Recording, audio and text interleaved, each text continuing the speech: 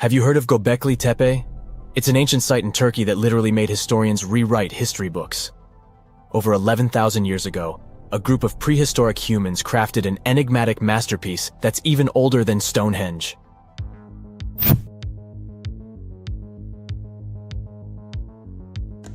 Before its discovery, archaeologists believed that people didn't know about iron and weren't good at making pottery. They were sure that settled life only emerged with the need for agriculture. But Göbekli Tepe changed this belief.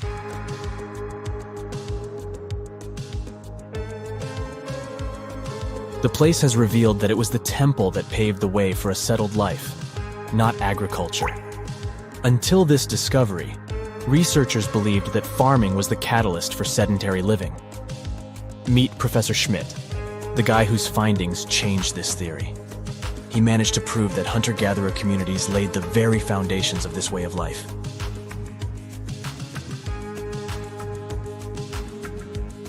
Back in the 1960s, other archaeologists visited the area, but they totally missed the mark. While surveying the region, they stumbled upon a hill with scattered limestone slabs and concluded it was just an old burial ground from medieval times. Little did they know that there was so much more to uncover.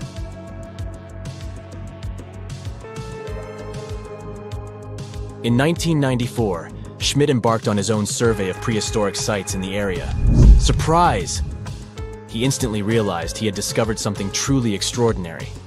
Unlike the nearby flat and barren plateaus, Göbekli Tepe had a gently rounded top, rising 50 feet above the surrounding landscape. Funny enough, the translation of this place's name is Potbelly Hill. Schmidt was sure only humans could have made something like this.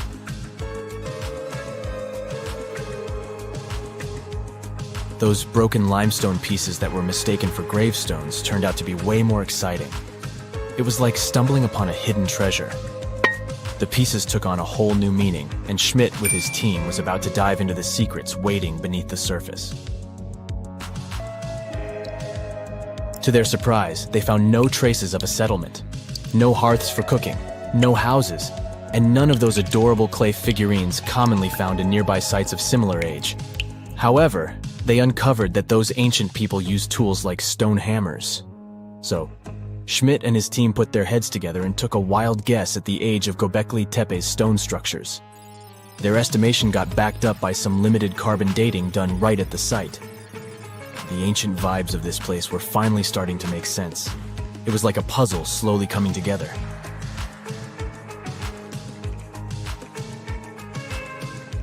You may think that back then, people didn't have special tools to create something as cool as Göbekli Tepe.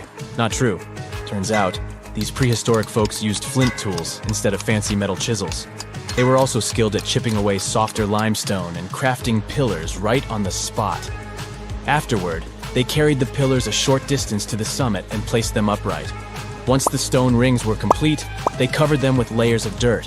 Over time, they added new rings, and voila! You've got a cool hill to impress people in the future.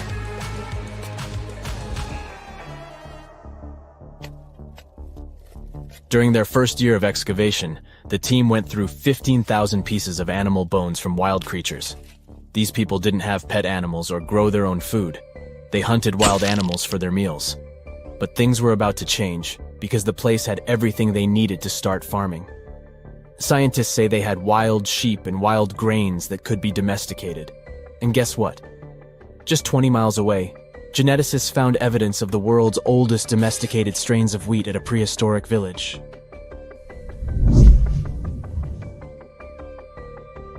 These amazing findings have completely changed how we view civilization.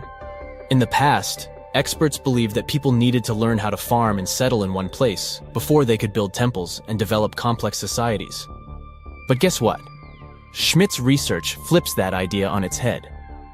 He claims that the incredible effort put into constructing these astonishing structures actually set the stage for the development of advanced societies. It means that societal and cultural changes happened before agriculture. Schmidt has this fascinating hypothesis about Göbekli Tepe. He thinks it could have been a special burial site where people left their loved ones. And here's the twist. The burial site was adorned with fancy statues and symbols representing deities from the spiritual realm. The idea that Göbekli Tepe could have served as a sacred place adds another layer of complexity to the whole story. While the site's true purpose may remain elusive, Schmidt's insights invite us to consider the profound interplay between life and the afterlife, and the deep reverence ancient hunter-gatherer societies may have had for their departed ancestors.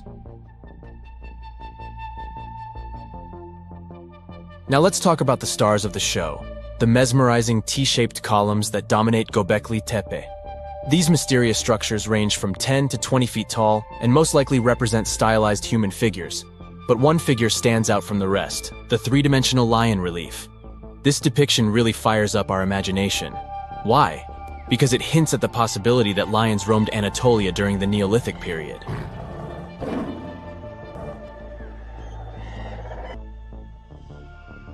These standing stones are arranged in circles and placed in rectangular pits.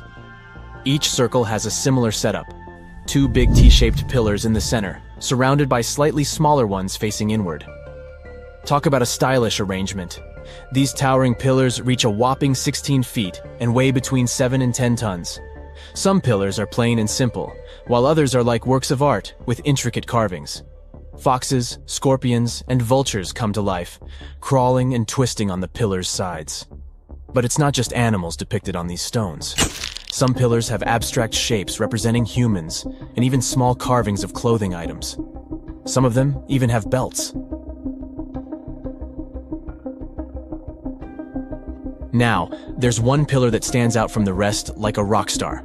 This super old stone pillar suggests that a comet crashed into Earth. It happened during a chilly period that lasted about 1,000 years. Previous studies examining Greenland ice cores hinted at this comet theory, but now the carvings at Göbekli Tepe prove it right.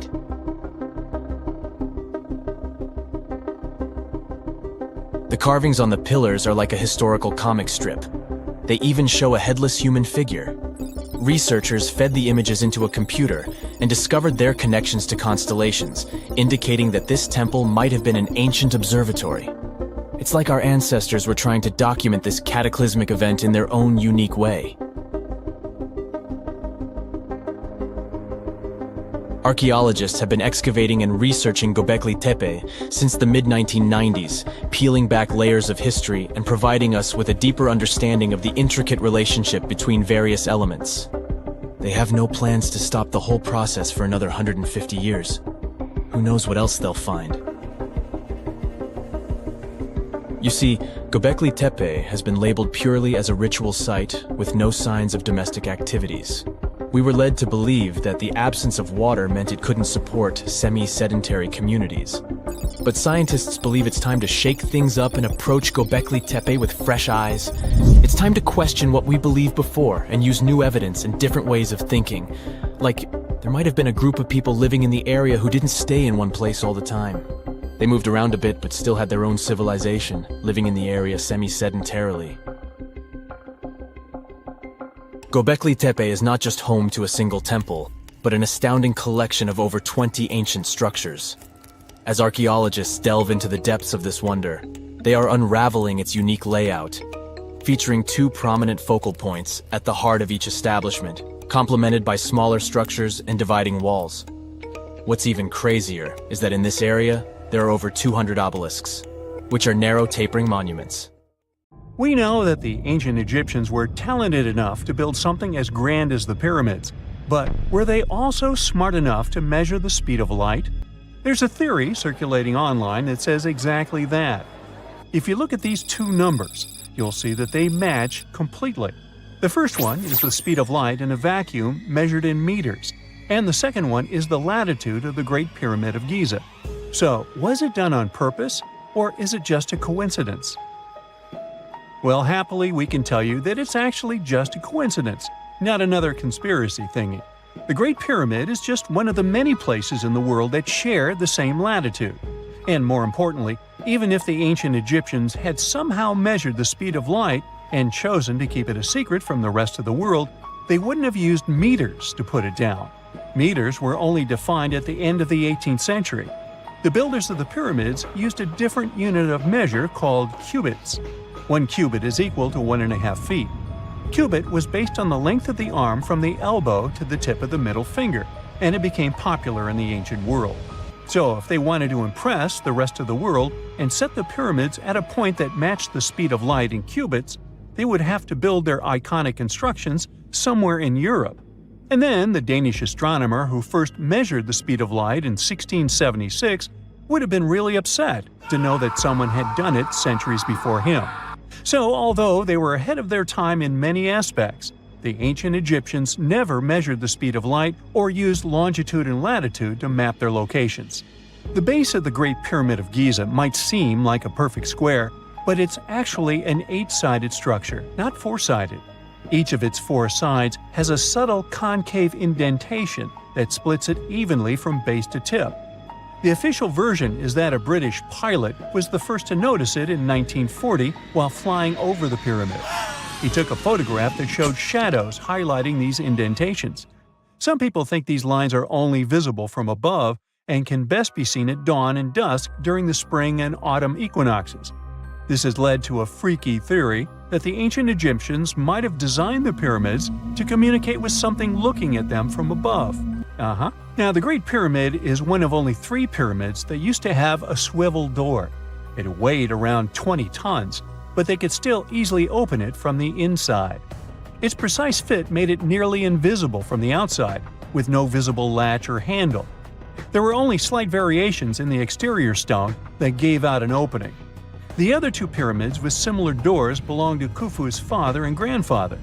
The Great Pyramid also has a hidden void at least 100 feet long that was only found in 2017.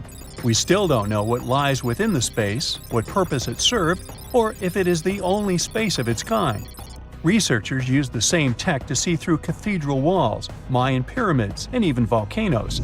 It depends on a natural shower of subatomic particles called muons. They pass more easily through empty space than through solid materials. So if they arrange multiple muon detectors around a structure, scientists can map out its solid and empty areas. A team of scientists placed muon detectors inside the Great Pyramid and allowed them to gather data for months. Scientists have analyzed samples of the mortar used to build the pyramids many times. Although we know its composition, modern technology still can't replicate it. The mortar is mostly made from processed gypsum, but it wasn't used like the cement we use for bricks today. Instead, they used it to support the joints between the massive stones as they were set in place. The estimated amount they needed to construct the Great Pyramid was around 500,000 tons of mortar. The gypsum mortar is stronger than the stones themselves and has held up for thousands of years. Now, all 4 sides of the Great Pyramid are aligned with the cardinal points – north, south, east, and west. According to geologist and engineer Glenn Dash, the alignment is accurate to within 4 minutes of arc, or 1/15th of a degree. The architects managed to achieve this without modern tools like drones, blueprints, or computers. Many researchers try to explain this construction miracle. Maybe they used the pole star or the sun's shadow. Dash recently proposed a new, simpler idea. The Egyptians might have used the autumnal equinox to align the pyramids. It happens twice a year when the Earth's equator passes through the center of the sun's disk, making day and night nearly equal in length. To test his theory, Dash conducted an experiment on the 22nd of September 2016, the first day of the fall equinox. He used a special rod the Egyptians had to cast a shadow and tracked its tip at regular intervals, forming a smooth curve. By connecting 2 points of the curve with a taut string, he created an almost perfect east-west line. Dash noted that on the equinox, the shadow's tip runs in a straight line, nearly perfectly east-west, and with a slight counterclockwise error. There's a similar error in the pyramids. Although his experiment was conducted in Connecticut, Dash believes that the same method would work in Egypt. All the ancient Egyptians needed was a clear, sunny day. They could determine the fall equinox by counting 91 days from the summer solstice. But they left us few clues, and no engineering documents or architectural plans have been found that explain their methods. So they might have mapped shadows, but it's not definite. Now, scientists have long wondered how heavy stone blocks were carried to the pyramid sites, and they might finally have an answer. A research team from the University of North Carolina, Wilmington, has discovered that 31 pyramids are likely to have been built along a long-lost ancient branch of the River Nile. It's now hidden under desert and farmland. For many years, archaeologists have thought that ancient Egyptians must have used a nearby waterway to transport materials, equipment, people, and whatever else they needed to build the pyramids on the river. But up until now, they weren't certain of the location, shape, size, or proximity of this waterway to the site of the pyramids. The group of researchers used radar satellite imagery, historical maps, geophysical surveys, and sediment coring to map the river branch. They believe it was buried by a major drought and sandstorms thousands of years ago. The team managed to go below the sand surface and get images of some hidden features thanks to radar technology. They found hidden rivers and ancient structures running at the foothills of where most of the ancient Egyptian pyramids lie. The discovery of this extinct river branch helps explain the high pyramid density between Giza and Lisht, in what is now an inhospitable area of the Sahara Desert. Now, Egypt isn't the only country with the most pyramids in the world. The champion's title here goes to its southern neighbor, Sudan. It has between 200 and 255 pyramids, compared to Egypt's measly 138. They were built by members of the Kingdom of Kush, an ancient civilization that ruled the lands along the Nile River many years ago. They started erecting pyramids around 500 years after the Egyptians had stopped doing it. Their pyramids are much smaller than the Egyptian ones, but were built for the same purposes. Archaeologists are still working to find out how the pyramids in the Sudan were built, how long it took to complete them, and what happened to their society. 2 centuries ago, a 31-year-old Frenchman stormed into his brother's office in Paris. He had only one thing to share. "I've got it!" The man was so excited that he immediately collapsed. He spent the next 5 days in bed recovering his health. Who was this mysterious person, and why was he so thrilled? Jean-François Champollion made one of the greatest scientific breakthroughs in human history. He had cracked the code of Egyptian hieroglyphs. This enabled scientists to finally unravel the secrets of this ancient civilization. They weren't able to read hieroglyphs for nearly 2,000 years. After the Romans took over Egypt, the intricate writing system slowly faded away from people's minds. The last of the hieroglyphic texts date back to the 4th century. For thousands of years, Egyptians used images to show their lives. But the knowledge of how to read these pictures was lost to modern science. The story of hieroglyphs began in 3250 before current era. That's when ancient Egyptians developed writing. Their motivation was to better organize the distribution and storage of goods. One of the earliest examples is a ceramic jar that had an inscription in black ink. There were 2 major writing systems. The first were the hieroglyphs, which literally means sacred carving. Egyptians carved hieroglyphs in stone on temples, tombs, and similar monuments for 3,000 years. They present a system of pictorial texts. A pictograph is a picture or a drawing that stands for an idea of a word. It's a precursor to the true writing as we have it today. For example, when Egyptians wanted to write ibis, they would draw a small image of the bird. Hieroglyphs can be found on walls. They were a formal way of writing. The other writing system was hieratic. Egyptians mostly used it when writing on papyrus. That's an early, thicker form of the paper we have today. It soon evolved into Demotic. This improved version became the most common writing systems in ancient Egypt. Then, in the early 4th century BCE, Alexander the Great took control of Egypt. This was the time when the Greek Ptolemaic dynasty ruled the country. You've probably heard of the last ruler of this dynasty, Cleopatra. During her time, Egyptian Demotic and Greek were used side by side. The two started mixing, and by the year 100, a new language emerged, Coptic. It slowly replaced the ancient writing system. Only Egyptian priests used hieroglyphs for the next couple of centuries. and then their meaning was lost to history. But not forever. Arabs were the first who tried to solve the mystery of the hieroglyphs. Medieval travelers came across these strange symbols and wanted to understand their meaning. They consulted speakers of Coptic and translated text from Greek and Latin into Arabic to break the code of the hieroglyphs. During the Renaissance, Europeans also became fascinated with the legacy of ancient Egypt. Scholars from the Old Continent believed that hieroglyphs were a group of symbols as opposed to a written language. This was all about to change in 1799. A year earlier, Napoleon, the famous French ruler, arrived in Egypt. His subordinates constructed a fort that dated back to the 15th century. Rashid, or Rosetta, was a port town in the northeast of Egypt, near Alexandria. One section of the old fortification wall contained an interesting slab inside. The stone tablet was made of a granite-like rock. It was just 40 inches high and 30 inches wide. It contained 3 distinctive sections of text carved into it. The letters were in 3 scripts and 2 languages: hieroglyphs, Demotic, and Greek. It was a fragment of a larger ancient stela. These are upright stone slabs that are used to dedicate to a person or an event, but the one from Rosetta was damaged.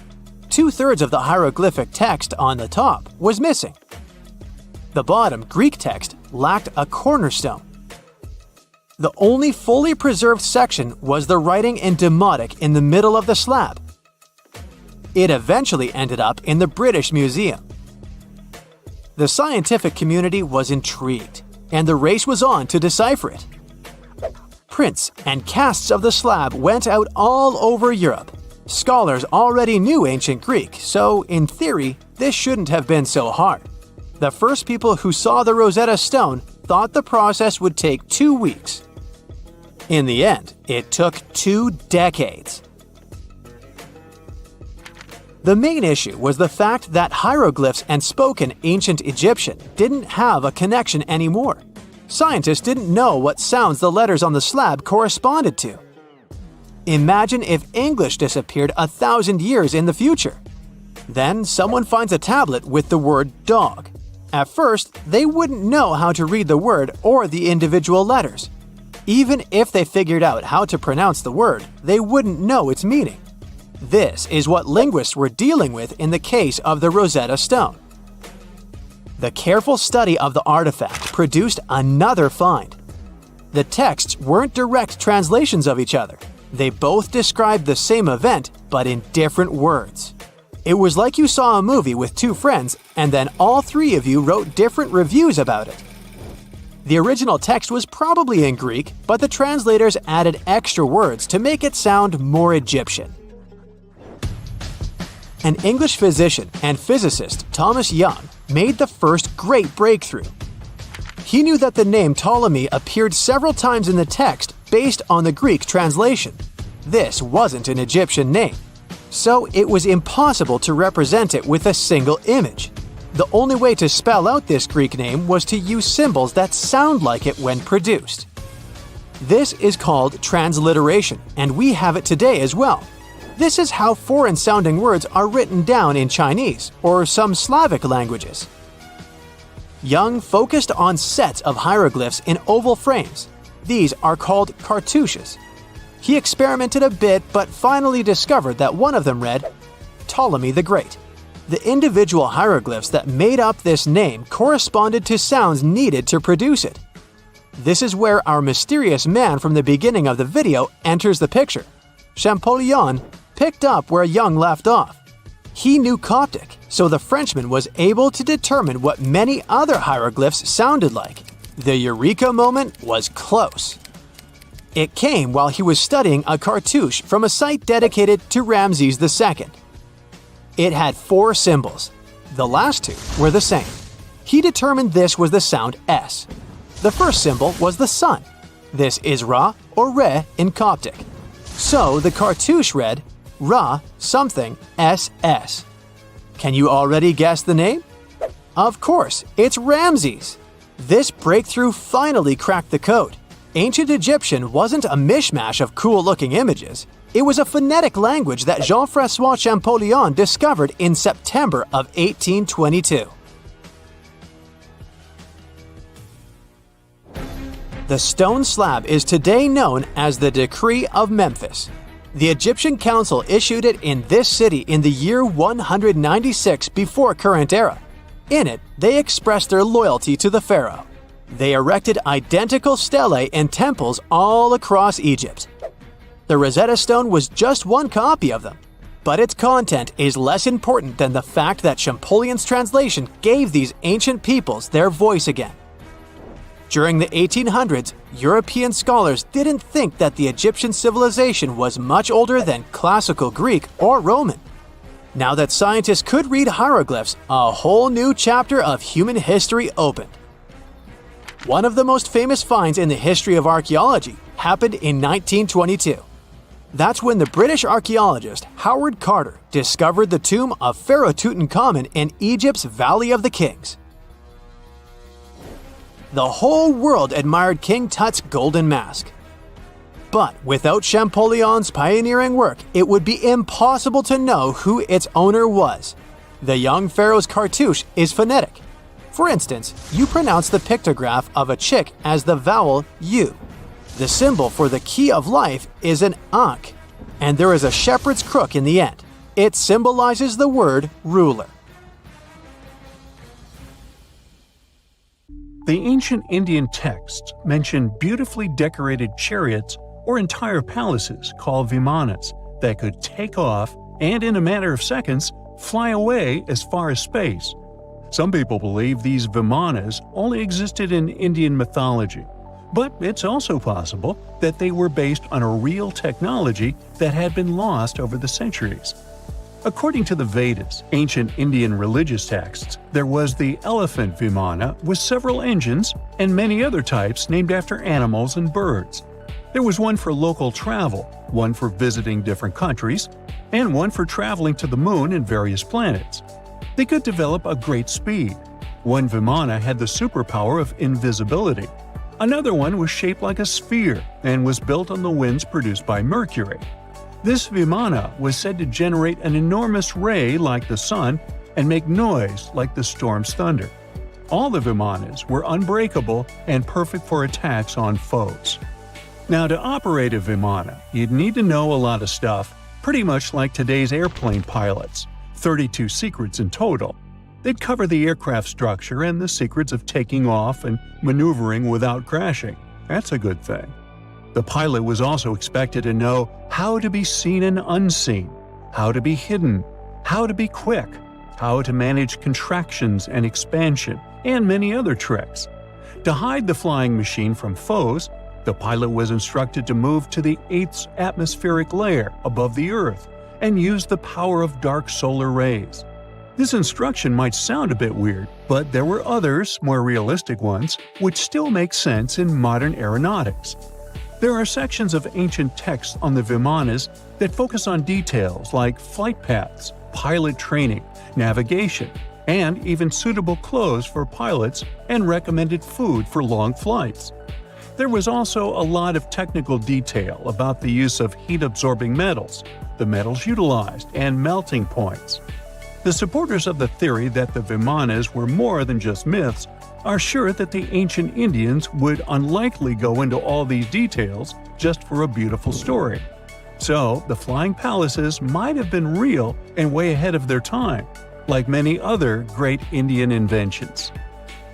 Back in the 6th century BCE, an Indian physician named Sushruta basically wrote the original guide to medicine and surgery. They even called him the father of surgery for his work. Sushruta laid down the details on hundreds of medicinal plants and described complex surgical procedures. He gave instructions on nose reconstructions and skin transplants from one part of the body to another. The original method of rhinoplasty, which involved taking a piece of skin from the forehead to reconstruct the nose, is still used today.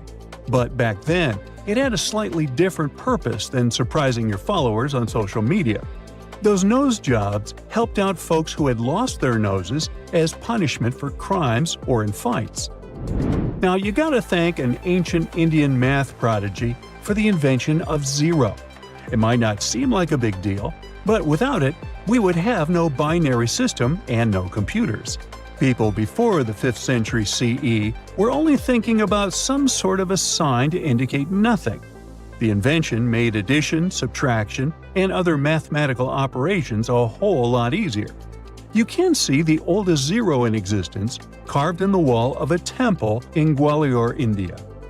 The Indus Valley Civilization was using rulers in 1500 BCE and earlier. Made from ivory, these rulers were found during excavations in what is present-day Pakistan and northwestern India.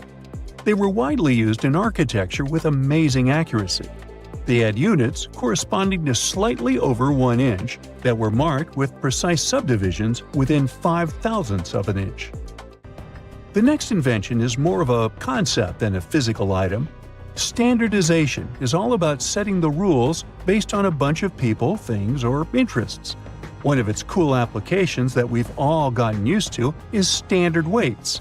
Whether you're using pounds or kilograms, you need these universal measurements for weight, right? For this, we owe a big shout-out to the merchants from the Indus Valley Civilization who lived around 4,000 years ago. They were measuring everything from food grains to fancy luxury goods using these standardized weights. And their weights had decimal and binary mathematical systems going on. They didn't have high-tech gear, but they pulled off some serious precision using complex calculations and even sand for construction. Their art of standardization made its way to Persia and Central Asia, basically becoming the global weight-watching standard. So if yoga is your go-to exercise, you definitely have a personal reason to appreciate the ancient Indian geniuses. Over 5,000 years ago, during the rule of the Indus-Sarasvati civilization in northern India, yoga was first mentioned in the Vedas. Yoga was refined and shaped over the centuries until it grew into a massive teaching with over 200 sacred writings dedicated to this way of obtaining enlightenment. At the beginning of the current era, yoga got a new trajectory thanks to a Hindu writer who laid down a system of yoga in his text, the Yoga Sutras. It became a whole-body rejuvenation, a life-extending practice with poses that you are still doing on the mat today. Yoga has reached the Western world only in the 19th century, and it caught on like wildfire. Chess, the all-time top game for intellectuals, is also an Indian invention. Its ancestor was called Chaturanga, and it was a strategic board game that started gaining popularity around 3,000 years before the current era. This early Indian version of chess was played by 4 people, not 2, and had 64 squares. Each player had 8 pieces, ranging from pawns to kings, bishops to knights, and there was no standard 6-faced dice. They rolled with an oblong one. Players facing off were actually allies, forming 2 teams based on the direction they sat. Chess that we know and love today was first mentioned in ancient Indian literature in a legend. It said that the wife of a villain called Ravana had invented the game to amuse him. Now, the word shampoo comes from the Hindi word, which means to soothe or knead. The substance was invented in India in 1762 and was originally used for head massages, hence the name. The first shampoo was made of natural oils and herbs. British traders fell in love with the idea and brought it back with them to England. It took years for the original head massage oil to evolve into shampoo as we know it today, but it's still an Indian invention. Unlike the ancient Greeks, who wore animal skins, the Indians started cultivating cotton back in the 5th and 4th centuries before the current era.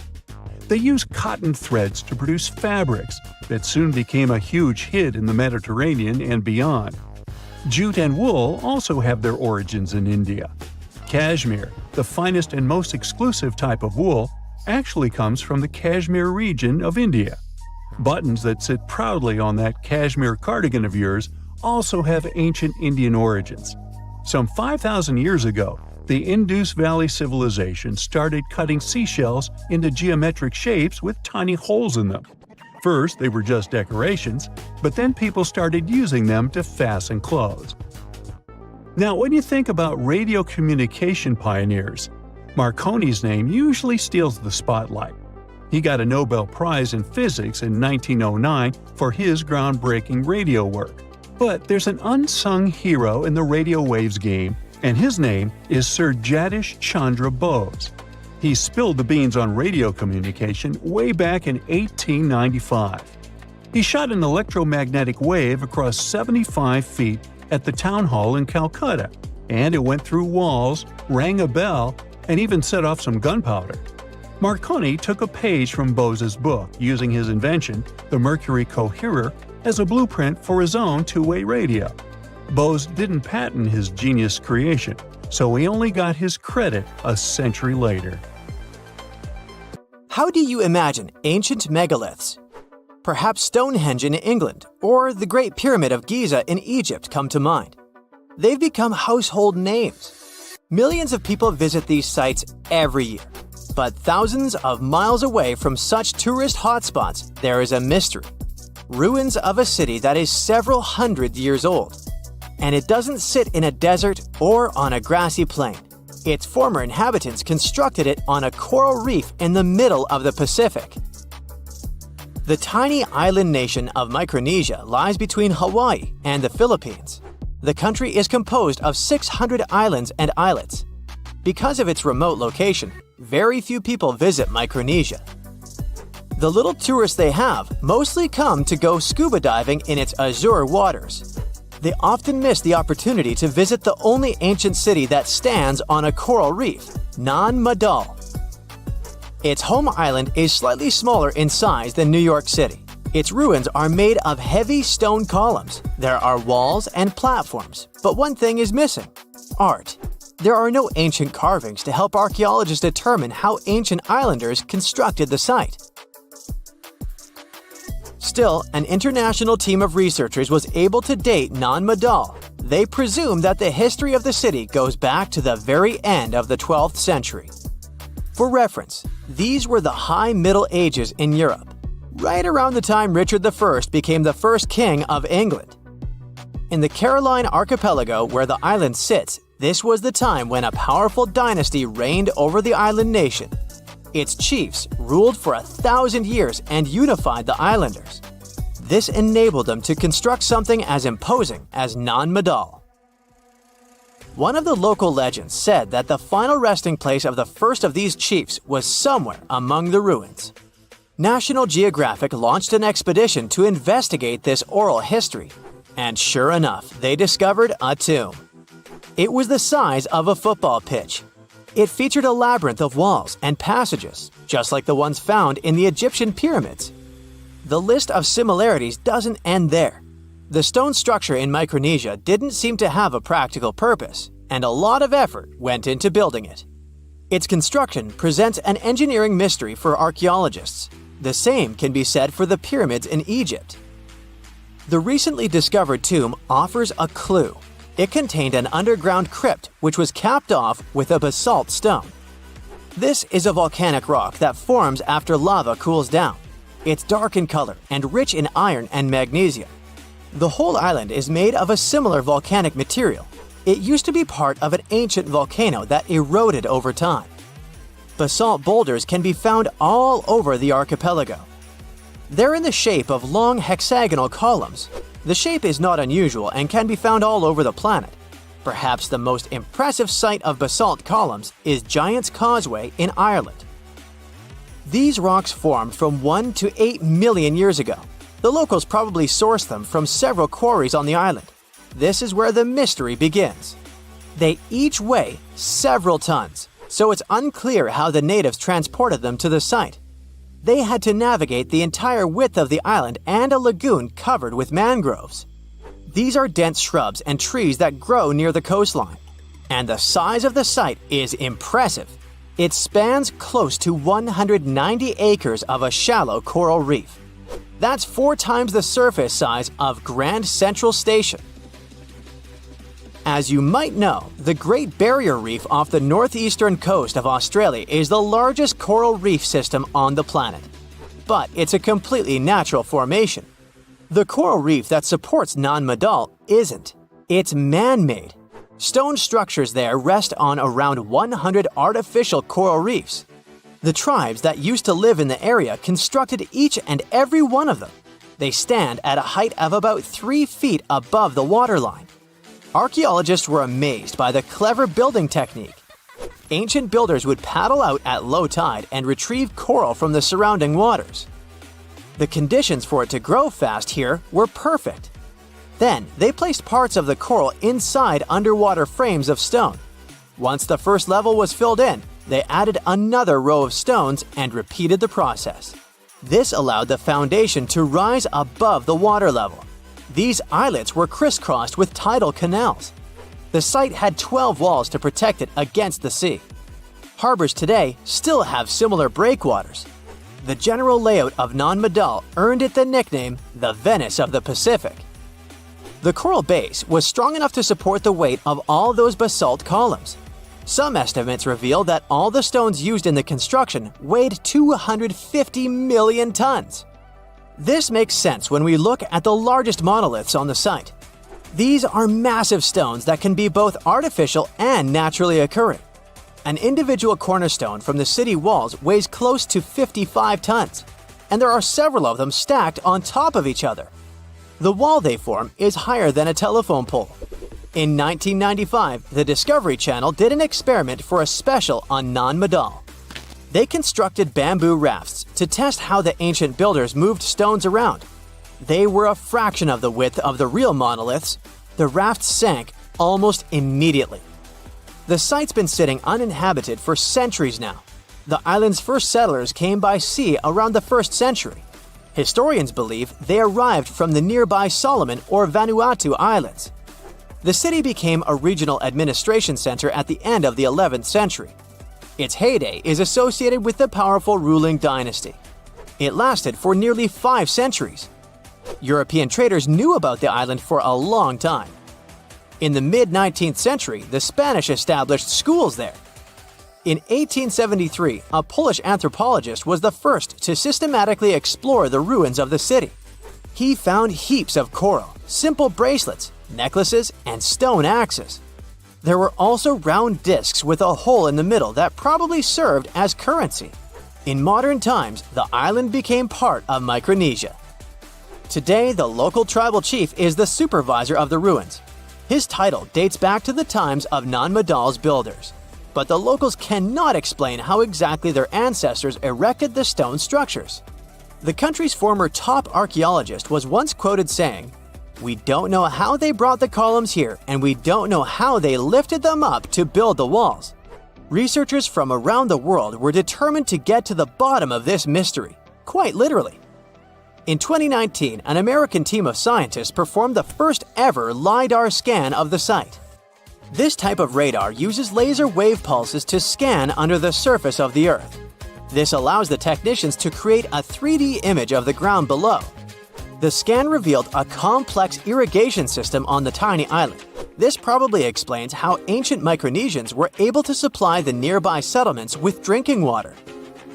When it comes to food, it was probably boated in. According to the local population, historians estimate that at the time of the city's construction, 20 to 30,000 people lived on the island. In 2016, UNESCO inscribed Nan Madol as a World Heritage Site. The future of the city is uncertain because of the state the waterways are in. They're overgrown with mangroves. The vegetation is undermining the existing structures, and more can be done to promote the place as a tourist attraction. The site gets about 1,000 visitors annually. Compare that to 50,000 people who visit Easter Island each year. Both destinations are pretty far away from the nearest mainland. The distance from Nan Madol to California is more than twice the length of the Mississippi River. Now, have you ever seen cricket balls that are 3 billion years old? Klerksdorp spheres were found in deposits of the mineral pyrophyllite in South Africa and rock the science world. They do look like tiny ancient cricket balls with seams like lines around the middle. Back in the 1980s, Some folks claim these spheres had been made by an advanced pre-flood civilization we know nothing about. One museum curator shared stories about how they rotated on their own in a display case. There was also a TV show that invited a psychic who declared the spheres were pieces of an ancient spaceship. But according to geologists, these spheres are actually pretty common concretions or spherical objects formed by different minerals than the surrounding rock. The seam-like lines are just imprints from the host rock's layers building up over time. The Klerksdorp spheres come in different shapes, from noticeably flattened spheres to distinct discs.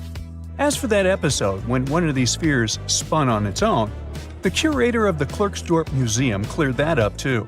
He said that when he put one sphere on its glass shelf when a journalist came to visit, the sphere naturally rotated a bit because it's round. The area where the museum is located often experiences earth tremors from gold mining activities nearby. The oldest known human-like footprints could be 6 million years old. They were found on the Greek island of Crete in 2002. If the number is correct, it would mean that early human ancestors may have migrated between Europe and Africa much earlier than we previously thought. This doesn't mean Africa is not the cradle of humankind, though. It could just prove that early human ancestors moved back and forth between continents.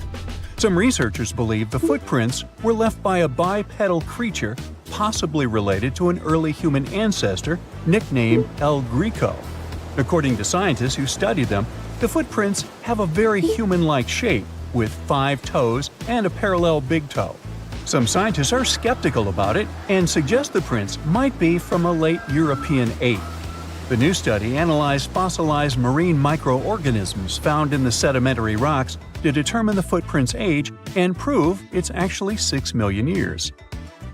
The next amazing find that keeps scientists entertained is the Dorchester pot. It's a beautifully crafted metal vessel with some fancy geometric designs embossed in shiny silver. The pot was discovered in, who could have thought, Dorchester in 1852 under quite unusual circumstances. During a powerful blast, the pot broke into 2 pieces. Scientists believe it was originally embedded within a rock or boulder known as pudding stone. The rock from which the Dorchester pot emerged is dated to be around 500 million years old, so it could mean the pot itself is also that old. The current and less exciting theory suggests that the Dorchester pot is a Victorian-era candlestick holder. Such things were really trending back then, so it's not a surprise to find such fancy household item from that time. The Dorchester pot falls into the category of ooparts, or out-of-place artifacts. Those are objects that seem too advanced for the time period they're supposedly from. If we accept that the pot is 500 million years old, then whoever made it was way ahead of their times in terms of crafts and tech. One extra mystery is that the pot has an engraving of a plant that most likely disappeared from Earth over 100,000 years ago.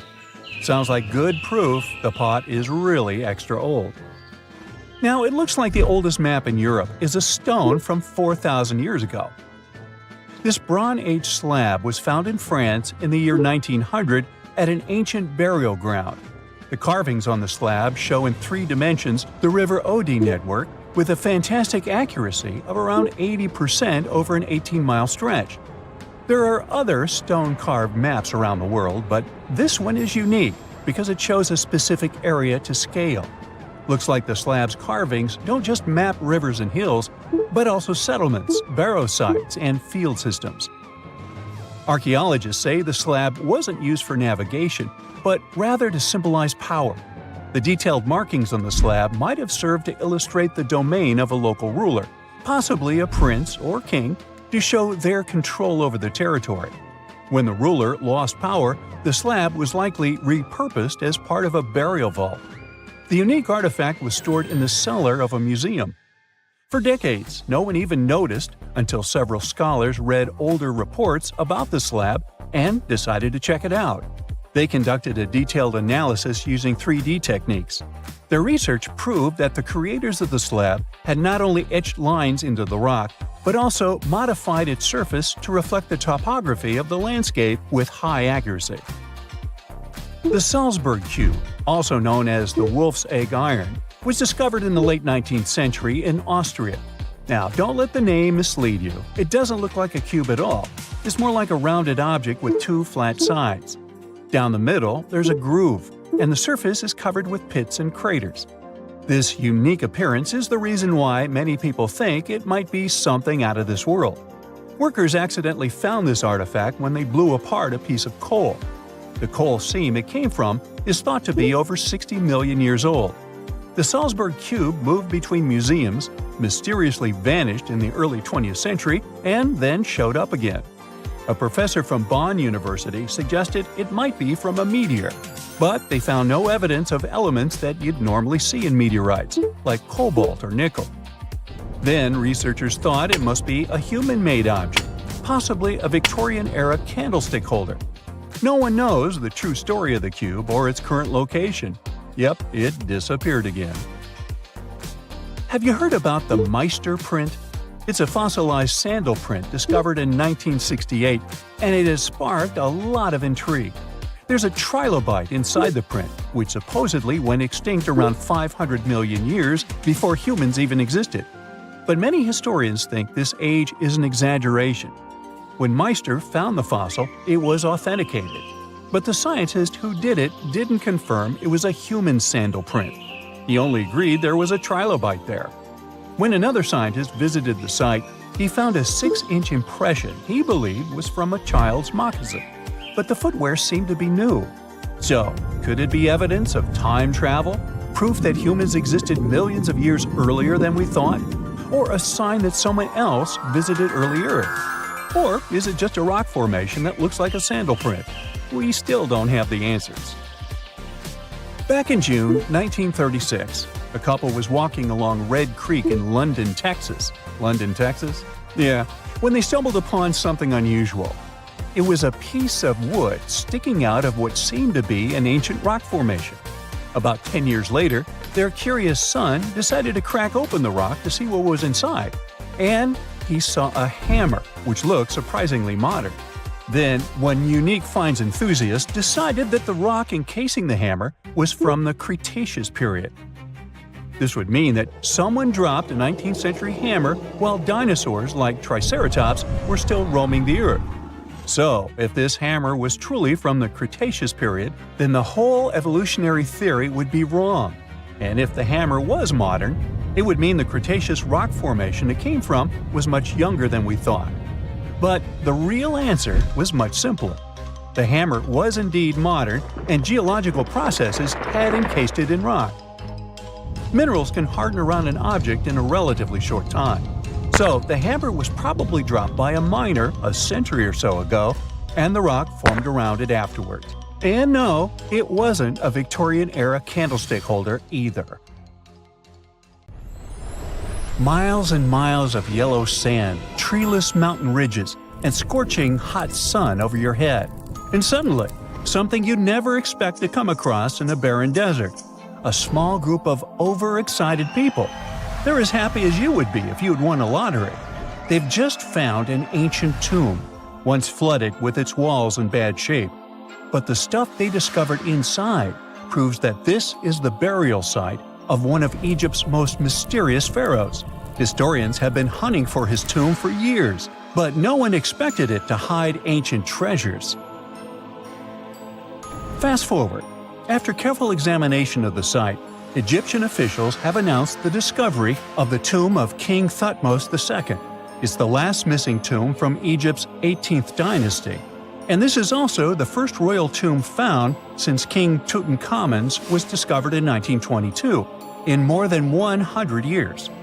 A team of Egyptian and British archaeologists found the tomb in the Theban Mountains area, west of Luxor, near the famous Valley of the Kings. Before this, the site was only known as Tomb C4, but during their excavation, the team found clear evidence proving it belonged to King Thutmose II. Archaeologists actually found the entrance and main tunnel leading to the tomb in 2022. But at first, they thought it belonged to a queen because it was near the graves of Thutmose III's wives. It was also close to Queen Hatshepsut's tomb. Originally, it was prepared for her when she was just a royal wife. But everything changed when she became pharaoh. But we'll talk about this twist of fate a little later. But soon they realized that their discovery was much more significant. They found alabaster jars with Thutmose II's name and the words "deceased king" written on them. That's when they realized that the tomb was actually his final resting place. Sadly, Thutmose II's tomb has seen better days. According to the head of Egypt's antiquities sector and the leader of the Egyptian excavation team, the tomb suffered major damage from ancient floods not long after the pharaoh's death. Water swept through the burial chamber, likely destroying or displacing many of the original artifacts. Much of what had been once inside the tomb was moved elsewhere in an attempt to salvage it. The researchers found out that the tomb had a basic design, with an entrance, a sloping main corridor, and a burial chamber. The corridor was coated in white plaster and rose about 4.5 feet above the floor of the burial chamber. A large staircase and a very large descending corridor of the tomb indicated its grandeur. It took the team a long time to navigate through, though, as the tomb was blocked by flood debris and collapsed ceilings. Only after crawling through a 32-foot passageway with a small 16-inch gap at the top, the worst nightmare for those of us with claustrophobia, were they able to reach the burial chamber. There, they were in for another surprise. They cleared the debris, expecting to find the crushed remains of a burial beneath. But the tomb turned out to be completely empty, and it was not due to robbery. It had been deliberately emptied. The researchers soon realized that the tomb had been flooded since it had been built underneath a waterfall.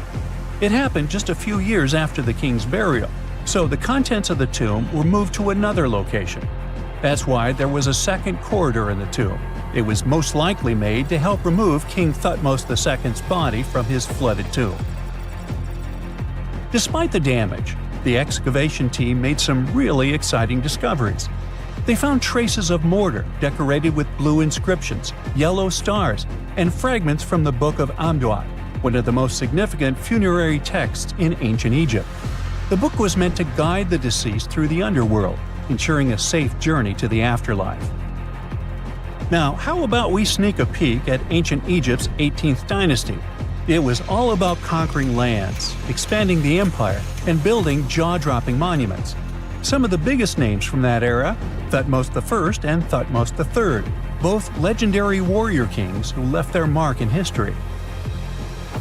Thutmose I was a fierce fighter who led major military campaigns, pushing Egypt's border further south than ever before, all the way to the fourth cataract of the Nile. His victories gave Egypt access to new trade routes, stronger political ties, and more wealth. His conquests were so significant that they were recorded in the tombs of his top officials. Thutmose III, sometimes called Thutmose the Great, took things even further. He was not only an incredible military strategist, but also the commander of Pharaoh Hatshepsut's armies before becoming king himself. He led between 17 and 20 military campaigns, winning every single one and expanding Egypt's empire to its peak. He even created the world's first navy. Thutmose III is often remembered as Egypt's greatest warrior pharaoh.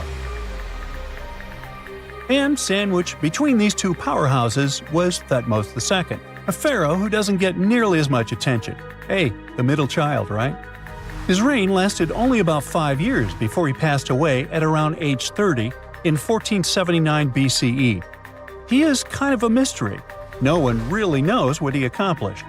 For the longest time, even the location of his burial site was totally unknown. His body was actually found in the 19th century. It was just lying around in the mortuary temple of Deir el-Bahari, in a secret chamber where priests used to hide royal mummies centuries after their original tombs were looted by grave robbers. In other words, Thutmose II's body must have been moved from his original resting place at some point in history to protect it. During his lifetime, Thutmose II made at least one major impact on Egyptian history.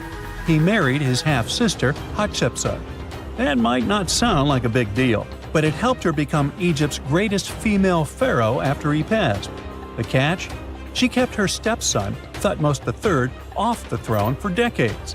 When he finally took power, he erased her name from history out of spite. And still, Hatshepsut is one of Egypt's greatest pharaohs, no matter if you're talking about a man or a woman. She brought a lot of wealth and art to Egypt. She led a big trading trip to a place called Punt, where she brought back things like gold, ebony, and incense. She also made sure her name lasted by building amazing structures that we can still see today. At Karnak, she added huge obelisks. One of them is still standing tall. She also was the one to build the Temple of Dir al-Bahre with its countless columns. She was buried there. Interestingly, Hatshepsut was often shown in art as a man with muscles and a beard, like how pharaohs were usually depicted.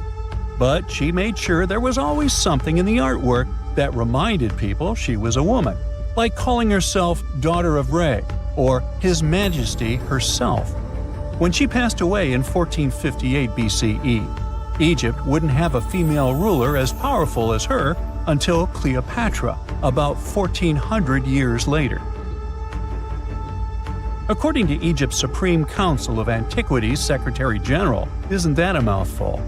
Hatshepsut's name actually appears in Thutmose II's tomb, meaning she might have even handled his burial.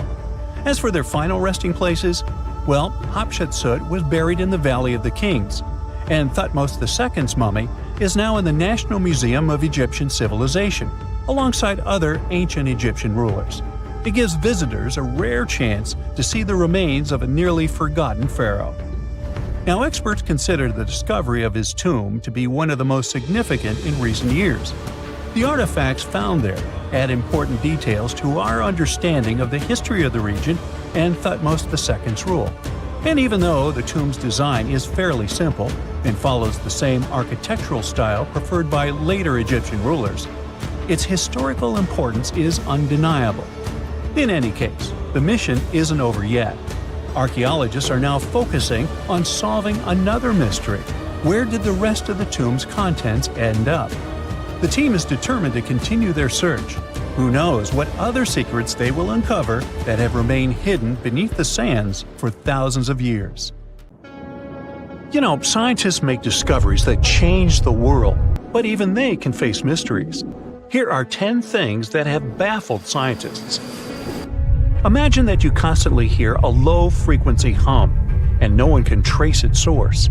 Roughly 4% of the world's population hears the hum. It's a geography-free sound. I mean, people all around the world hear it, so the name varies from Taos hum to Auckland hum, depending on the region where it gets generated. The sound is just on the threshold of human hearing. People hear it less when they're outside, and it gets louder indoors, especially at night. What's even scarier is that you cannot unhear it once you've heard it. Some folks say it started in London around the time of Charles Dickens, who wrote A Christmas Carol, and the low-frequency sound actually comes from the humbug. Or not. Actually, the earliest cases were recorded in Bristol, UK, dating back to the mid-1970s. Scientists have various theories about where the hum comes from and why only some people can hear it, yet they don't have a clear answer. It could occur when ocean waves move along the ocean floor. They shake the Earth when they collide with continental shelves. Or this might be happening because of volcanic eruptions and earthquakes. Oh, and how about ultra-low frequency radio signals used to communicate with submarines or even 5G? Upsweep is another type of unidentified sound. It was discovered in 1991 in the Pacific Ocean. The sound is high enough to be recorded throughout the ocean. Scientists theorize that the sound could be related to underwater volcanic activity. Interestingly, the volume of the sound has been diminishing compared to its volume when it was first discovered, yet it still can be detected. Plus, it's seasonal. It reaches its highest volume in spring and fall. Is it related to seasonal changes? No one really knows for sure. The next mysterious thing is a cone-shaped monument found in the Sea of Galilee in Israel. This monument was discovered accidentally by sonar scanning in 2003, but the findings were published only in 2013. The monument weighs 60,000 tons. It was once submerged by rising waters. Archaeologists say the monument is enigmatic because they can't figure out where it's from. They don't know what it's connected to or its function.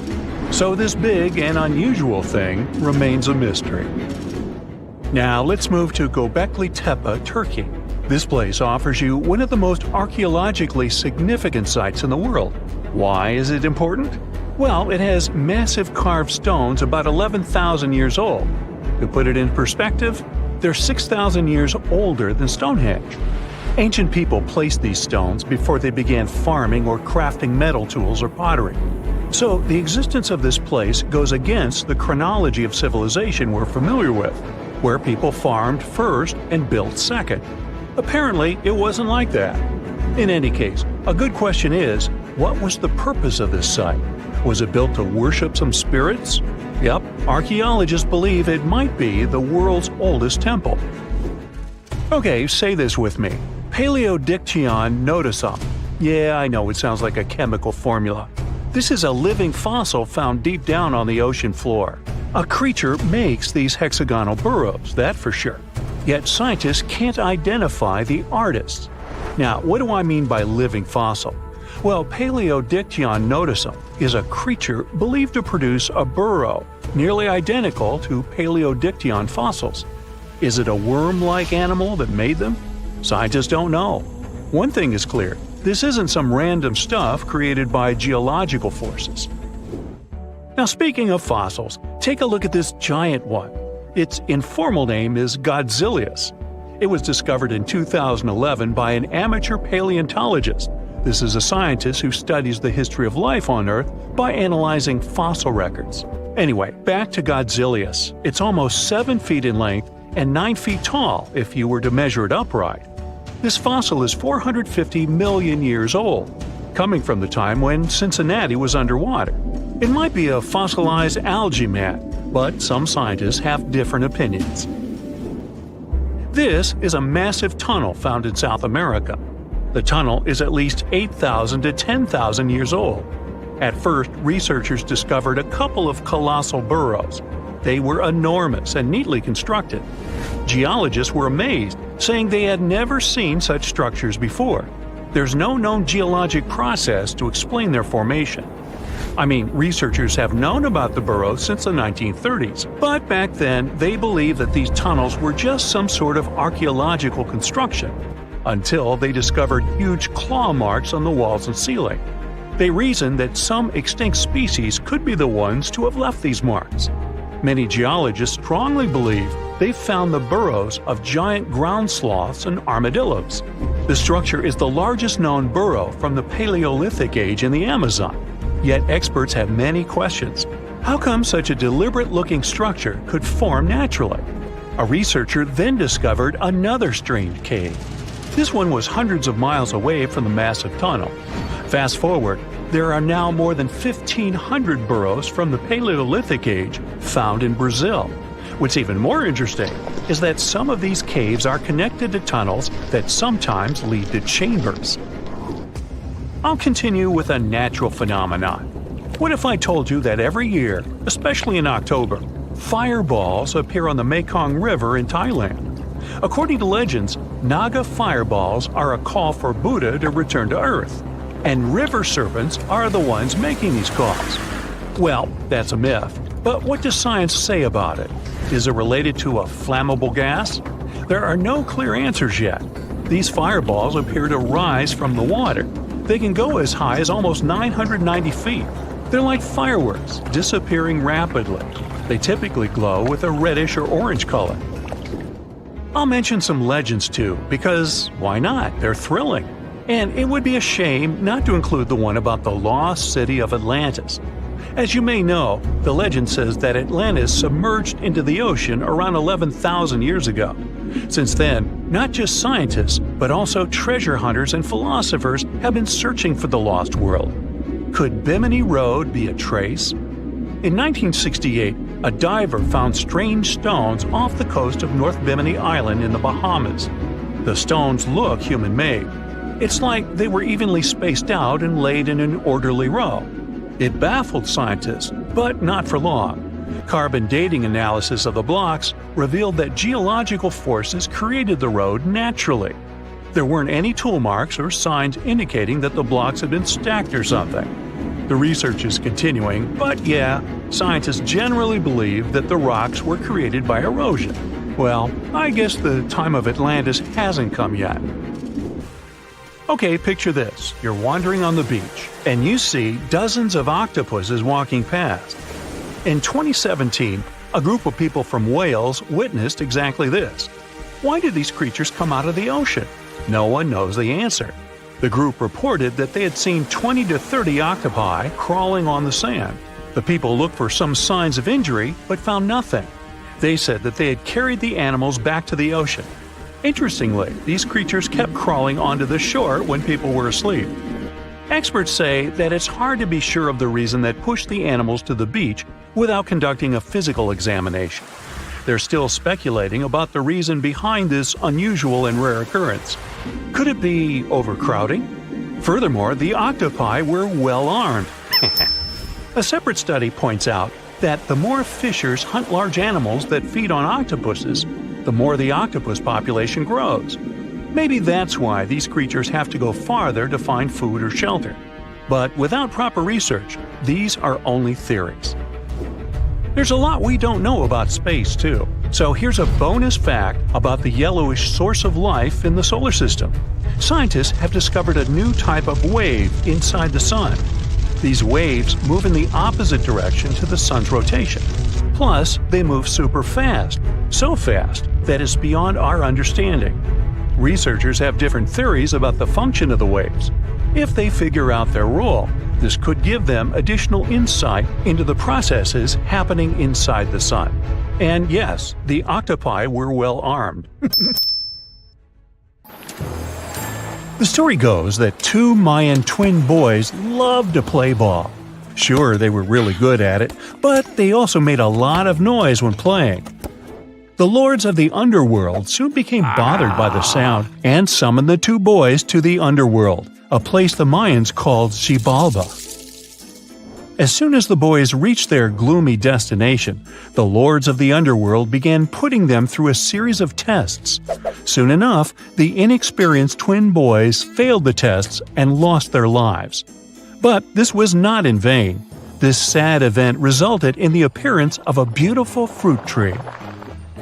Soon enough, a young woman saw a beautiful fruit on this tree and reached up to pick it. Legend has it that soon after that, she gave birth to another set of twin boys named Hunahpu and Xibalba. Just like their ancestors, these twins were great ball players, but they were equally as loud, and the lords of the underworld became annoyed again.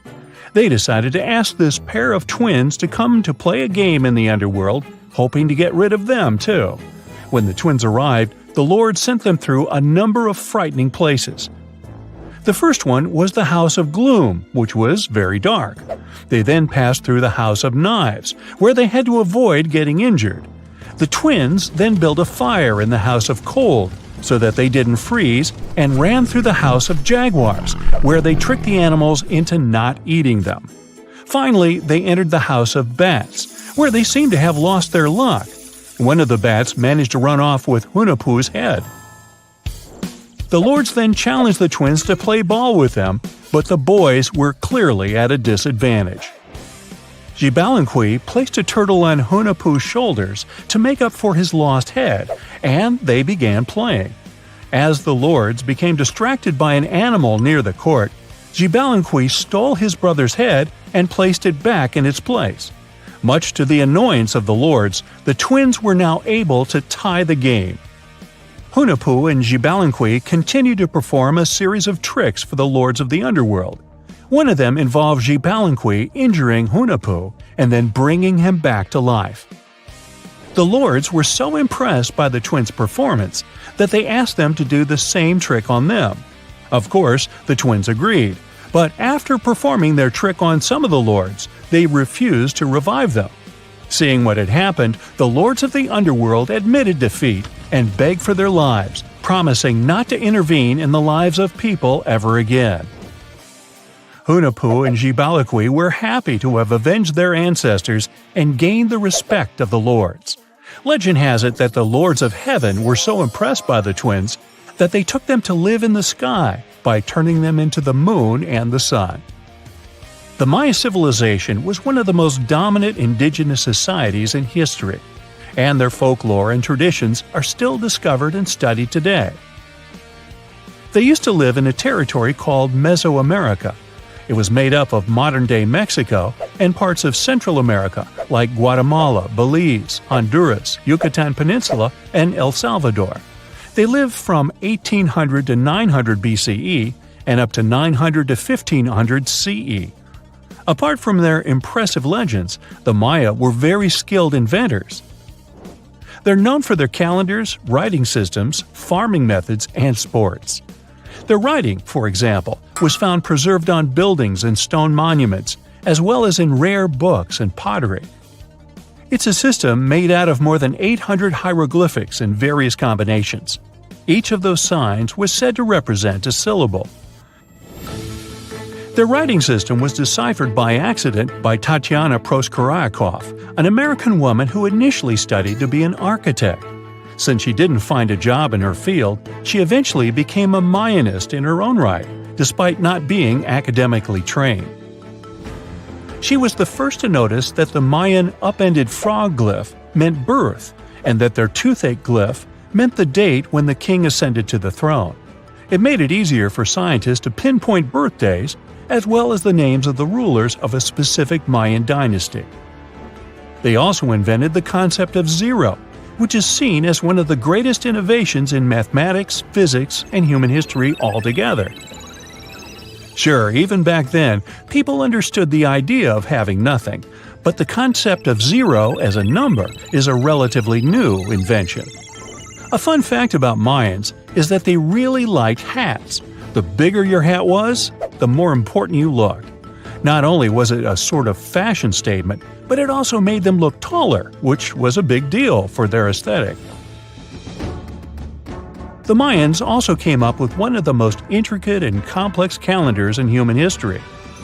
It was the first to use zero as a placeholder. Their calendar ended on December 21st, 2012, which led some people to believe that it translated to the end of the world. Obviously, that was not the case. It just so happened that the date coincided with the end of a Mayan cycle of years. But you know, as advanced in science and astronomy as they were, they did make some mistakes. One of them was their belief that the world was flat. Their theory was that the four corners of the world were watched by the brother lords, who kept the sky from falling over their lands. Hats off for their menus, though, as they were well-known chocolate eaters. They turned eating chocolate into a form of art. The drink they made wasn't really like the hot chocolate we enjoy today, though.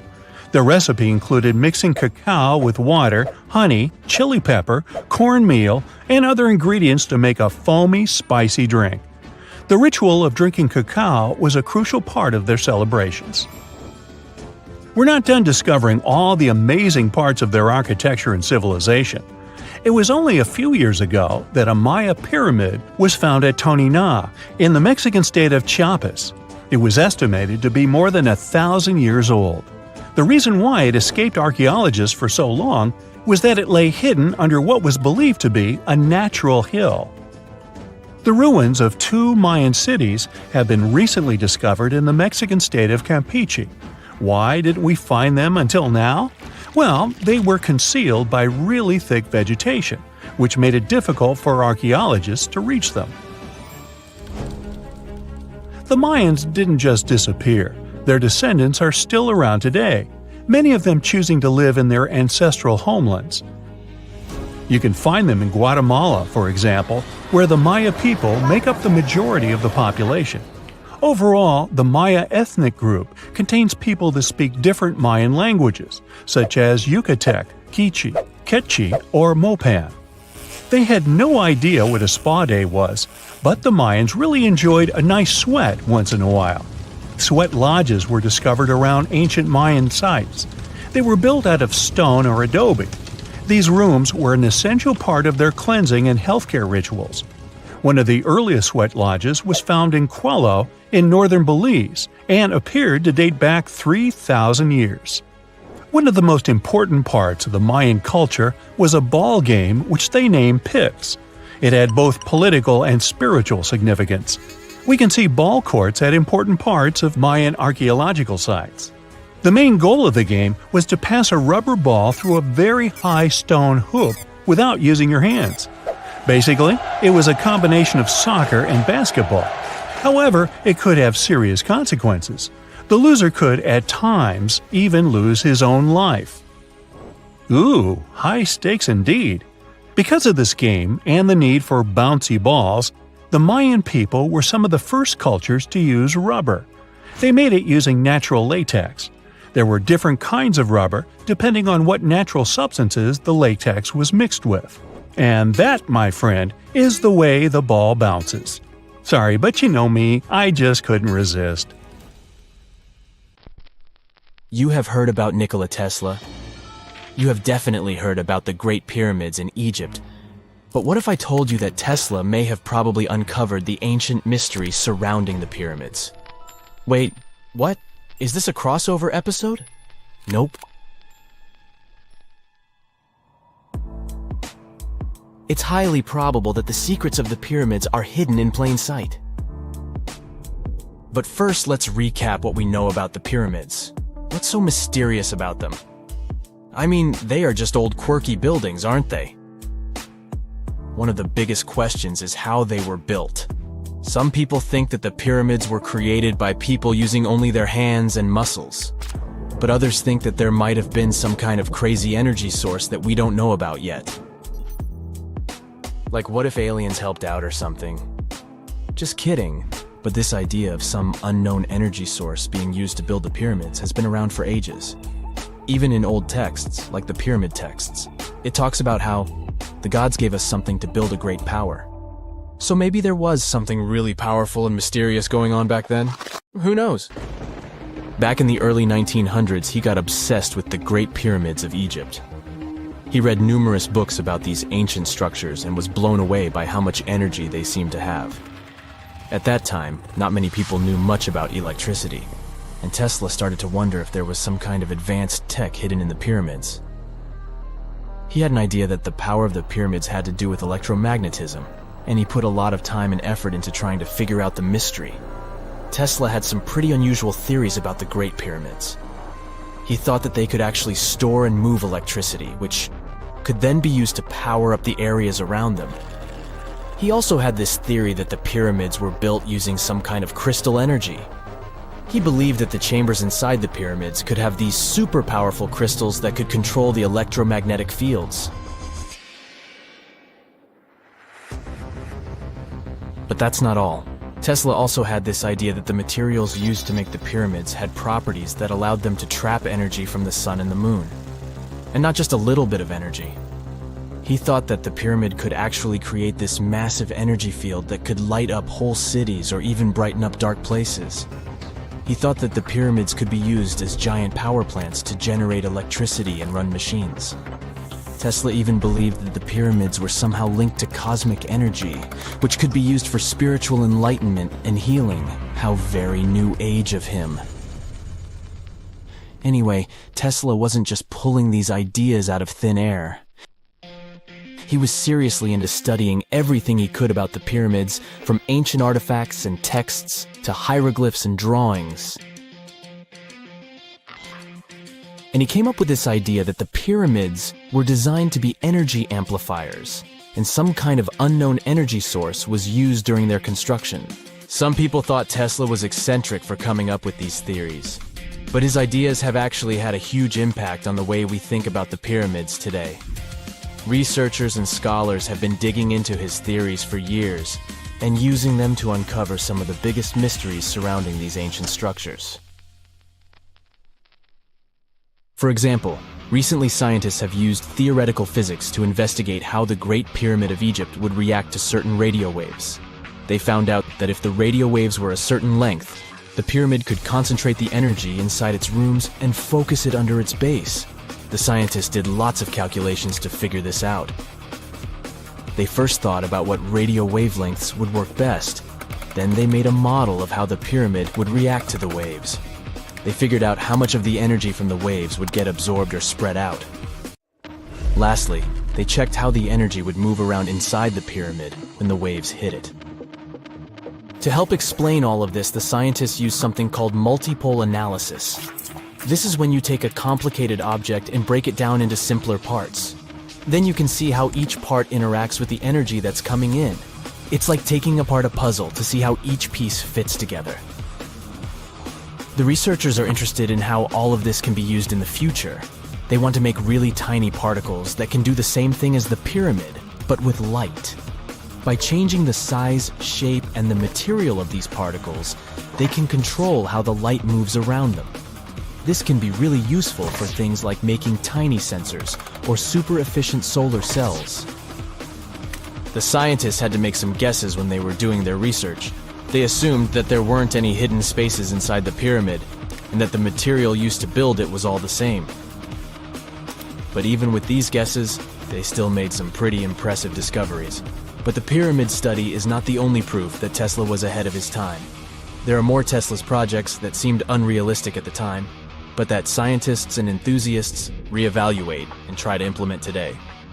Let's talk about Tesla's most ambitious project, the Wardenclyffe Transmission Tower. Back in 1900, Tesla was already a big shot when it came to electrical engineering in America. People were blown away by his amazing inventions and the fact that he managed to outdo Thomas Edison in the battle of currents. However, Tesla wasn't content to rest on his laurels. He decided to embark on his most ambitious project yet, the transmission tower at Wardenclyffe. It was built between 1901 and 1905, and it was based on one of Tesla's breakthrough ideas. He had a vision to make the impossible possible by creating a global wireless communication system. It would use Earth itself as a conductor, transmitting music, news, stock market reports, secured military communications, and even facsimile images. Does it sound familiar? Right, it sounds just like the internet that we use today, only without the use of any wires. But Tesla had a much bigger dream in mind, to transmit power wirelessly. He already proved that high-frequency signals could be sent without any wires using his Tesla coil transformers, and this sparked his obsession with wireless energy transmission. His vision was to not only transform the way we communicate, but also to find a way to transfer power currents globally by tapping into the Earth's natural energy. Tesla believed that there was an abundance of free energy all around us that could be used for humanity's benefit. In 1899, he conducted some top-secret experiments and got convinced that it was possible to transmit electrical power through the Earth's upper atmosphere. This is actually how the Wardenclyffe Tower was created. It was supposed to be the prototype station for a network of towers all over the globe that would provide the whole world with wireless energy. Unfortunately, Tesla didn't have the resources or the patience of his investors to bring this project to fruition. It ran into all sorts of financial problems and roadblocks, and in 1917, the unfinished tower was finally torn down for scrap metal to pay off Tesla's mounting debts. Now it remains a sad reminder that even the greatest minds can sometimes fall short of their dreams. The original red brick laboratory, however, is still there, and it is the only Tesla lab that has survived. Fun fact, in 2017, a film crew made a crazy discovery. They used ground-penetrating radar to explore the area around Wardenclyffe, and they found a whole series of tunnels stretching for hundreds of feet underneath the site. Nobody knows exactly what these tunnels were used for, but people have been speculating for years that they were part of Tesla's grand plan. Wardenclyffe, of course, is a major landmark for Tesla enthusiasts from all over the world. Who knows? Maybe someone will finally crack the mystery of the tunnels one day. But even if they don't, the legacy of Tesla and his amazing ideas lives on. When you hear the word mummy, you might get a chill down your spine. That's because most of us associate this word with those creepy characters we've seen in some scary movies.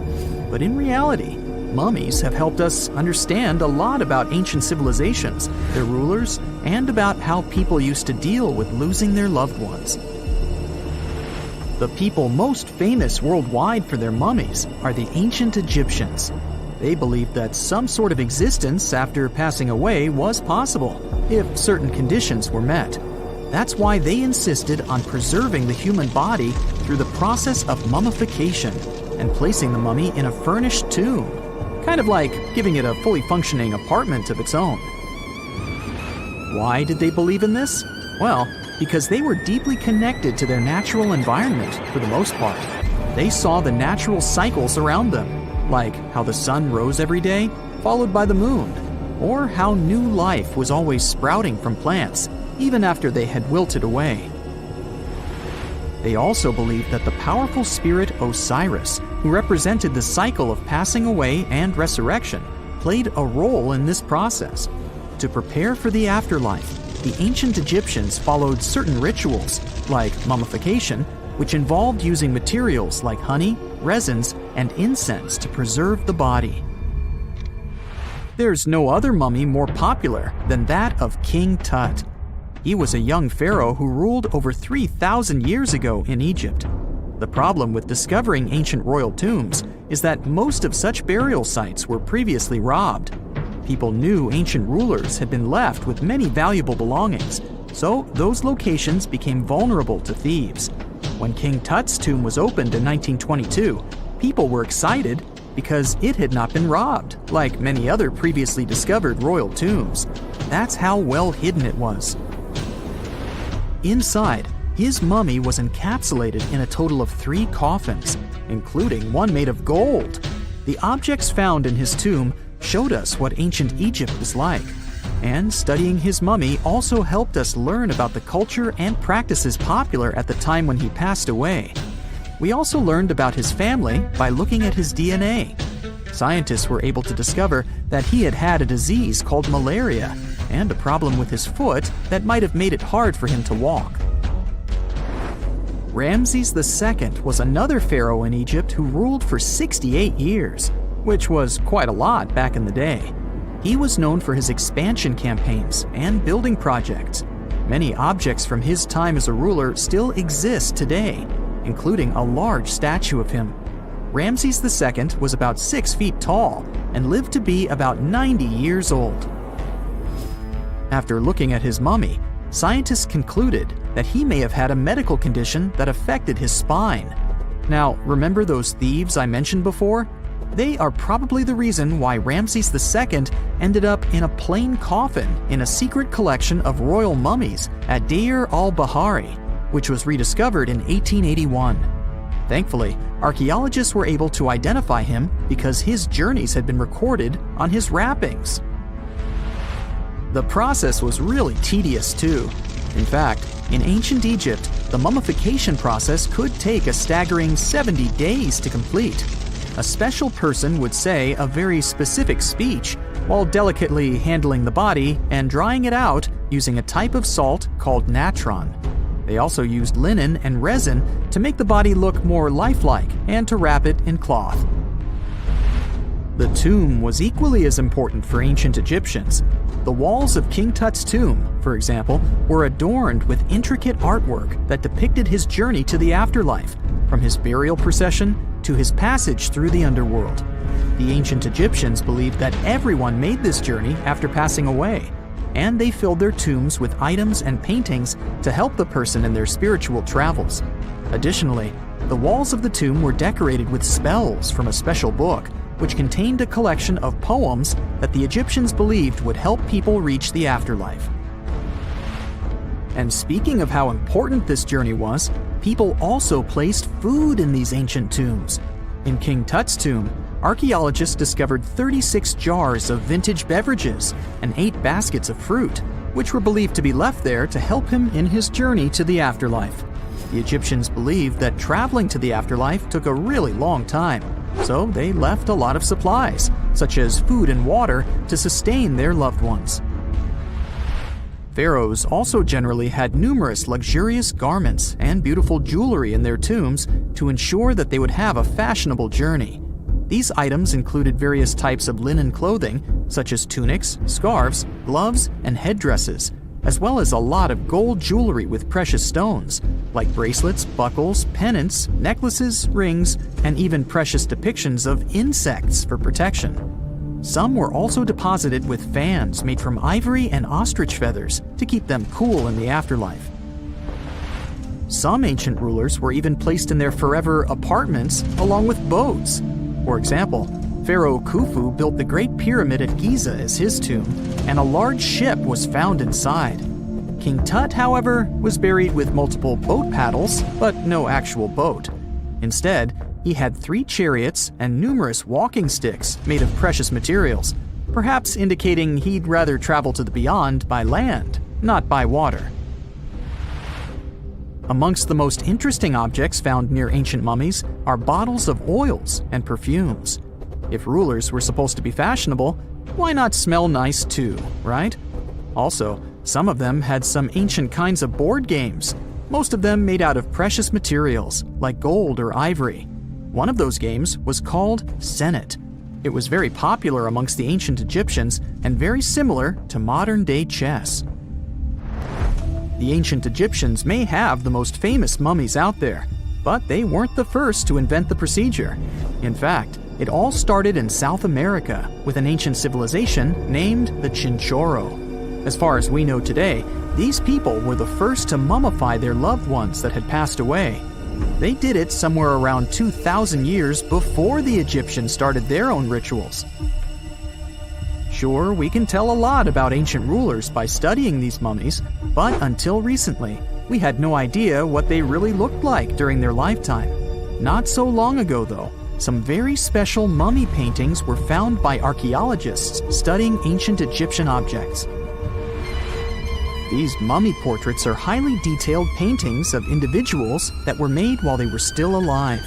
Such paintings were often painted on wood, as opposed to the classical portraits we all know about, which are painted on canvas. They are known for their realism and beauty, and have even been used by researchers to diagnose diseases by comparing them to the corresponding mummies. Some of these portraits also include depictions of jewelry, which was later found on the mummies. The recent discovery of these mummy portraits in Central Egypt is significant, as it marks the first time in over a century that such paintings have been found. Mummies appeared all around the world naturally, too. Mummification can occur without people intervening because of natural conditions, like extremely cold or hot environments, places with a lack of oxygen, or accidental exposure to chemicals that preserve the body. These conditions don't allow bacteria to grow, resulting in the body remaining more or less intact. Famous Otzi was one of these mummies. We know today he was a man who lived around 5,000 years ago in Europe. But upon his discovery in the Alps in 1991, Austrian authorities initially believed that he was a modern mountaineer because of how well preserved the body was. However, after the Iceman was removed from the glacier, it was determined that he was actually from the Copper Age. Chances are, we're going to find life beyond Earth by 2035, and there's no need to travel to a galaxy far, far away. Our Milky Way galaxy is full of totally suitable environments. Don't get too hyped up though. We're talking about microbes or chemical markers, not Hollywood-like green humanoids.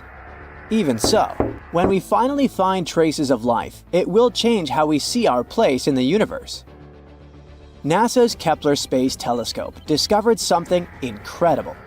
Almost every star has planets, and many of these planets might be habitable. Rocky planets like Earth and Mars are even more common in our galaxy than gas giants like Saturn and Jupiter. Also, we already know that our galaxy is very rich in water. There's water in interstellar clouds where stars and planets form, in the debris disks around other stars, in comets, just everywhere. What's really hard though is finding life itself. Ideally, to finally find it, we need to land on every single planet out there and literally check under each rock. But thanks to the newest research, we can at least narrow down the search to potentially habitable worlds. The James Webb Space Telescope, a super powerful telescope that was launched into space in 2021, is onto this.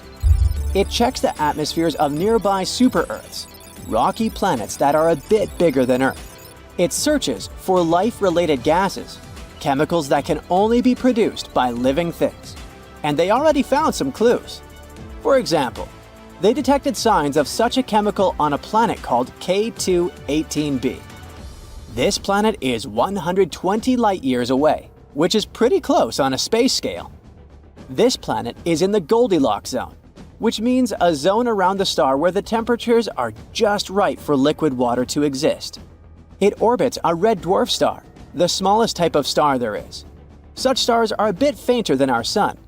It will take about a year to check if these hints of life are real. If so, it would mean that life is much more common than we previously thought. But even if it's not, there are 10 more Goldilocks planets on their list to study. The James Webb Space Telescope is a very cool tool, but it has limits. It can't detect small Earth-like planets due to their size. To fix this, NASA plans to launch another tool, the Wide Field Infrared Survey Telescope. This one will be even better at spotting such planets and life-related chemicals. And also, we have the SETI project. SETI stands for Search for Extraterrestrial Intelligence. This project has been on a hunt for extraterrestrial creatures since the 1980s. They also believe that we'll find signs of life within the next 10 years. Not so long ago, they started a super big and cool project. It's called COSMIC, and it uses an array of radio telescopes in New Mexico. You might have seen those in the movie Contact. COSMIC allows scientists to listen to hundreds of thousands and potentially millions of star systems at the same time. If there are any interesting signals, scientists can check them right away, instead of waiting for weeks or even months. The signals themselves are often very sudden and short, but COSMIC can detect even the shortest ones that last nanoseconds. COSMIC can also help with other research, like studying mysterious and unexplained fast radio bursts, or even dark matter. This is the biggest and most powerful tool for searching for extraterrestrial life we've ever created. But it's not enough to just listen. Why don't we reach out ourselves? NASA has sent some signals into deep space. In 2002, their Deep Space Network sent a signal to the Pioneer 10 satellite. But there was an obstacle in the path. A white dwarf star 27 light-years away from Earth. If there's a planet around this star, perhaps the signal reached them too. If there are any intelligent species there, we could receive a reply by 2029. The DSN keeps sending powerful transmissions into space. These signals will bump into 222 stars within the next 3 centuries. Maybe someday we'll receive a reply from somewhere far away. But why haven't we received a response yet? There are about 200 billion galaxies in the universe, each with around 100 billion stars. If just 1% of those stars had one planet, that's still 200 quintillion possible planets. And we can narrow it down even further. If the chance of them having life is 1 in a trillion, that would still leave us a few 100,000 planets. So, where is everyone? This is a famous question known as the Fermi paradox. The first possibility isn't that terrifying. It's possible that the universe is full of life, but this life isn't intelligent in our traditional sense. Some planets might have microbes, birds, or space dinosaurs.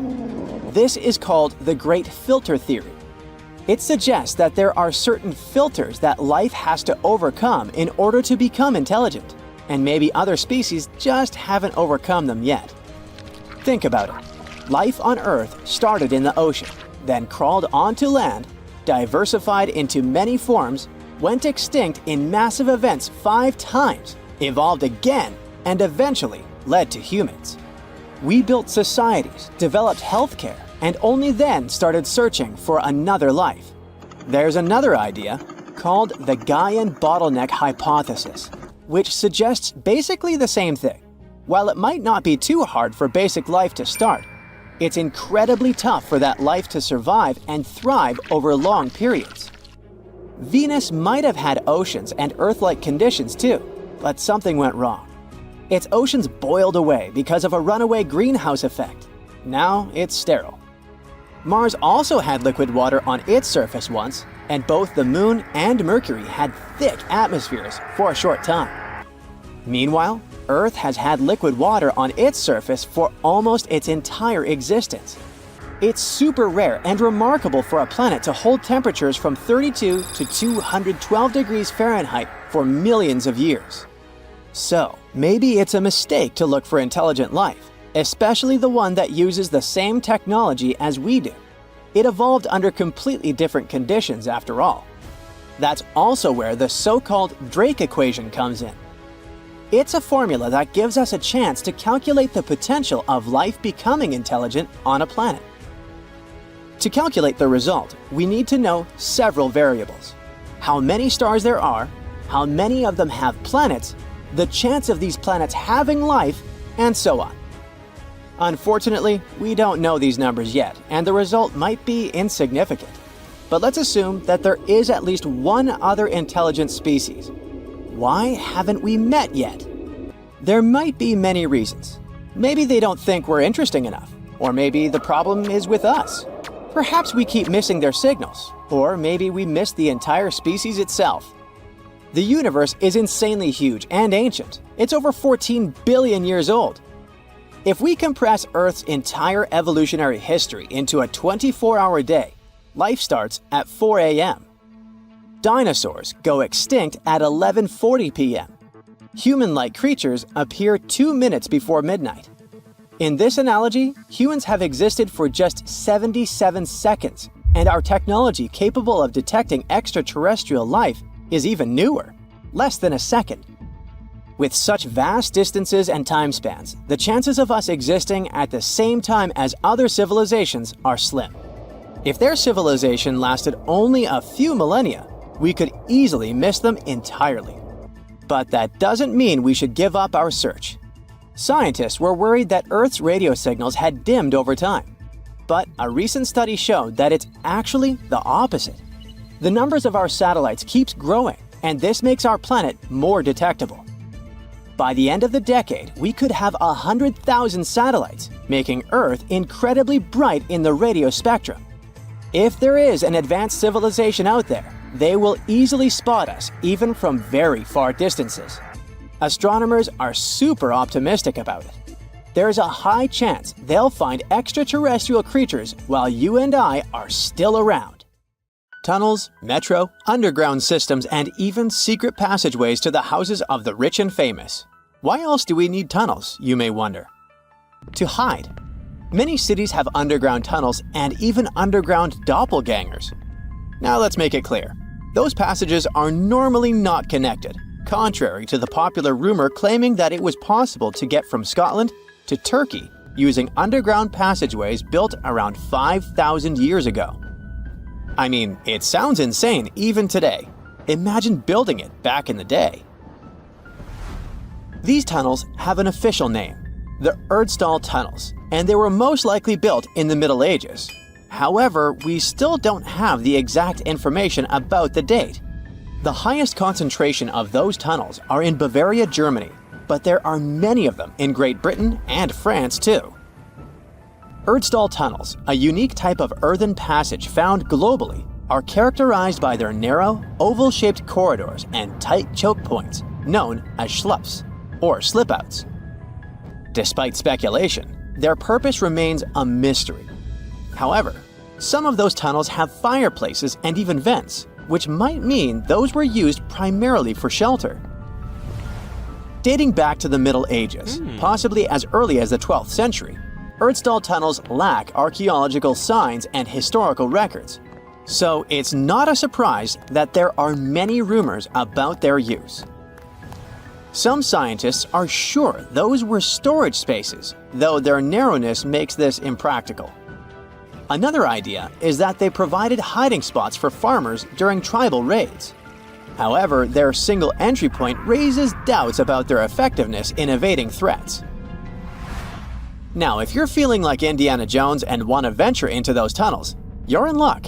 A few structures, like the Erdstall Radkobluken in Austria, welcome visitors to explore these enigmatic structures. Most of them are closed to the public eye, though. The origins of Erdstall tunnels remain largely unknown, just like their real functions. And if you think, hey, it's the 21st century here, we can study pretty much everything, well, you're wrong. What makes these tunnels hard to study are the tight confines. Traditional surveying methods often prove inadequate in such spaces. To solve this problem, scientists use a handheld device that integrates an RGB camera, a gyroscope, and high-resolution depth sensors, allowing them to capture intricate details of the tunnels. They also use modern techniques like 3D surveying in hopes of uncovering the true origins and purposes of those tunnels. One hypothesis even suggests they may have been poorly conceived dwellings, abandoned when their inadequacies became apparent. Still, not everyone quite agrees with this idea. Other theories suggest they served spiritual purposes, while the most intriguing idea speculates that those tunnels may be remnants of extraterrestrial civilizations.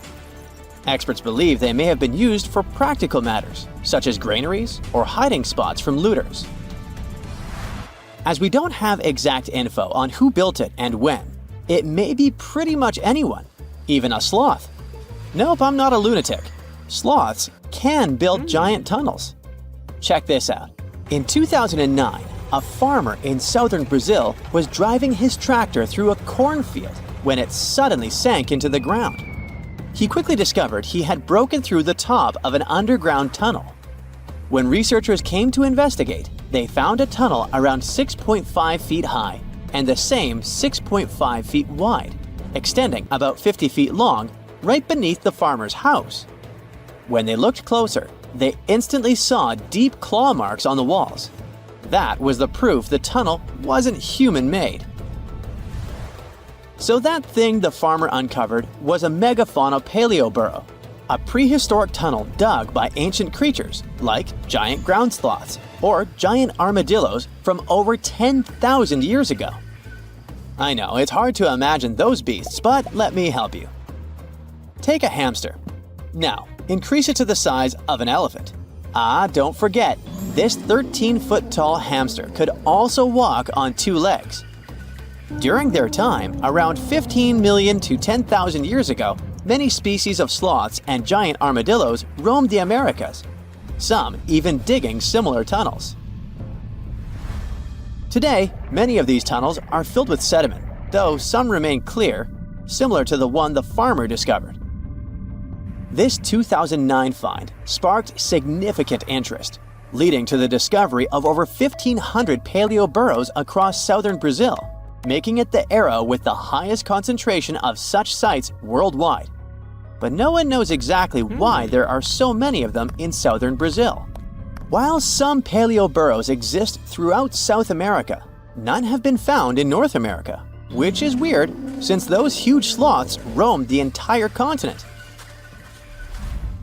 The exact purpose of these large tunnels remains a mystery, but scientists believe they may have served as nursing spaces, temperature regulation, or hibernation areas. Tunnels likely developed over centuries as successive generations of sloths and armadillos expanded them. Now, let's take a look at fugus. No, not the Japanese fatal delicacy, and no, not a town in New Guinea. To see them, we gotta travel to the UK. So fugus are underground structures too, but they don't look exactly like tunnels. They are dry stone structures. They look as if a cave had been decorated with stones from the inside. There are only around 15 of them found so far, and most of them are located in Cornwall. According to the estimates, those tunnels were built about 2,400 years ago, and they're still in pristine condition, which is truly fascinating. I mean, back in the day, people had no cool machinery whatsoever, yet their structures still last. And if you dare to buy an apartment today, well, chances are you won't be too happy about the quality. Going back to our fugus, there's nothing extraordinary about their supposed purpose. They could be used for spiritual purposes, as a place to hide, or a food storage. The latest application, though, is a bit weird. I guess it's not a secret for anyone that England is famous for its excessive humidity. And if you want to store your food properly, you gotta avoid the humidity at all costs. Otherwise, say welcome to mold and fungi. But ancient people weren't dull-witted at all, or they wouldn't have survived, and you and I wouldn't be around now. So they might have adapted those fugus to store just some products, those that already had natural molds in them, assisting in the preservation of perishable food, like milk, butter, and cheese. But hey, those are just speculations. The true reason why they were built remains unknown. What makes Fugus unique is that they are intentionally built tunnels, not just excavated mines like those in Wales. They were crafted by digging deep trenches, lining them with stone slabs, covering them with capstones, and then filling over them, all of which took significant time and effort. Still, no matter how hard those were to construct, cities around the globe are often built over intricate tunnel systems, each unique to its location. For instance, Paris is famous for its extensive underground quarries, which were abandoned years ago, but still pose a risk of collapse in certain areas above. London boasts one of the largest tunnel networks in the world, including many that were specifically created for military purposes. In New York City, there are rumors of secret tunnels, while Los Angeles has old tunnels from the Prohibition era used for speakeasies. Many other cities also have their share of enigmatic tunnels, and surprisingly, Florida is no exception. It happened in the year 2011 in Ybor City. Near a former post office, flooding uncovered something weird, a section of an unknown structure. Back then, people didn't pay much attention to that, so it took another 7 years to discover something truly fascinating. This historic neighborhood was founded in the 1880s, but it remained unknown until 2018 that it also has a hidden tunnel network. We only learned of it because of renovation work. The exact purpose, of course, is unknown, but most scientists are pretty sure that they serve to connect to early gaming spots and the port of Tampa. Figuring out how extensive the tunnel network is tricky. In 2018, a historic home in Seminole Heights revealed locked doors leading to tunnels from the 1920s.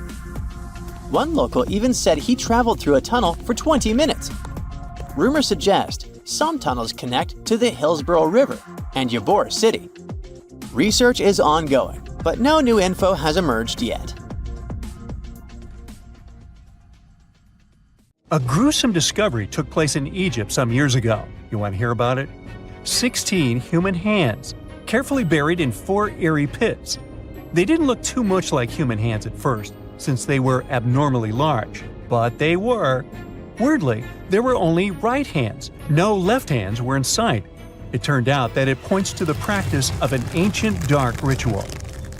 Old Egyptian art and tales talked of a ceremony where warriors would present the right hand of their adversaries as proof of victory and ask for gold in return. Egyptians believed in the afterlife, so cutting off someone's hand meant you cut off their power eternally. Guaranteeing this type of defeat was interesting to the winning party. Here, the fight was between Egyptians versus Hyksos, who lived in what was once known as Canaan. Egypt has always been the center of some history-changing findings, and some time ago, this papyrus was found. If we stretched it open, it would be just a tad bigger than the height of a skyscraper. The world's tiniest skyscraper, which is located in Wichita Falls, Texas. When humans didn't write on their notes app, they wrote on this thing, made from the medulla of a papyrus plant. Around 2,000 years ago, ancient Egyptians wrote something reminiscent of a book where they describe most of their funerary traditions and their visions of the afterlife. It's considered one of the most important texts from ancient Egypt and is still sold in bookstores to this day. This ancient manuscript was unearthed from a chamber located just south of the Pyramid of Djoser, located in Saqqara. Oh yes, Djoser is the oldest pyramid in Egypt and not the Giza pyramids like most people think. So recently, the site of Saqqara buzzed with excited archaeologists who probably found one of Egypt's oldest complete mummies. They believe that this beautiful and well-preserved mummy was that of a wealthy man. He was discovered in a deep shaft, covered in layers of gold leaves. There are many symbols that show he was an important and wealthy man, like the band he wore on his head, the bracelet on his chest, and the fact that he was embalmed with a tunic, which was reserved for Egypt's finest. The most exciting part of the entire discovery was finding the resting place sealed with mortar, just as the ancient Egyptians had left it 4,300 years ago. Now this may sound weird, but back in 2008, archaeologists discovered a missing pyramid. Now it went missing because it deteriorated over the span of 4,000 years. Today, you can only see its base. It was a pretty important site back in ancient times. It is said that around the area of the pyramid, the ancients hosted a special type of ceremony where high priests would carry mummified remains of sacred bulls. Now, here's a fun fact.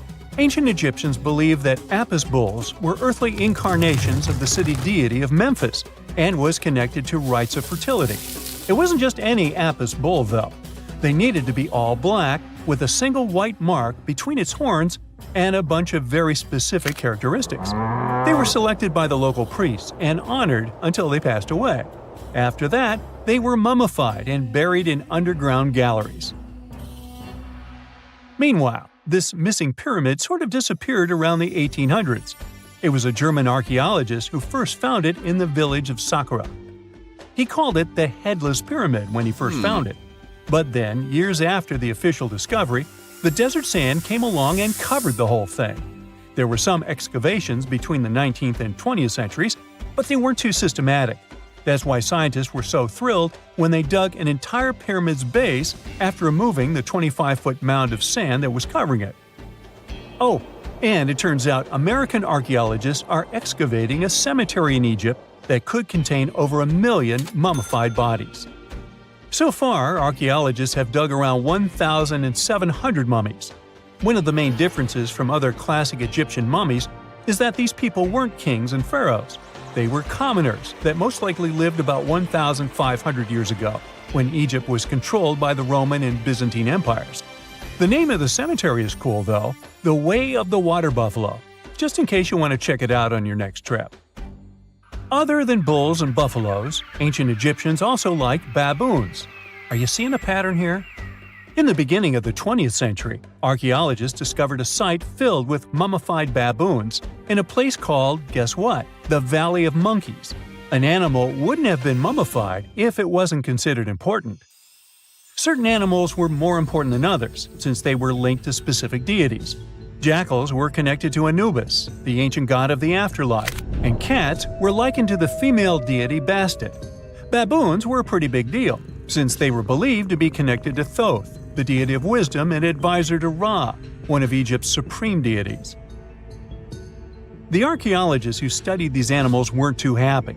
They think these baboons were kept inside and were deprived of sunlight for most of their lives. They had extreme vitamin D deficiencies and they were poorly fed. Maybe Thoth got angry with these baboon keepers. Just a guess. Since there's never a boring day for archaeologists in Egypt, they also found human mummies with golden tongues.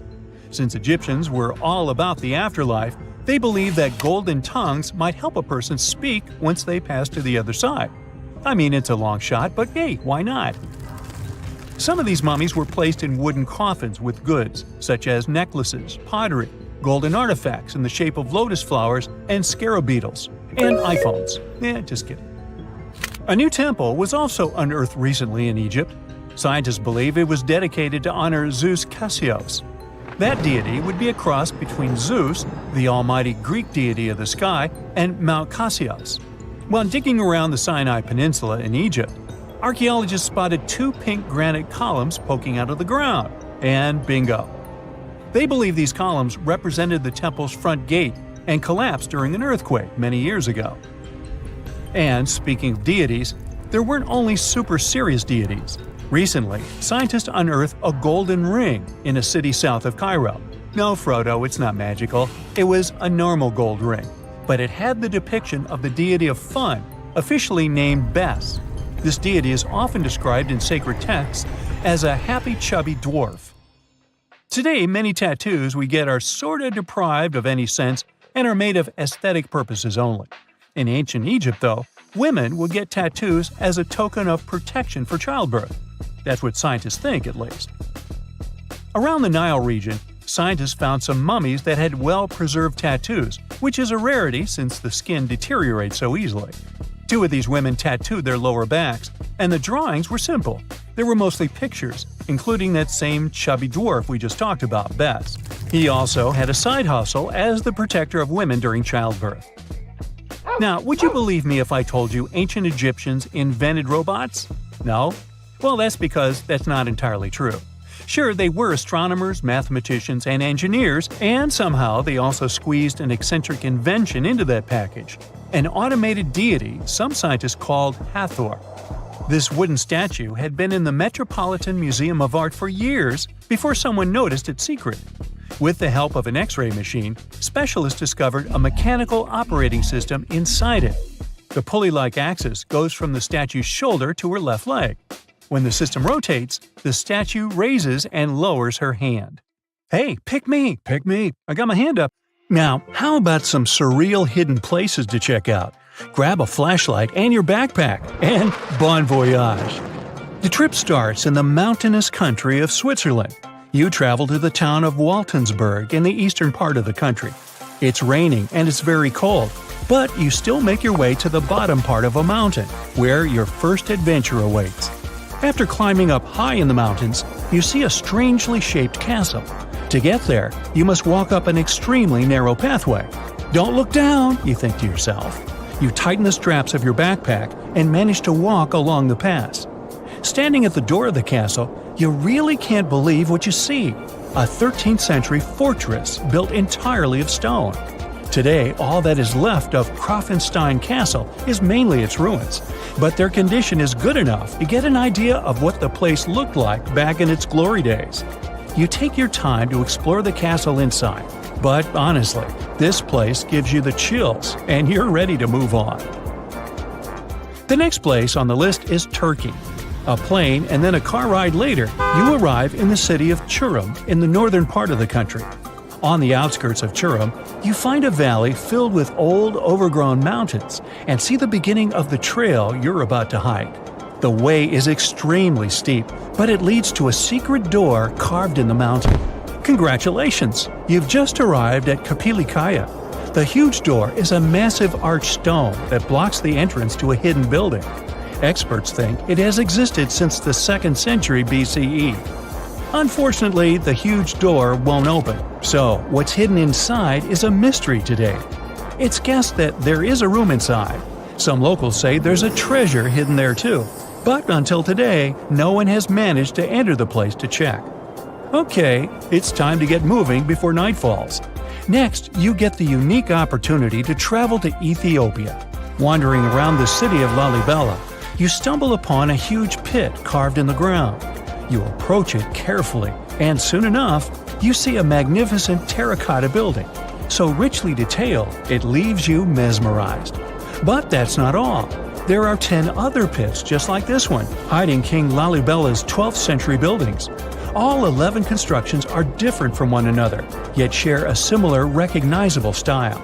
They were hand-carved over the span of 24 years, only with the help of chisels, which is unbelievable given that these buildings are up to 50 feet high. That's about as tall as 5 African elephants stacked on top of each other, if you could do that. This unconventional way of construction made them entirely monolithic, meaning they were carved out of just one gigantic piece of rock. Pretty impressive, huh? Once you leave Ethiopia, you grab a flight to southern Italy, right there on the tip of the boot. No hiking is needed here. Whew! Your friend takes you to a site called Sassi di Matera. It's a Paleolithic city carved in the slope of a steep hill. You might feel like you've traveled in time here, as local stone houses and ancient buildings are unlike anything you've ever seen before. The site, also known as De Sassi, is suspected to be one of the first human settlements in Italy, dating back to over 9,000 years ago. Wandering around the town, you might get invited inside one of the cave-like houses. Oh, and as weird as it may sound, some of the streets run on top of people's homes. Talk about Paleolithic urban planning. You're probably becoming an expert on rock-cut architecture by now, but there are still a few sites left on your list. Next off, you head to Slovenia to visit the world's largest cave castle. This medieval castle was built on top of a 400-foot-high cliff and was designed to be impenetrable. Luckily for you, security is much more relaxed today. Still, if you're looking for a more challenging and less touristy way inside, you can get into the castle through one of its many underground tunnels. They were built over 800 years ago for the owner of the castle. He needed secret passageways to sneak supplies. Today, Pajama Castle is both enchanting and mysterious. I'd say it depends on whether it's a warm sunny day or a cold stormy night. After this medieval experience, you head on to visit Petra, a magnificent Jordanian monument found in the middle of the desert. To get around here, you'll need a large supply of water and sunscreen because it's going to get hot. But this site is worth it. The city of Petra is a marvel of the ancient world. Back in the 4th century BCE, this region was a trading hub at the crossroads of commercial routes. Petra was a wealthy city, home to the Nabateans, an Arab Bedouin tribe that thrived in the region for many years. The rock-carved gate-like structure Petra is famous for is called the Pharaoh's Treasure. It stands at the main entrance to the site and is said to have a treasure hidden inside. You might feel tempted to check it out for yourself, but that's an adventure for another trip. For now, you hop on another plane ride, this time to the Americas. First, you visit the USA, more specifically, the mountainous state of Colorado. You make your way to Mesa Verde National Park.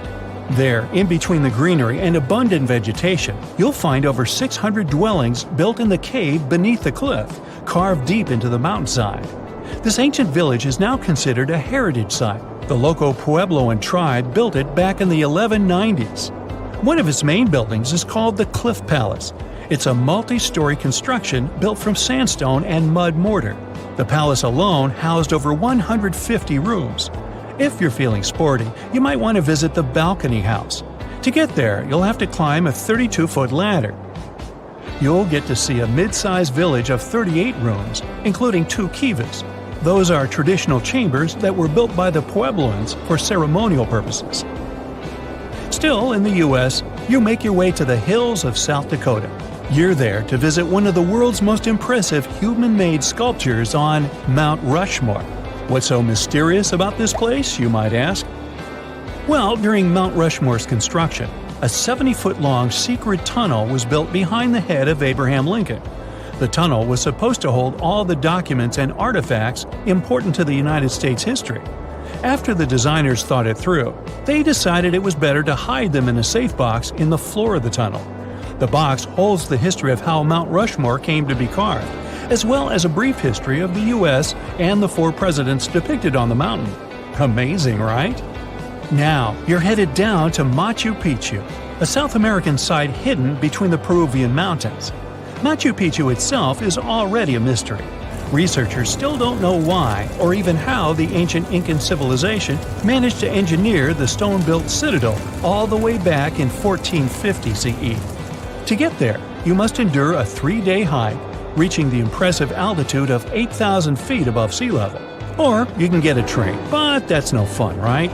You're here to check on a relatively new discovery. Back in 2010, French engineer David Crespi was taking measurements of the Inca ruins when he noticed a door he had never seen before. It was sealed off by stones. He went back to the site a few months later with an electromagnetic scanner. The scanner, which could detect objects behind walls, showed there were copious quantities of metals behind that sealed door. The researcher contacted the Peruvian authorities requesting to remove the rocks, but they didn't authorize it. As of today, the door is still locked. Whew, this trip was long, wasn't it? Make sure to get some rest, Indiana Jones.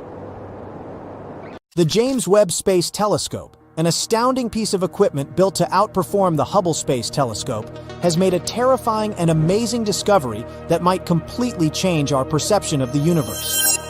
It has successfully detected a faint glow coming from a staggering 7 trillion miles away.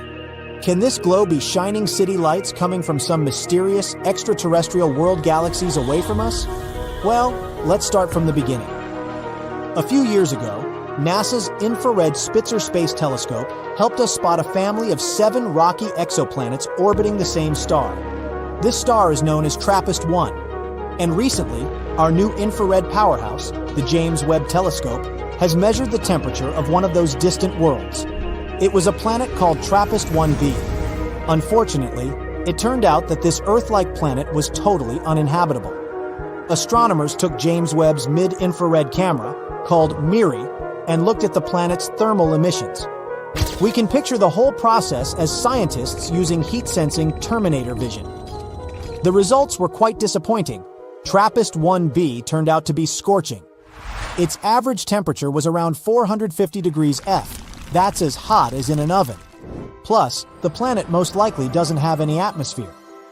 At the same time, this discovery was another record-breaking first for the telescope, which had already produced some newsworthy results by that time. It was the first time researchers detected any form of light emitted by a small and relatively cool exoplanet similar to the rocky planets in our own solar system. No previous telescope had enough sensitivity to measure such dim, mid-infrared light.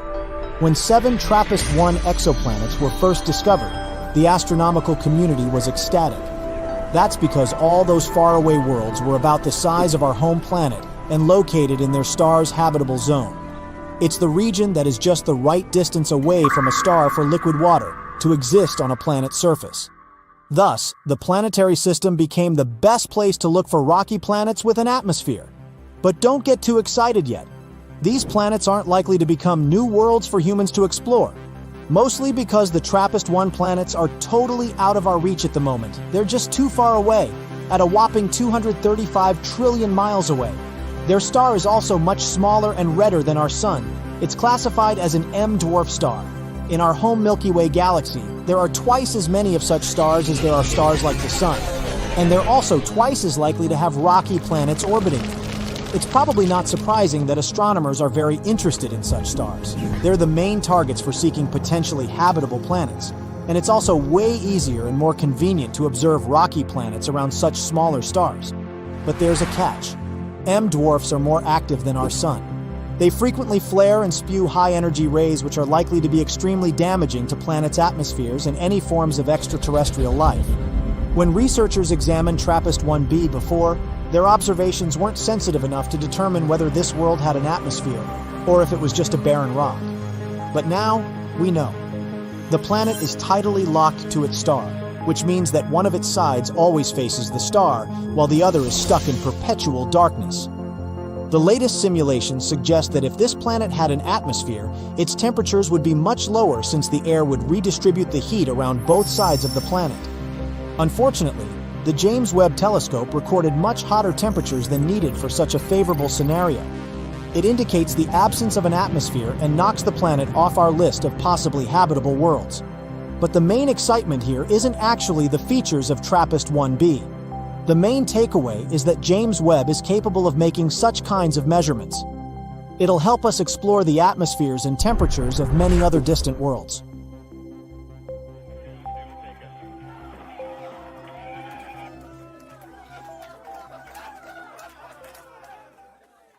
It's 1898, and you're taking part in excavations in Saqqara.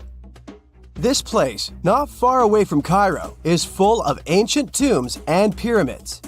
You're in your Indiana Jones mood and hope to find something really phenomenal to become famous. Gold, manuscripts, treasure maps, mummies of famous pharaohs. Wait, a wooden bird? You're really disappointed as it looks like a regular toy. An old one, but still. Little do you know that years later, someone would propose that your bird was actually an ancient monoplane. So the artifact, nicknamed the Saqqara bird, is made of a sycamore tree. The birdie has a wingspan of just 7 inches and weighs around 40 grams. A perfect original souvenir from Egypt, I would say. It's over 2,000 years old and looks pretty plain, without any carvings of feathers or other intricate ornaments. It has a beak and eyes though, which makes our find look like a hawk, the emblem of the deity Horus. Its tail is rather unusual as it's squared, looks weirdly upright, and it seems like the sunken part of it was the place for a now missing piece. Humans love solving a good mystery, so there have been several attempts to explain the use of the birdie. First, quite simply, is that it was a ceremonial object. The second idea is that it was a toy for a child from some well-off family. It could have been some sort of boomerang, which was a popular concept in ancient Egypt. Then there was a theory that the bird had been used as a weather vane. But this one has been debunked as the figure doesn't have any holes or markings, except for the one made at the museum in Cairo to fix the exhibit on a stick. so there was no way to hang it in the past. Almost a century after the bird was found, Egyptologist Dr. Khalil Masiha proposed a new theory that it could have been a model of a monoplane. He believed the bird was missing a horizontal tailplane. Otherwise, it had its wings set at a right angle, similar to that of modern planes. It could have worked to generate the aerodynamic lift necessary for flights. Dr. Masiha also claimed that it was common at that time to place miniature models of technological inventions in tombs. So, did the ancient Egyptians really invent the plane in 200 BCE? That would make the Wright brothers, who are considered the inventors of aviation, really upset. They made one of their first flights only in 1903. There's just one way to know for sure, and that is to test the model. But you know, the ancient museum in Cairo would unlikely let one of their cherished exhibits fly around like a toy. That's why glider designer Martin Gregory built a similar model, this time of balsa wood, and concluded that even with the missing tailplane, the plane wasn't much of a flyer. Case solved? Not really. This didn't sound convincing enough to the History Channel, so they invited an aerodynamics expert to build another replica of the bird. He tested it in weather conditions similar to those in Egypt and was impressed with the little plane's abilities. So, if they did invent the prototype of a plane back in the times of pharaohs, it would be a good example of an oupart. That's an out-of-place artifact, an object that's way ahead of its time in terms of technology or history. And the Saqqara bird isn't the only example of such a revolutionary concept. In 1901, a group of divers retrieved the Antikythera mechanism from an underwater shipwreck near the Greek island of Antikythera. It's been dubbed the world's first analog computer, and it's currently dated around 100 BCE. The bronze mechanism could tell the position of the sun, moon, planets, and stars, as well as the lunar phase, the dates of upcoming solar eclipses, and even the speed at which the moon moves through the sky. No one's sure who used it and how or where it was made. But it's obvious that it's extremely precise and way too advanced for its time. The first flushing toilets in the world were invented in the middle of the 20th century. Just kidding. The ancient Minoans on the Mediterranean island of Crete and the Indus Valley civilization both came up with this brilliant invention at the same time, around 4,000 years ago. The plumbing and sanitation were so well done that no one managed to design anything better until 2,000 years later. One ancient Minoan lavatory was discovered at the Palace of Knossos. It looks like it had a wooden seat set over a tunnel that directed water from a rooftop reservoir to an underground sewer. Other varieties got water from jugs. Only the super rich people could afford all this glory. So if you wanted to shop for real estate back then, the flushing toilet would be a telltale sign you were in the rich neighborhood. Automated doors became a cool, seemingly new invention back in 1931. But the technology behind them is actually much older. Think the 1st century CE old. Mathematician and engineer Heron of Alexandria came up with a hydraulic system to open and close temple doors. To bring it into action, you need to light a fire to produce heat. There was a brass pot under the fire, half filled with water. The inventor connected the brass pot to containers that acted as weights. When the fire was burning, the water moved into the containers. They went down and pulled the ropes. It was nothing like a supermarket door that opens in front of you before you even have time to think. Heron's door took hours to open, and there was no way to stop the process. That's why they only opened the doors once a day before people entered the temple, to add some mysticism at the temple during ceremonies. Spooky. Looks like the first ever battery was invented in Baghdad around 2,000 years ago. A German archaeologist found this oval-shaped clay jar in 1938. Scientists are still not sure what purpose it served and who exactly invented it. There is a theory that it was used for electroplating objects with precious metals. When they filled it with a weak acid like vinegar, the battery produced around 1 volt of electricity. Another theory says it was a vessel for sacred scrolls. Would you like to buy contact lenses designed by Leonardo da Vinci himself? In 1508, he invented a glass lens with a funnel on one side. You were supposed to wear it with water inside to improve your vision. Sounds a bit uncomfortable, doesn't it? So, around a century later, French scientist René Descartes decided to improve the idea and make the cornea contact the future lenses. Contacts because they contact your eyes, get it? The glass tube with liquid did help improve vision, but blinking was sadly impossible. 2.5 centuries later, new technologies in the glass industry let scientists design contacts that would fit in the eye and even let the wearer blink. Thanks, guys! Still, those lenses were made of heavy blown glass and didn't let the eye breathe. About 50 years later, contacts became plastic, lightweight, unbreakable, and scratch-resistant, but still covering the entire eye. And then, in 1948, an English optical technician accidentally sanded down a plastic lens and figured out they'd still be in place even if they covered only the cornea. Imagine you're living in 19th century London and need to send a message to New York. It would have taken about 10 days to get there by ship. So when delivery time went from days to hours in 1858, it was a true sensation. The first message was sent by Queen Victoria herself. It was all made possible thanks to the transatlantic telegraph cable, running under the ocean. Sadly, the new cool invention only lasted a few weeks. It took years to bring it back to life. You have heard about Nikola Tesla. You have definitely heard about the Great Pyramids in Egypt. But what if I told you that Tesla may have probably uncovered the ancient mysteries surrounding the pyramids? Wait, what? Is this a crossover episode? Nope. It's highly probable that the secrets of the pyramids are hidden in plain sight.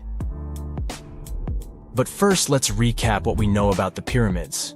What's so mysterious about them? I mean, they are just old quirky buildings, aren't they? One of the biggest questions is how they were built.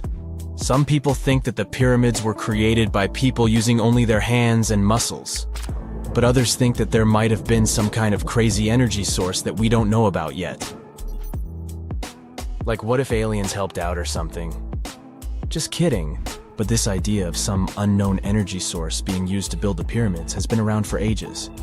Even in old texts, like the pyramid texts, it talks about how the gods gave us something to build a great power. So maybe there was something really powerful and mysterious going on back then? Who knows? Back in the early 1900s, he got obsessed with the Great Pyramids of Egypt. He read numerous books about these ancient structures and was blown away by how much energy they seemed to have. At that time, not many people knew much about electricity, and Tesla started to wonder if there was some kind of advanced tech hidden in the pyramids. He had an idea that the power of the pyramids had to do with electromagnetism, and he put a lot of time and effort into trying to figure out the mystery. Tesla had some pretty unusual theories about the Great Pyramids. He thought that they could actually store and move electricity, which could then be used to power up the areas around them. He also had this theory that the pyramids were built using some kind of crystal energy. He believed that the chambers inside the pyramids could have these super powerful crystals that could control the electromagnetic fields. But that's not all. Tesla also had this idea that the materials used to make the pyramids had properties that allowed them to trap energy from the sun and the moon. And not just a little bit of energy. He thought that the pyramid could actually create this massive energy field that could light up whole cities or even brighten up dark places. He thought that the pyramids could be used as giant power plants to generate electricity and run machines. Tesla even believed that the pyramids were somehow linked to cosmic energy, which could be used for spiritual enlightenment and healing. How very new age of him. Anyway, Tesla wasn't just pulling these ideas out of thin air.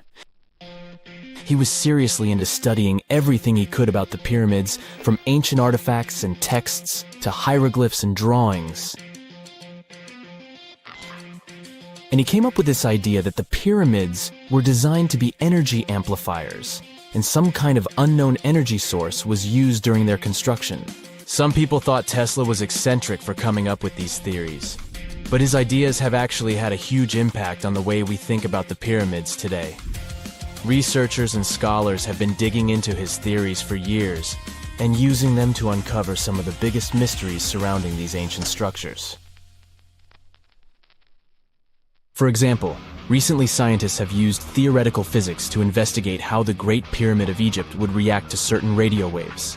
They found out that if the radio waves were a certain length, the pyramid could concentrate the energy inside its rooms and focus it under its base.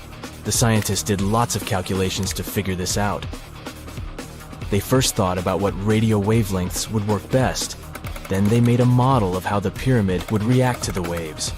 They figured out how much of the energy from the waves would get absorbed or spread out. Lastly, they checked how the energy would move around inside the pyramid when the waves hit it. To help explain all of this, the scientists used something called multipole analysis. This is when you take a complicated object and break it down into simpler parts. Then you can see how each part interacts with the energy that's coming in. It's like taking apart a puzzle to see how each piece fits together. The researchers are interested in how all of this can be used in the future. They want to make really tiny particles that can do the same thing as the pyramid, but with light. By changing the size, shape, and the material of these particles, they can control how the light moves around them. This can be really useful for things like making tiny sensors or super efficient solar cells.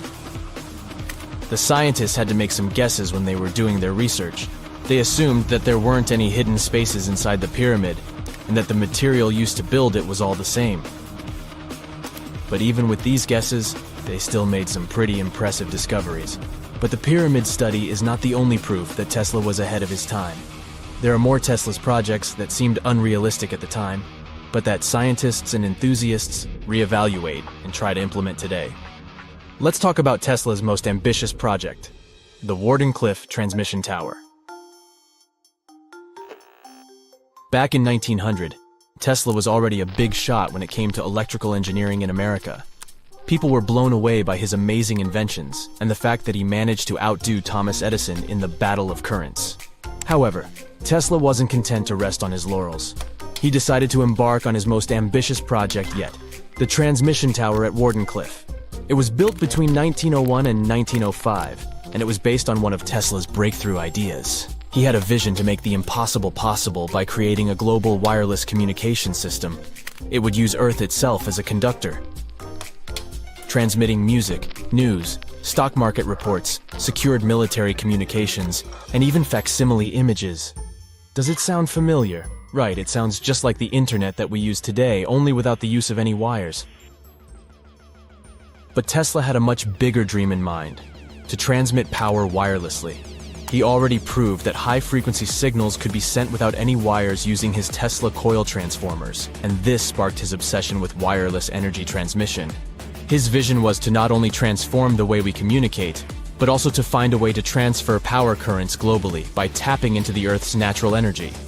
Tesla believed that there was an abundance of free energy all around us that could be used for humanity's benefit. In 1899, he conducted some top-secret experiments and got convinced that it was possible to transmit electrical power through the Earth's upper atmosphere. This is actually how the Wardenclyffe Tower was created. It was supposed to be the prototype station for a network of towers all over the globe that would provide the whole world with wireless energy. Unfortunately, Tesla didn't have the resources or the patience of his investors to bring this project to fruition.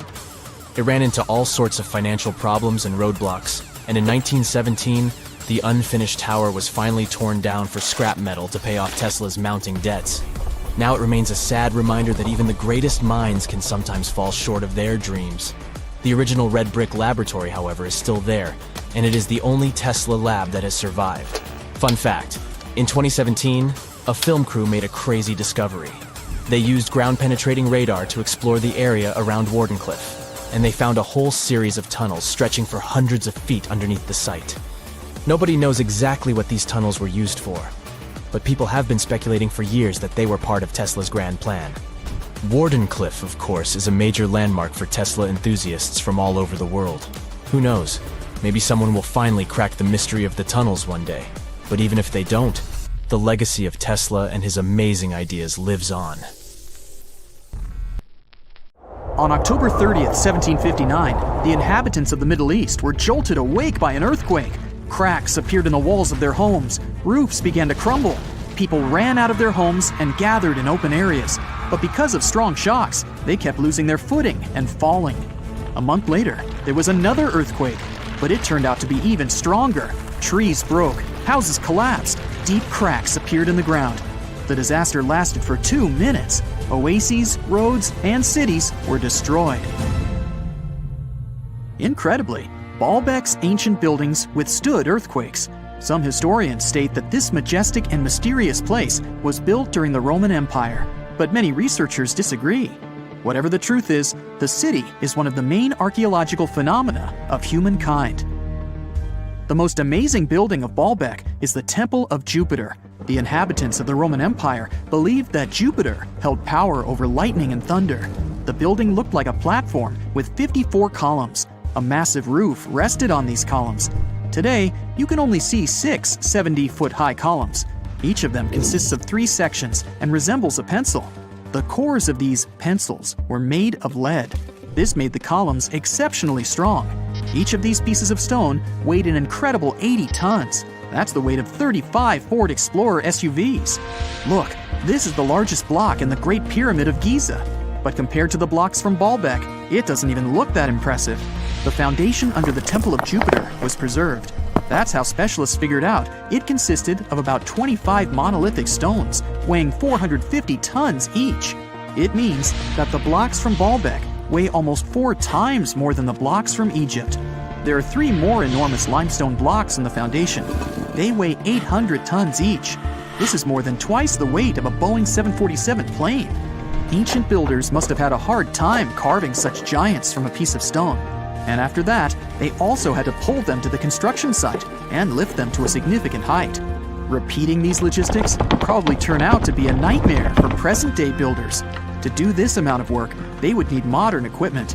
But Baalbek's constructors didn't have trucks, cranes with circular saws, or electricity. How did the builders of the past manage to do this? Scientists have a theory that includes ropes, winches, and lever systems. Naturally, the engineers of the past made all the gadgets from wood. Around 3,000 feet away from the ruins of the temple complex, there's a quarry. Archaeologists suppose that's where the stones for the construction were cut. They found a block of limestone there. It seemed to be too large, even for this incredible place. The monolith got called the Stone of the South. It was 65 feet long and 13 feet wide. The ancient builders didn't have time to completely separate it from its mother rock. A group of scientists from Austria estimated that this piece of limestone weighed more than 1,000 tons. That's like 3 Boeing aircraft or 160 African elephants. There was another surprise awaiting the archaeologists near the Stone of the South. It was the second monolith that weighed more than 1,200 tons. But the ancient builders didn't stop at that. They continued to work. In 2014, in the same quarry, German archaeologists unearthed a block that weighed 1,650 tons. No one has figured out yet why people of the past needed a piece of stone that weighed as much as 125 school buses. It's also unclear how they were going to move this giant and why they didn't finish the job. In any case, this third monolith is the largest processed piece of stone in human history. There are more questions than answers. Some researchers believe that people of the past had high-tech equipment. Others don't think so, but are eager to understand how the builders managed to move those stones. There's a huge number of ancient buildings and artifacts on the planet. Lots of them make researchers scratch their heads. Near the Pyramid of Djoser in Egypt, archaeologists have found a network of tunnels. This place is called Serapeum. It contains 24 sarcophagi weighing from 70 to 100 tons. The giant boxes are carved from a single piece of granite and covered with heavy lids. The sarcophagi are perfectly symmetrical. To the touch, their walls are as smooth as glass. Even with the current level of technology, this is very difficult to do. But the ancient Egyptians managed this feat. The Lycurgus cup is a priceless artifact and example of ancient nanotechnology. It's made of glass that can change its color. If you put a source of light in front of the cup, it turns green. If the light is behind the goblet, it becomes deep red. In this case, the figure of Greek king Lycurgus turns pale purple. Scientists understood how this color change worked only at the end of the 20th century. Through microscopes, they saw nanoparticles of silver, gold, and copper. They had been added to the glass matrix. Thanks to this, you can observe a color change called dichroism. Interestingly, the gold and silver were grounded into a fine dust. It's almost impossible to do this by accident. Most likely, the ancient experts knew for sure what they were doing. Bolivia has a curious place called Puma Punku. It looks as if an ancient giant played there with an enormous construction set. And after the game, they forgot to put the pieces back into the box. But there are no giants, and the huge stone blocks were carved by ancient builders over 1,500 years ago. Some of the rocks weigh 100 tons. The blocks were brought to an altitude of almost 13,000 feet above sea level from the quarry 60 miles away from the construction site. There's no forest in that area. This means the builders couldn't use trees to make wooden rollers. The monument belongs to the Inca civilization. Scientists are sure they didn't know anything about wheels. In 1992, the inhabitants of a Chinese village decided to drain a pond. Their ancestors had been using it to wash clothes and catch fish for hundreds of years. They kept pumping the water out for 17 days. At the bottom of the reservoir, they made an unexpected discovery. The villagers saw an entrance to a cave going down to a depth of 100 feet. The incredible find was named the Longyu Caves. Unknown builders carved out 320,000 square feet of galleries. There are separate rooms, bridges, pools, and columns that support the ceiling. The walls of the cave are covered with strange carved lines and patterns. Scientists haven't found any information about who built the caves and why they did it. The construction technology also remains a mystery. Antonio Stradivari lived in Italy in the 18th century. He created musical instruments. More than 600 of his works have survived to this day. 500 of them are violins. One of the instruments was sold at auction for $16 million. The violins made by this master sound clear and deep. Researchers can't understand why Stradivarius instruments produce such unique sounds. Perhaps it's all about the varnish the master used to cover the violins. The answer may also lie in the wood the instruments are made of. In those days, Europe had a cold climate. Because of this, the wood became denser, and the instruments made of it sounded especially pleasing to the ear. In the Indian city of Delhi, there's a 23-foot-high pole. It weighs 6.5 tons and is made of 98% wrought iron. The 1,600-year-old pillar has no signs of rust or decay. Scientists believe that the monument is so well preserved thanks to the dry weather and the chemical composition of the metal. It might be resistant to corrosion. And still, researchers don't know how the blacksmiths managed to make an iron pillar that's not afraid of rust. It seems like a tough feat, even for modern metallurgists. The Al-Nasla rock is divided into two parts by a perfectly straight slit. Each boulder stands on a small pedestal. Some people believe this is the evidence of ancient laser technology. But geologists think the split happened due to the ground shifting or natural vibrations that occurred under the rock. This process led to the appearance of the crack. It had been deepening for thousands of years, and gradually, the natural monument took the form you can see today. Egyptian archaeologists made an extraordinary discovery near Cairo just recently. Drumroll, please. The most ancient and most complete mummy yet discovered in the country. Yes, they were keeping it under wraps. The 4,300-year-old mummy was found in a group of tombs close to the step pyramid of Djoser, dating back to the Egyptian Old Kingdom. It was covered in layers of gold. The team also found several other tombs, including one belonging to an ancient Egyptian official and another belonging to a secret keeper who had the power to perform special ceremonies. Another interesting tomb was that of a writer, which featured the largest statues ever found in the area. This vast burial site is also home to more than a dozen pyramids and resting grounds. Probably one of the most famous mummies in the world is that of Hatshepsut.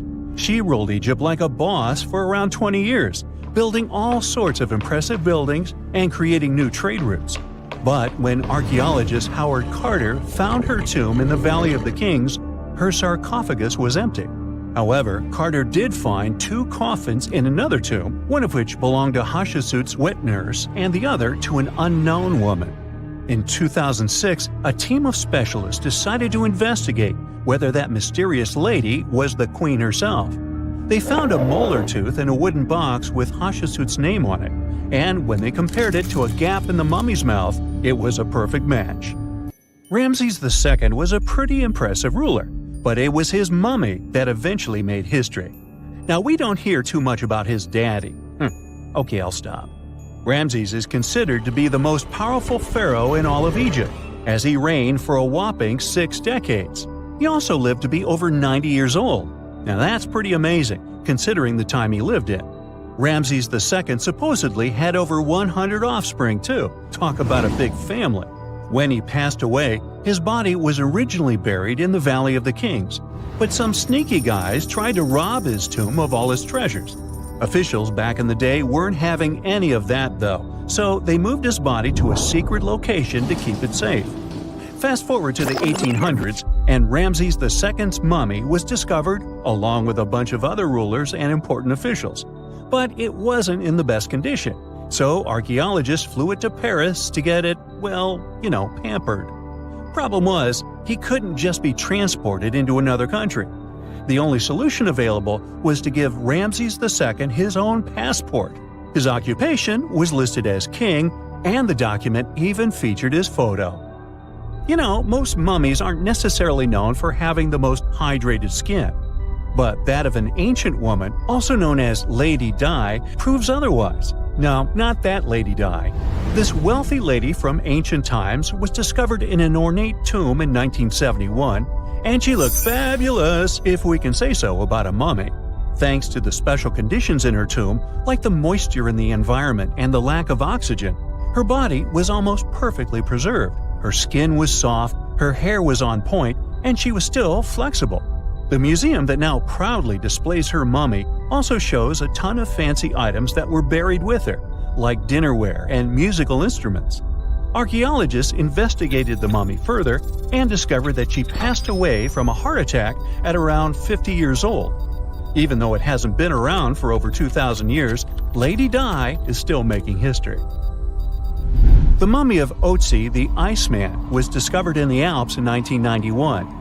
Austrian authorities initially thought he was a modern mountaineer because he was so well preserved. Turns out, he was actually from the Copper Age. He was found in a mountain pass over 10,000 feet above sea level. Through studying his mummy, we've learned so much about life in Copper Age Europe. For example, we know that he was a native of Central Europe and enjoyed eating meat. He also suffered from arthritis, narrowing arteries, and intestinal problems. But he likely used acupuncture and medicinal herbs to treat these conditions. And apparently, he was pretty handy with tools. He sharpened them just days before his untimely demise. Who knows if he was expecting trouble or just getting ready for some routine work. Now, King Tut and his story is most likely the one that made all mummies famous. This pharaoh passed away at the young age of 19, more than 3,000 years ago. But his mummy is still one of the most well-known in the world. When his tomb was opened in 1922, people went wild because it was still intact, unlike many other royal tombs. It had some seriously blinged-out coffins, including one made of solid gold. Not only did Tut's tomb give us a glimpse into ancient Egyptian history, but his mummy also taught us a lot about the time he lived in. DNA analysis helped identify his parents and revealed that the pharaoh had a rare bone disorder that might have made walking a bit tough. Now, Ginger is most likely one of the coolest mummies you'll ever hear about. He's like a time traveler from 5,000 years ago who's still looking fly with his golden hair and perfectly preserved nails. Ginger was discovered in Egypt and is believed to be the earliest known mummified body. Before people even knew about mummification, they used to place bodies in shallow graves in the hot, dry sand. And since the sand absorbed all the water, bacteria couldn't reproduce and the body was preserved naturally. Now, scientists are not sure if Ginger's preservation was intentional or not, but since he was buried with some pottery vessels, it's likely that whoever buried him knew some serious preservation techniques. If you want to meet Ginger in person, he's currently chilling at the British Museum. One Dutch art collector bought a statue from Asia and ended up finding a weird discovery. The statue contained a mummy hidden inside. Unfortunately, the body was too fragile to move, so they had to leave it there. The coolest part is that this mummy is over 1,000 years old and was on display for 200 years before being encased in the statue. When scientists did a CT scan, they found out that the mummy was filled with paper scraps covered in writings. Experts think he might have done this thing called self-mummification, which is a pretty intense process involving a special diet and tea that makes your body less prone to bacteria. Only a few people could handle this ritual, and those who managed to do that were seriously respected. No other Egyptian queen has baffled scientists and historians like the stunning Nefertiti. Based on her statues, she was known for her slender neck, wide eyes, and high cheekbones. Her name translates to "the beautiful woman has come." Talk about living up to your name, huh? Even though she wasn't a pharaoh herself, Nefertiti still managed to leave a lasting impression. Written records suggest that, as a wife and queen, she held an incredibly influential role. Because of her power, she was indeed admired, but she also managed to make quite a lot of enemies throughout her life. She was also related to King Tut, but not biologically. Rather, she was his stepmother. So far, locals have yet to identify her mummy, but that may soon change. A local Egyptologist who has been busy excavating tombs in the Valley of the Kings has found 2 mummies that he believes could be Nefertiti and her daughter. According to specialists, we may soon finally get a definitive answer about the identity of these 2 mummies. And if one of them does turn out to be Nefertiti, we could be in for a real treat. DNA analysis and CT scans of the mummy could give us the most complete and accurate image of the queen that we've ever seen. It's crazy to think that we've only scratched the surface of what lies beneath modern-day Egypt. Nefertiti ruled during a time of great power and prosperity in Egypt, but unfortunately passed away in a period of social turmoil, leading to her gravesite being lost. Now, where's my mummy? A ship filled with gold and other treasures worth over $13 million was found in the middle of the Namibian desert after almost 500 years. The worker who found it was actually looking for diamonds, but ended up with something way more valuable for history. There were some blocks of copper, some wood, pipes, and elephant tusks. The miners called for an archaeologist, who soon realized it wasn't a disturbed beach like they thought, but a shipwreck. All evidence showed that it was a Portuguese trading vessel, Bom Jesus, that went missing in the 16th century. Experts believe it was a special kind of ship that was bigger, stronger, and better than older ships from Portugal and Spain. These ships were built to take Portuguese explorers on long trips to distant places like India, China, and Japan, and come back with tons of cargo. The Bom Jesus was likely carrying treasures from Lisbon, Portugal, to Western India. But it looks like on its way around the southern tip of Africa, near Namibia, a big storm pushed the ship too close to the shore.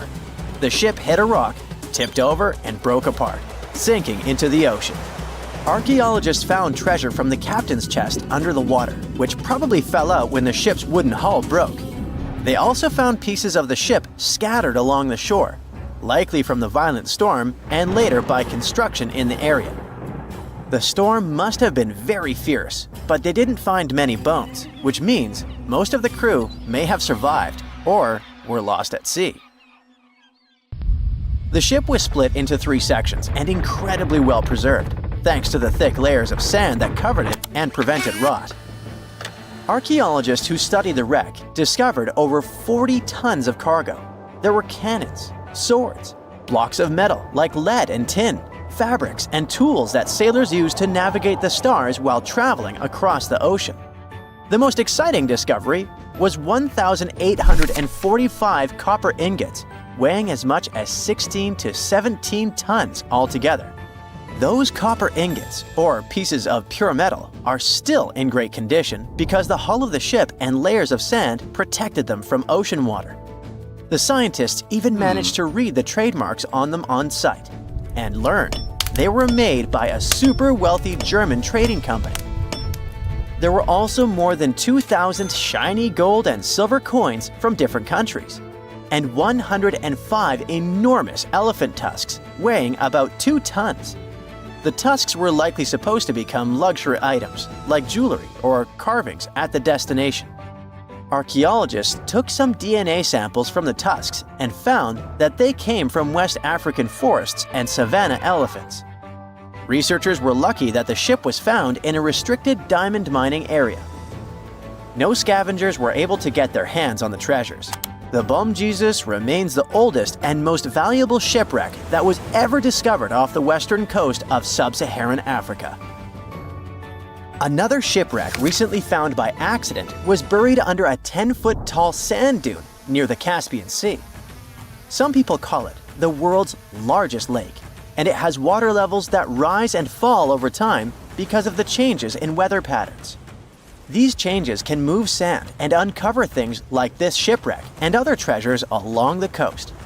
As the dune slowly disappeared, the ship started to show. Before digging it out, scientists worried that waves from the sea might damage the wreck. To protect it, they built a wall using thousands of sandbags to keep the waves away. When the ship was uncovered, they discovered it was a 3-masted, 92-foot-long merchant ship with a strong double hull. Wood samples showed the ship was built in the 18th to 19th century using trees like Scots pine, spruce, and larch from the Volga River area or the Caucasus. They even found buckwheat and plants from the same region, which were probably traded or used to feed the sailors. It proves that the ship was part of a group of merchant ships that once sailed the Caspian Sea. An amateur fisherman who was 20 feet under the sea off the coast of Turkey noticed some huge metal remains.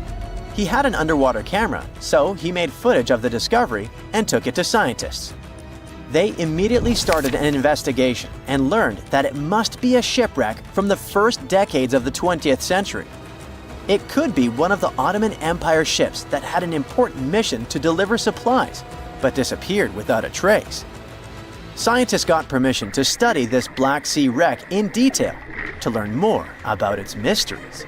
They're hoping to find its shipyard documents to find some answers, as the ship itself is in terrible condition and is tricky to work with. Robot submersibles that belong to an oil and gas company noticed hundreds of intact ancient storage jars sitting on the seabed in the eastern Mediterranean. Experts think those jars are 3,300 years old. This makes the find the oldest shipwreck from the deep sea. The jugs were probably used to store oil or other agricultural products like fruit. This proves that the people who made them organized maritime trade and had incredible navigational skills. It looks like the ancient mariners managed to traverse the Mediterranean Sea without a line of sight to any coast. All they could see was the horizon, so they must have used the sun and other stars to find their way. Off the coast of Sicily, under 20 feet of sand and rock, archaeologists found a shipwreck so old that they aren't even sure what materials were used to build it. They think the ship is from the 5th or 6th century BCE, which means it's over 2,500 years old. This ancient ship wasn't alone. Researchers also found 2 iron anchors shaped like an upside-down T from around the 7th century of the Common Era, and 4 stone anchors from prehistoric times nearby. One of the stone anchors was broken and may have had wooden pieces attached to help it hold on to the seafloor. They figured out that the ship itself was built using the on-shell technique. The wooden planks of the ship were connected so tightly that they could support the ship on their own, with extra beams added just to make it stronger. Sadly, the ship's wooden hull is very fragile now because tiny sea creatures that eat wood have damaged it over the years. Scientists are being extra careful as they study it to make sure it doesn't fall apart. This discovery is such a big deal because it was built during a time when Sicily was super important for trade Back then, the Greeks and Punics were trying to take control of the seas long before Rome became the ruler of the Mediterranean. By studying this ship, scientists hope to learn more about how people traveled and traded in those ancient times. One more shipwreck, this time off the coast of Kenya. Could be from Vasco da Gama's final voyage. This Portuguese explorer was the first European to reach India by sea around the Cape of Good Hope. Local fishermen discovered the shipwreck in question in 2013. When an underwater archaeologist came to check it out, he found some treasures at the spot: elephant tusks and valuable copper ingots. If this find really has to do with Vasco da Gama, then it must be from the 16th century. It was the year of his third and final voyage to India. Da Gama led a huge fleet of 20 ships, one of which was the São Jorge. Most of the ship is hidden under layers of coral, and a whole team of scientists are carefully digging trenches to find parts of the ship's wooden frame and hull. Phantasmagory is said to be the first animated film ever. It was made in 1908, and it's one of the earliest examples of hand-drawn animation. But did you know that ancient people entertained children with cartoons about 2.6 million years ago? A new study reveals that ancient people were the ones who first made pictures look animated. How? They carved pictures of animals on stones and placed them around fires. When the light starts bouncing around, those ancient animals just can't help but shake it and shimmy. The prehistoric carvings come to life in the flickering firelight, with those animals jumping in and out of focus like they're ready to party. Imagine how fun it would have been for prehistoric families to sit around a fire and create these animated carvings. It turns out that even some of the ancient wall paintings and carvings found in caves were inspired by their appearance in the moving light and shadows of flames. So, basically, these old-timey carvings were made to come to life when firelight hit them. And now researchers made a movie showing that cool effect on a 3D model of some horse engravings. The study says our brains are wired to see moving things in changing light, which is why these carvings probably mattered to our ancestors. In other words, cave people were like, "Hey, let's carve some cool stuff on this rock, and when we light a fire, it'll look like it's moving." And now these scientists were like, "That's awesome! Let's make a movie to show this, everyone!" Andy Needham and his teammates used modern scanning and virtual reality tech to study 50 flat carved rocks called plaquettes made of limestone. These rocks were found in southern France back in the 1800s and now sit in a museum in London. They are covered in 77 realistic carvings of all sorts of animals, like horses, reindeer, and chamois. Apparently, Homo sapiens, with a lot of time on their hands, made these engravings a whopping 12,000 to 16,000 years ago. Needham realized that many of these carved rocks were harmed by fire, some covered in white ash, others dried or fractured because of heat. Upon closer examination, he discovered pink bands of discoloration resulting from iron deposits in the stone. What's more interesting is that the animal engravings were often superimposed on top of each other, sometimes even melded together or fitted around each other like some kind of prehistoric animal jigsaw puzzle. Rather than tossing out the old and starting anew, the ancient artists took animal body parts to create new hybrids. For instance, one of the rocks depicts both a horse and a wild cattle-like creature known as a bovid.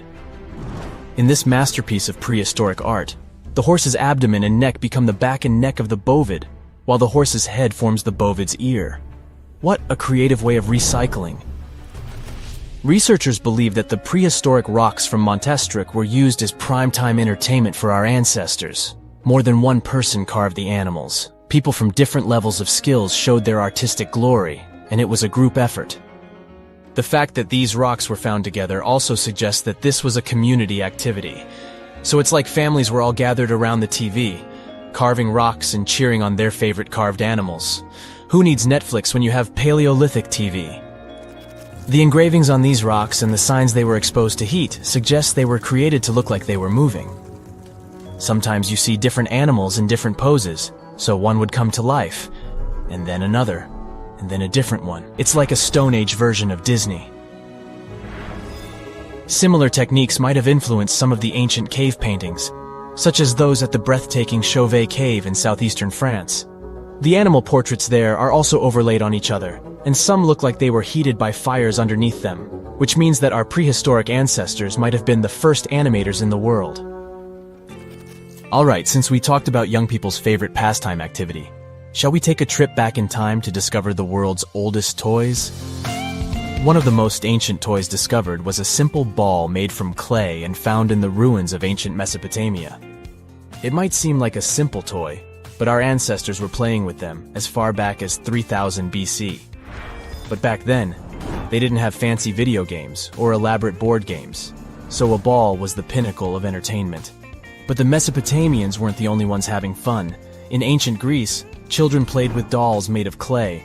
In Egypt, kids had toys shaped like animals, but they also had dolls made from materials like clay, papyrus, and ivory. But the most impressive thing about these dolls? They had movable limbs. That's right, our ancient ancestors were playing with articulated dolls before it was cool. But it's not all fun and games. Toys also had a practical purpose back in the day. In fact, many of the toys discovered by archaeologists were actually used to teach children important skills. For example, Egyptian children played with dolls that were shaped like doctors, which helped them learn about medicine and healthcare. And let's not forget about the toys that were used to train future warriors. In ancient China, kids played with toy horses and chariots, which helped them prepare for a life of battle. Talk about getting a head start on your career. Moving on to primitive board games, which have been around for over 5,000 years. The oldest board game is called Senet, and was discovered in ancient Egyptian tombs. It's a bit like a cross between chess and backgammon, and it was so popular that it was played for over 2,000 years. Now that's a game with staying power. But let's not forget about toys for the little ones.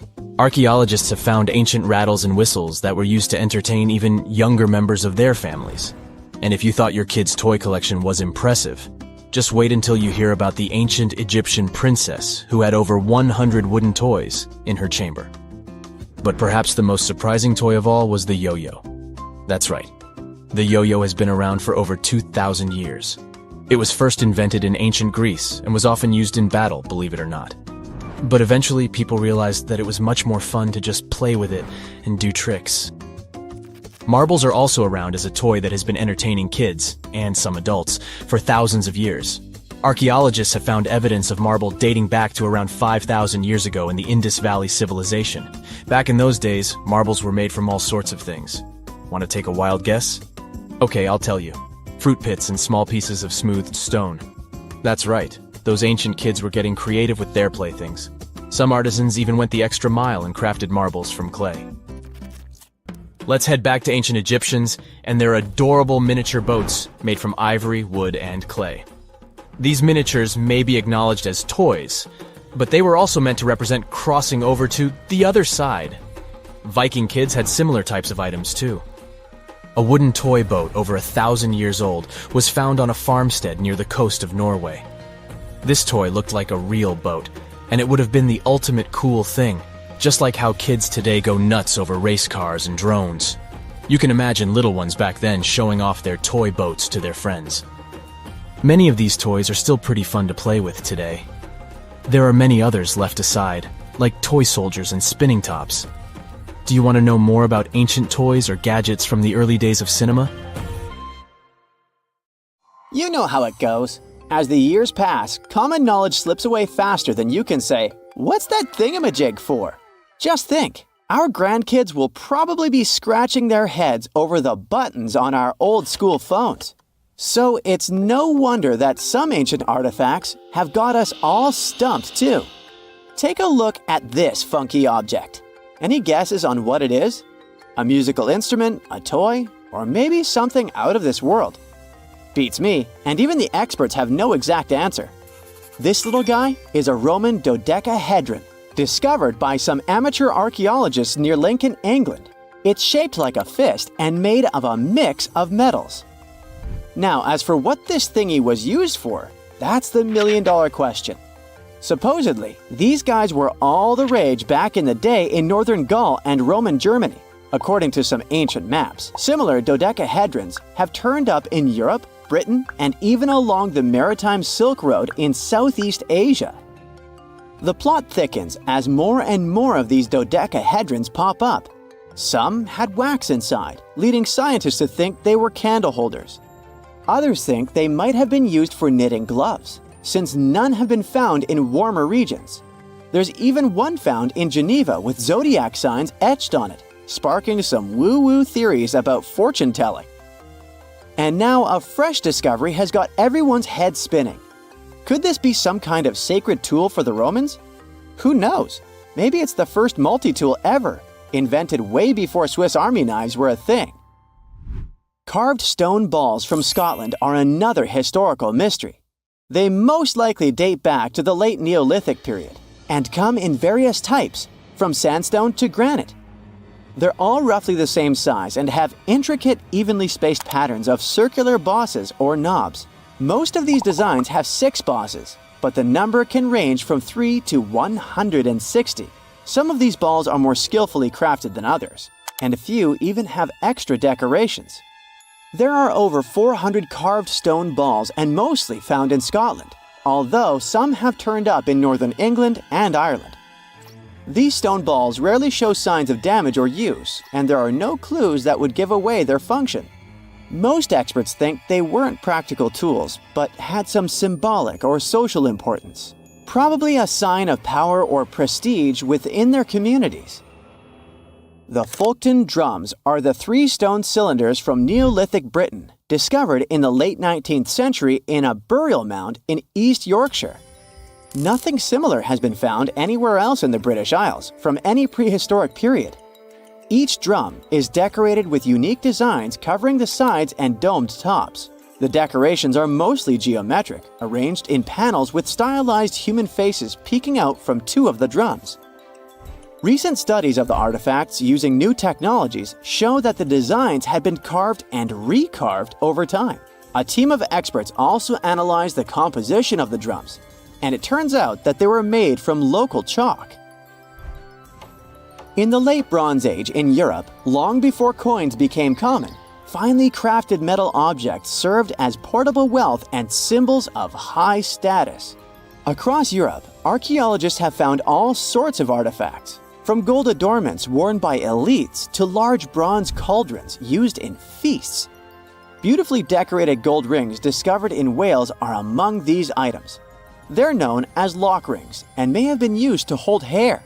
Now they're flattened after spending nearly 3,000 years underground.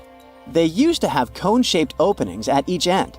They were found at different times, but were likely worn as a pair and buried together in a single hoard. Other Roman artifacts made of the copper alloy were first catalogued as lunate pendants. But during a recent re-examination, experts found that these items were actually small mortar and pestle sets, known as cosmetic grinders. They were used to grind minerals for makeup and were specifically designed for applying liner and shadows to the eyes. They were mistaken for pendants because of suspension loops that allowed them to be carried on a cord. These cosmetic sets from the 1st century of the current era were unique to Britain. They prove the influence of imported cosmetics and beauty trends from the Mediterranean and Roman provinces, including Egypt. The Salzburg cube, also known as the wolf's egg iron, was discovered in the late 19th century in Austria. It doesn't really look like a cube, but is more like a rounded object with 2 flat sides. Down the middle, it has a groove, and the surface is covered with pits and craters. Workers accidentally found this artifact when they blew apart a piece of coal. The coal seam it came from is thought to be over 60 million years old. The Salzburg cube moved between museums, mysteriously vanished in the early 20th century, and then showed up again. Some researchers thought it must be a Victorian-era candlestick holder, but still, no one knows the true story of the cube or its current location.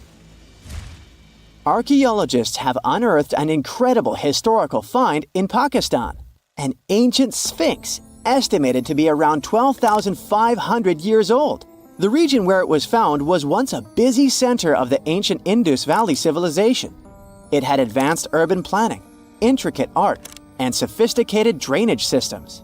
The discovery of the ancient Sphinx is a good example of their progressive art.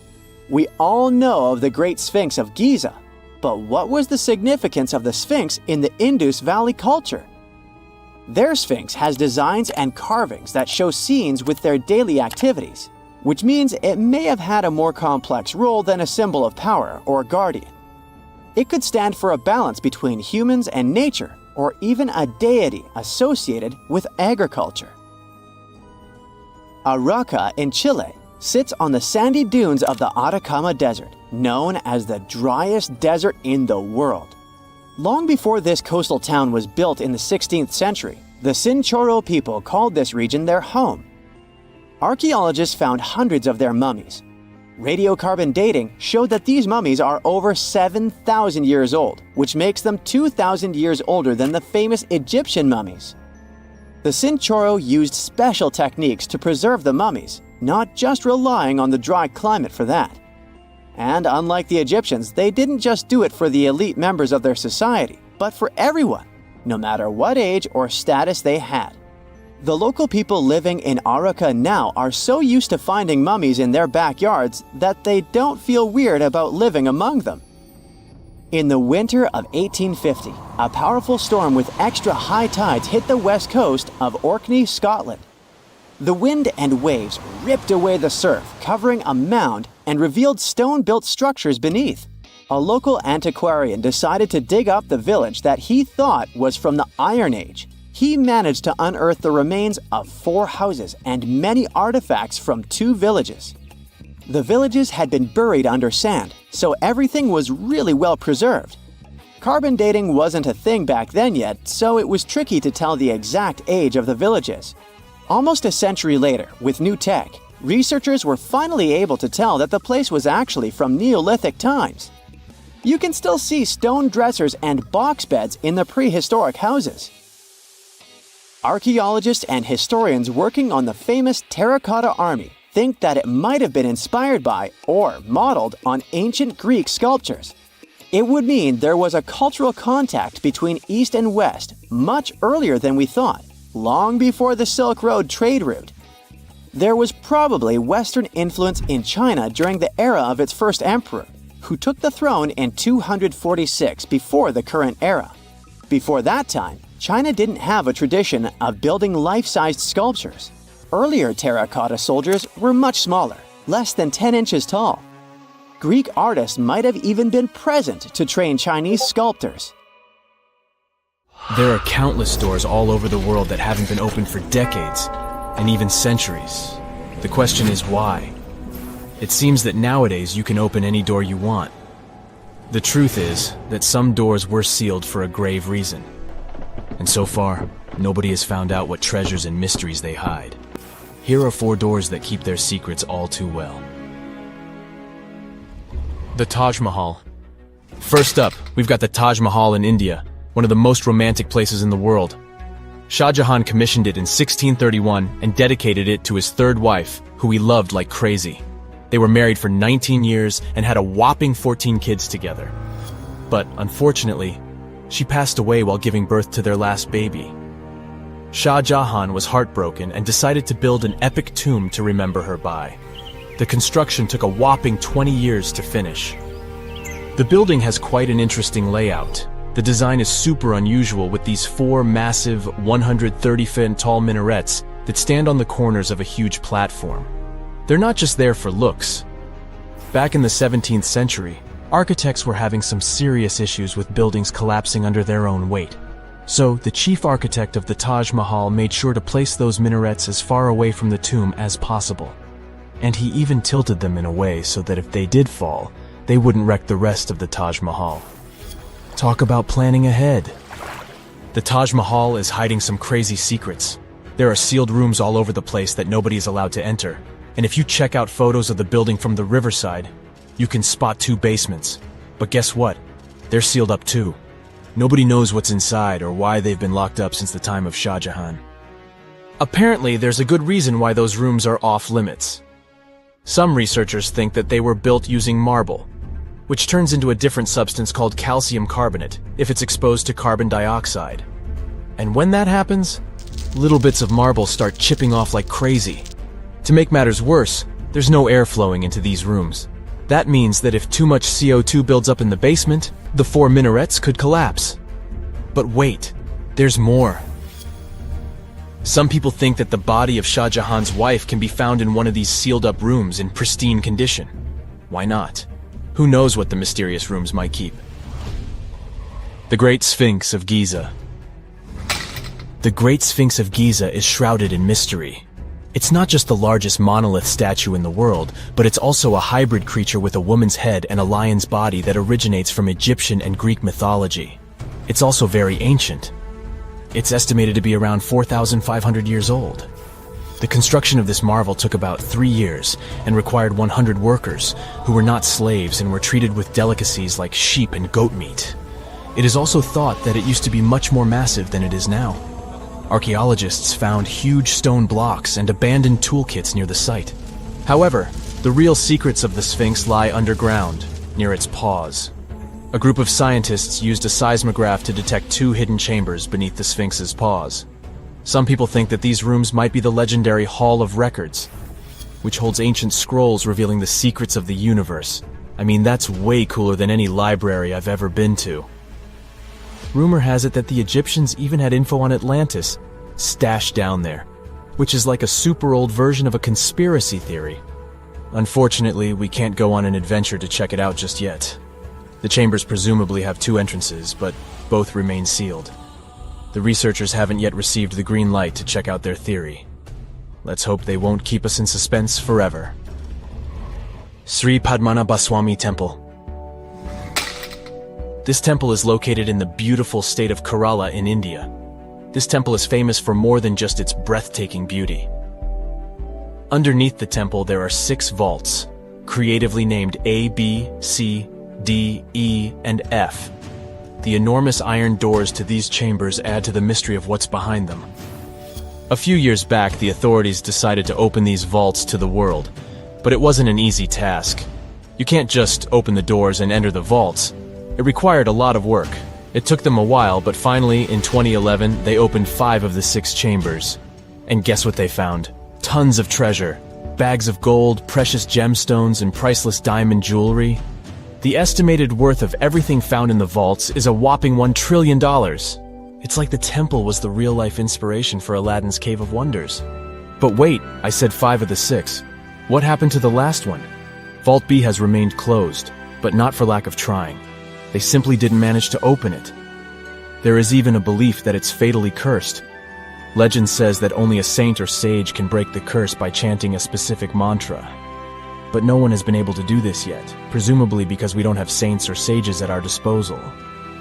There is also rumor that in the 30s some temple invaders tried to enter Vault B to do some good old looting. But they never reached their target. Apparently terrible snakes materialized out of nowhere and chased the gang away. But of course, this is just an urban legend, and there is not proof of that. However, it is said that the Auditor General dealing with the temple claimed that Vault B had been opened at least 7 times since 1990, and nothing bad happened to anyone who entered. Who knows? Maybe we should send Indiana Jones to check it out. The First Emperor's Tomb. Deep under a hill, completely undisturbed and surrounded by dangerous traps, lies an ancient 2,000-year-old tomb. It belongs to Qin Shi Huang, the first emperor of China. He was born in the Qin state and became king when he was just a boy. But when he grew up and gained full power, he united the warring states ancient China was divided into by conquering them. After that, he created the Qin dynasty. When he died in 210 BCE, they buried him deep underground in a massive tomb. And when I say massive, I mean massive! Back in 1974, some farmers in Xi'an, China, stumbled upon something strange while digging a well, a huge terracotta soldier. This discovery led to an extensive archaeological dig that has continued for over 40 years, revealing a collection of thousands of clay soldiers.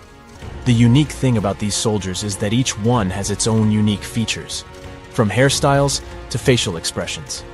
It's believed that there could be up to 8,000 of these soldiers, but only 2,000 have been found so far.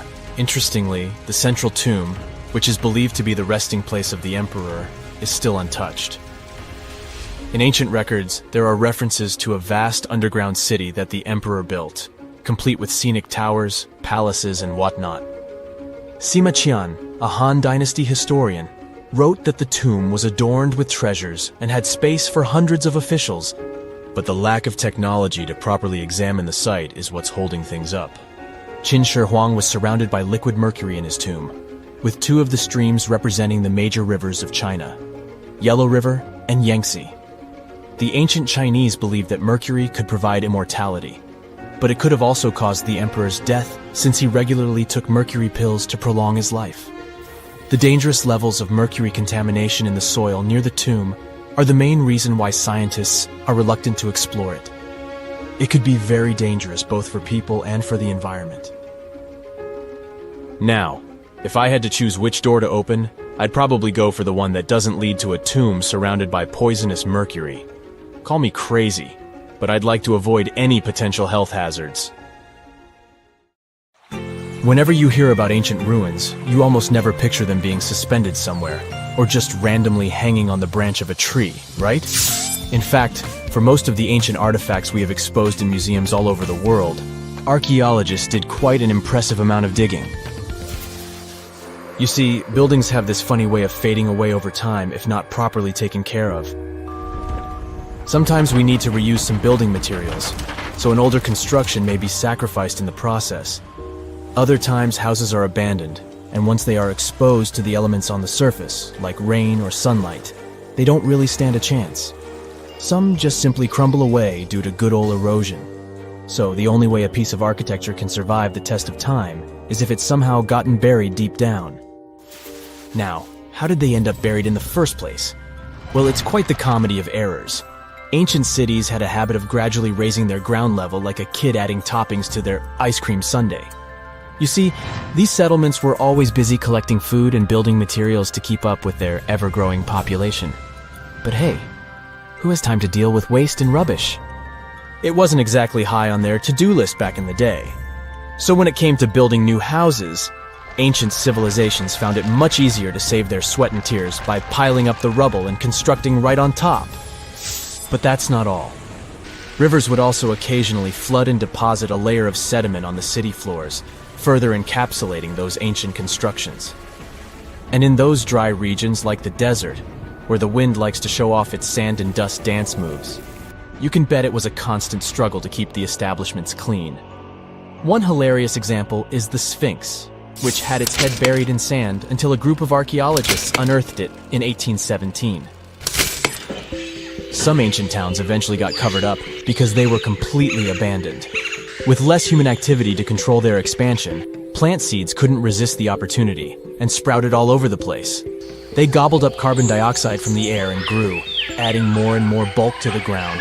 Those cheeky roots even decided to stabilize the soil made from decaying plant matter, creating layers upon layers of earthy goodness. It's like the ultimate DIY project Mother Nature embarked on, with plants as her loyal helpers. The act of digging into the secrets of ancient civilizations is not just about unearthing a lost world. It's also an epic quest to reveal the hidden treasures beneath layers of history. But how do archaeologists know where to dig in the first place?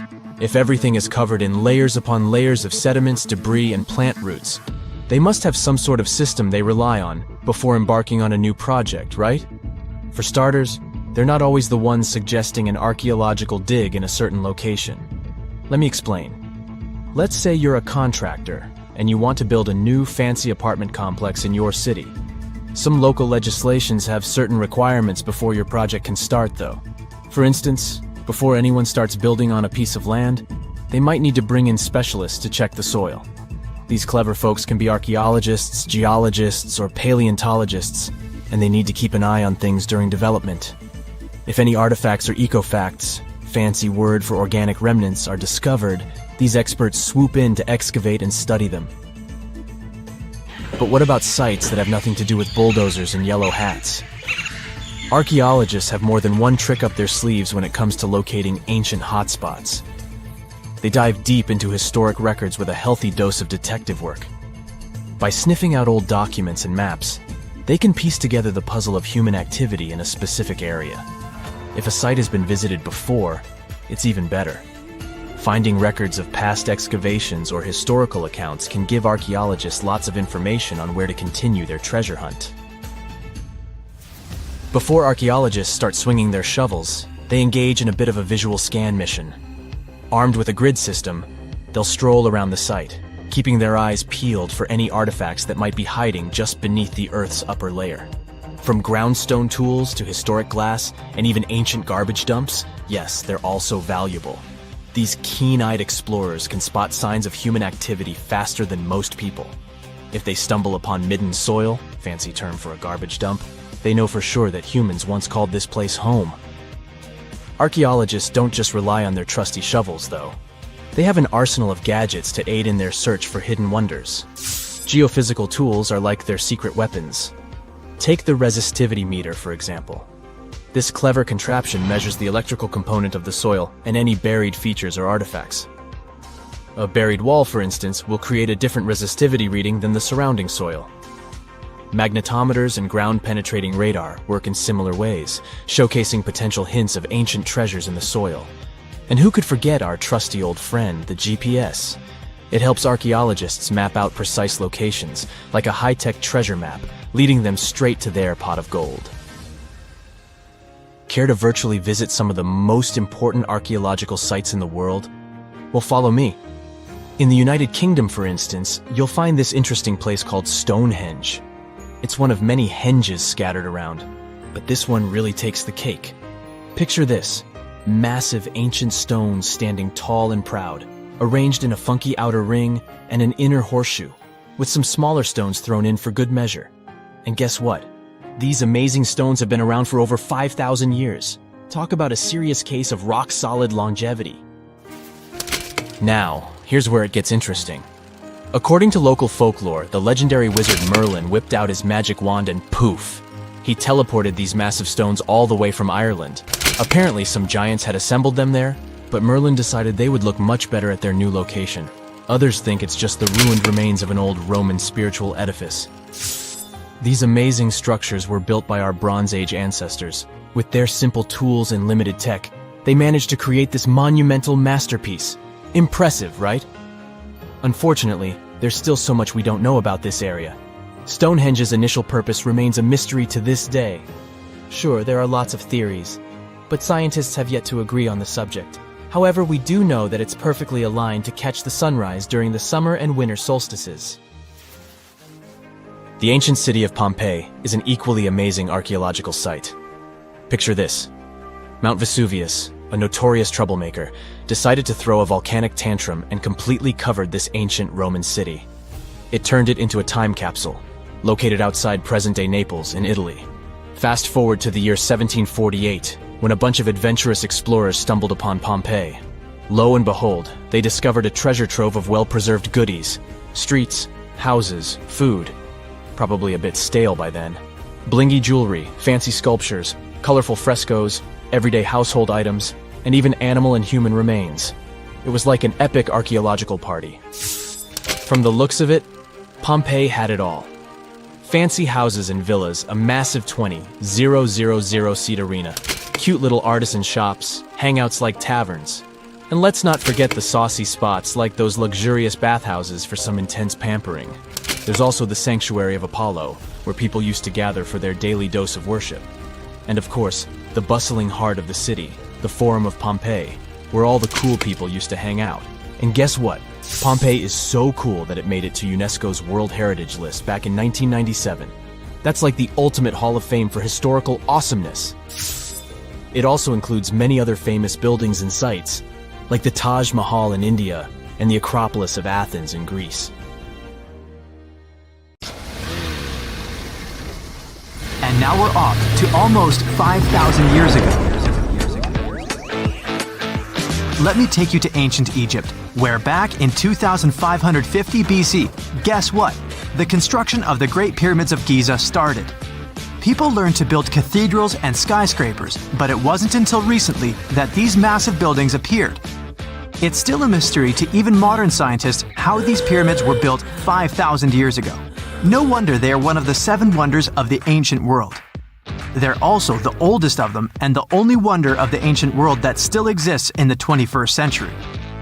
It must have taken a lot of cooperation to build a thing that massive, even for today's metrics. But the Giza pyramids weren't the first pyramids ever. The first one, called the Step Pyramid, was built around 80 years before the first pyramid of Giza in 2630 BC for King Djoser. It wasn't meant to be extraordinary, but ended up being quite impressive. It was a pyramid of 6 stepped layers of stone. It was 204 feet high, which is as tall as a 19-story building. And it was the tallest building that existed at that time. It wasn't just a pyramid though, it was surrounded by a whole complex of buildings, including even courtyards. In ancient Egypt, people believed in the afterlife, so everyone, especially kings, wanted to make sure they had everything they needed to get ready for it. Here's why the pyramid complex was perfectly supplied with a lot of objects people used every day. The complex included a pyramid and a kind of a palace. Those buildings had many things the king loved and might need one day, like furniture, food, and gold vessels. After Djoser, building pyramids became common practice, but many pyramids weren't finished. It would usually take about 20 years to build one, but many rulers reigned way less than that. Overall, there are more than 100 pyramids. The most famous pyramids are the Great Pyramids of Giza. The first one and the biggest one was built for Pharaoh Khufu, around 2550 BC. Initially, it was 481 feet tall, which is as tall as a 40-story building. The second pyramid was built for Khufu's son, Pharaoh Khafre, around 2520 BC. It's just a bit shorter, usually standing at 471 feet high, a 39-story building. This is the pyramid with the famous statue of the Sphinx. Sphinxes have a lion's body and a human head. They were built to guard important areas. This one has the head of Pharaoh Khafre and is guarding his pyramid, facing the sunrise. The Sphinx is most well known and is one of the world's biggest and oldest statues. Originally, it had red color and did have a nose. It's still possible to see the trace of red pigment by its ears. But no one knows exactly when the nose disappeared. For some time, the Sphinx was sort of hidden underground, being covered with sand up to its shoulders. Luckily, in the early 1800s, an adventurer with a team of 160 people dug it out. The third pyramid of Giza is the smallest one, being more than twice shorter. Originally, it was 218 feet high, about the height of a 20-story building. Built in 2490 BC, it was a pyramid for Khafre's son, Menkaure. The pyramids are designed to align with the points of the compass, and their sides symbolize the rays of the sun. But back at the time, there were no compasses. Ancient Egyptians figured out the directions themselves, and with amazing precision. To align the pyramids, they used 2 constellations. Originally, the pyramids were covered in smooth white limestone and had a gold-silver top to reflect the sun. Later, the white limestone was taken from the pyramids by other kings and used for other buildings. Scientists estimated that ancient Egyptians used about 2.3 million stone blocks to build the first pyramid. Each block weighed more than 1 ton. This is the weight of a rhino. Some blocks were even bigger, being almost as heavy as an elephant. 4.5 millennia ago, there was no modern equipment to help build it. There were no machines, no wheels, and even no steel. The only metal available to them was copper. Even today, scientists aren't sure how the Egyptians managed to build the pyramids. There are no records left that would shed light on it. Some even think that Egyptians wanted to keep it as their secret and didn't even record it on purpose. Many believe that poor people and foreigners built the pyramids, but it's not true. Actually, the builders were very skilled workers, and they were fed and paid well. The archaeologists claim that the builders lived in a nearby temporary city and were a highly organized community with a strong leader. Scientists say that around 20,000 people worked on each pyramid complex, and it took about 20 years to build each. It probably was a national project. The construction site was large in resources, and food and essentials were likely to be contributed from all parts of Egypt. Even with all that support, it remains unclear how people managed to cut, transport, and assemble those huge stones. One of the theories suggests the stones were most likely transported on boats down the Nile River. Then, there was a harder part. They had to be moved to the construction site. For that, they probably used wooden sleds. It wasn't very hard to pull them because the sand mixed with the right amount of water was pretty slick. And 10 people could move a sled even with a rock weighing 1 ton pretty easily. Finally, One last problem. The stones had to be lifted and put into place. Archaeologists have discovered the remains of the ramps system that dates back to when the pyramids were built. Most likely, the Egyptians designed a unique system to move and pull huge stone blocks, but no one knows what it looked like exactly. The most common opinion is that there were several ramps around the pyramid to help move the blocks. The ramp was growing with the pyramid getting higher. They suppose people were walking up the stairs, pulling the stone on the wooden sled up in the middle on the sandy ramp. But this is just one of the options. Others say that the ramps were going around the pyramid. Some say the ramps were inside the pyramid. But we'll never know for sure, and it'll forever remain a mystery, just like the ancient Egyptians wanted. Surprisingly, there's not much inside the pyramids. Most of it is just solid stone with very little open space. But let's take a quick look inside the biggest of the pyramids of Giza.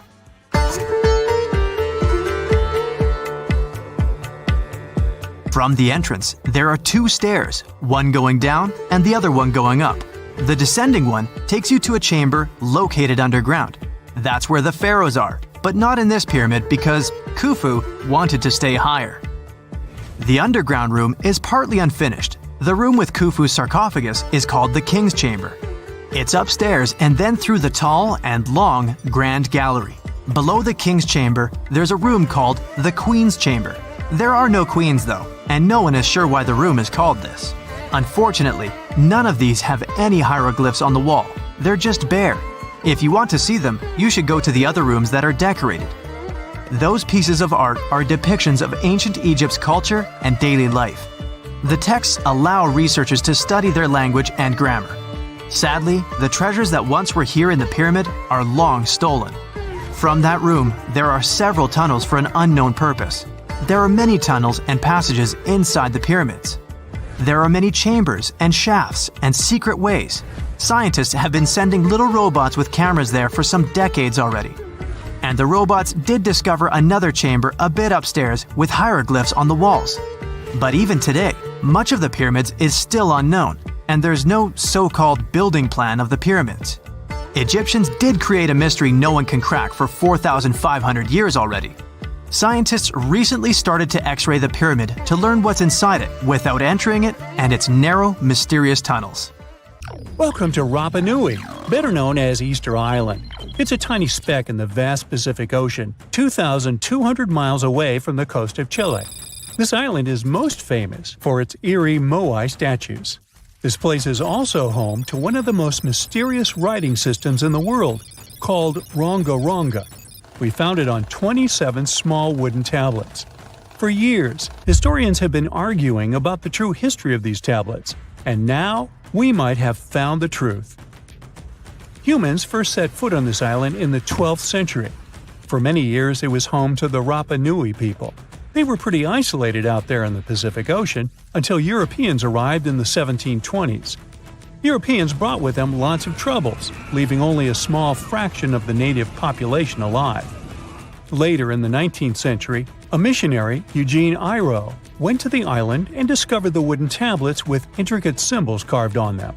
He wrote how marvelous they are, but there are hundreds of them on the island, and that they can be found in every household. But unfortunately, not all of them survive to this day. We've only got 27 of them. Some of them were heavily weathered, burned, or otherwise damaged, and now they're scattered all over the world in museums and private collections. Some of the language's artifacts were carted off to Tahiti and then to Europe by Europeans, leaving none behind on Easter Island itself. The 4 sacred tablets found their home in a congregation in Rome. They were the ones used in the recent discovery. For years, historians have been arguing whether this writing system was made up by the islanders themselves or they borrowed it from Europeans. To find the truth, they decided to use a technique called radiocarbon dating. All organic materials, like wood, charcoal, and so on, contain a tiny amount of a radioactive form of carbon called carbon-14. When life comes to an end, things stop taking in carbon-14, and the amount they had starts to decay over time. By measuring how much carbon-14 is left in a sample, we can assume how old this sample is. This is how we learn the age of many fossils and artifacts. So, they looked at the age of some Ronga Ronga tablets. 3 of them were crafted from trees grown in the 18th or 19th century, which aligns with the arrival of Europeans. However, one of them is older than the Europeans' first visit to the island. There are 2 reasons to believe that Rapa Nui people created this writing system themselves. First, Ronga Ronga works differently from European languages. Decoding it is a pretty hard task. Unlike English, this language boasts over 400 unique glyphs, none of which resemble any known writing system. There were many attempts to decipher this language, and none of them were successful so far. And second, one of the tablets is shown to be from around the 15th century, before the Europeans arrived. The problem is that radiocarbon dating can only tell us when the wood the tablet was made from was cut down, not when the writing was put on it. And since we've only got one tablet to go by, this isn't enough to be completely sure. On the other hand, why and where would they preserve cut wood for over 200 years just to grab it and write something on it one day? But anthropologists and historians say that it's possible. Scarce wood resources might have led the islanders to reuse old driftwood, which could be centuries older than the writing itself. This is known as the old wood problem in archaeology. Plus, the tablet looks very preserved. It was maintained to protect it from wood-damaging insects, humidity, and so on. That's why it survived over the centuries. Whatever is written on it, it was probably important for the Rapa Nui people. Now, all of these are guesses and clues, but scientists are cautiously optimistic. They believe that Ronga Ronga could be one of the rare instances of independent writing invention, like those of the Sumerians or the Egyptians. But we need more evidence. In the Rapa Nui language, rogo rogo means to recite or to declaim. Not everyone could write, only a select few. Probably only the elite of Easter Island, mostly men, knew and could read this written language. After colonization, none of them survived. So now we have to rack our brains trying to figure out what's written here. First, scholars can't agree on what type of script it is. We aren't even sure that this was their language.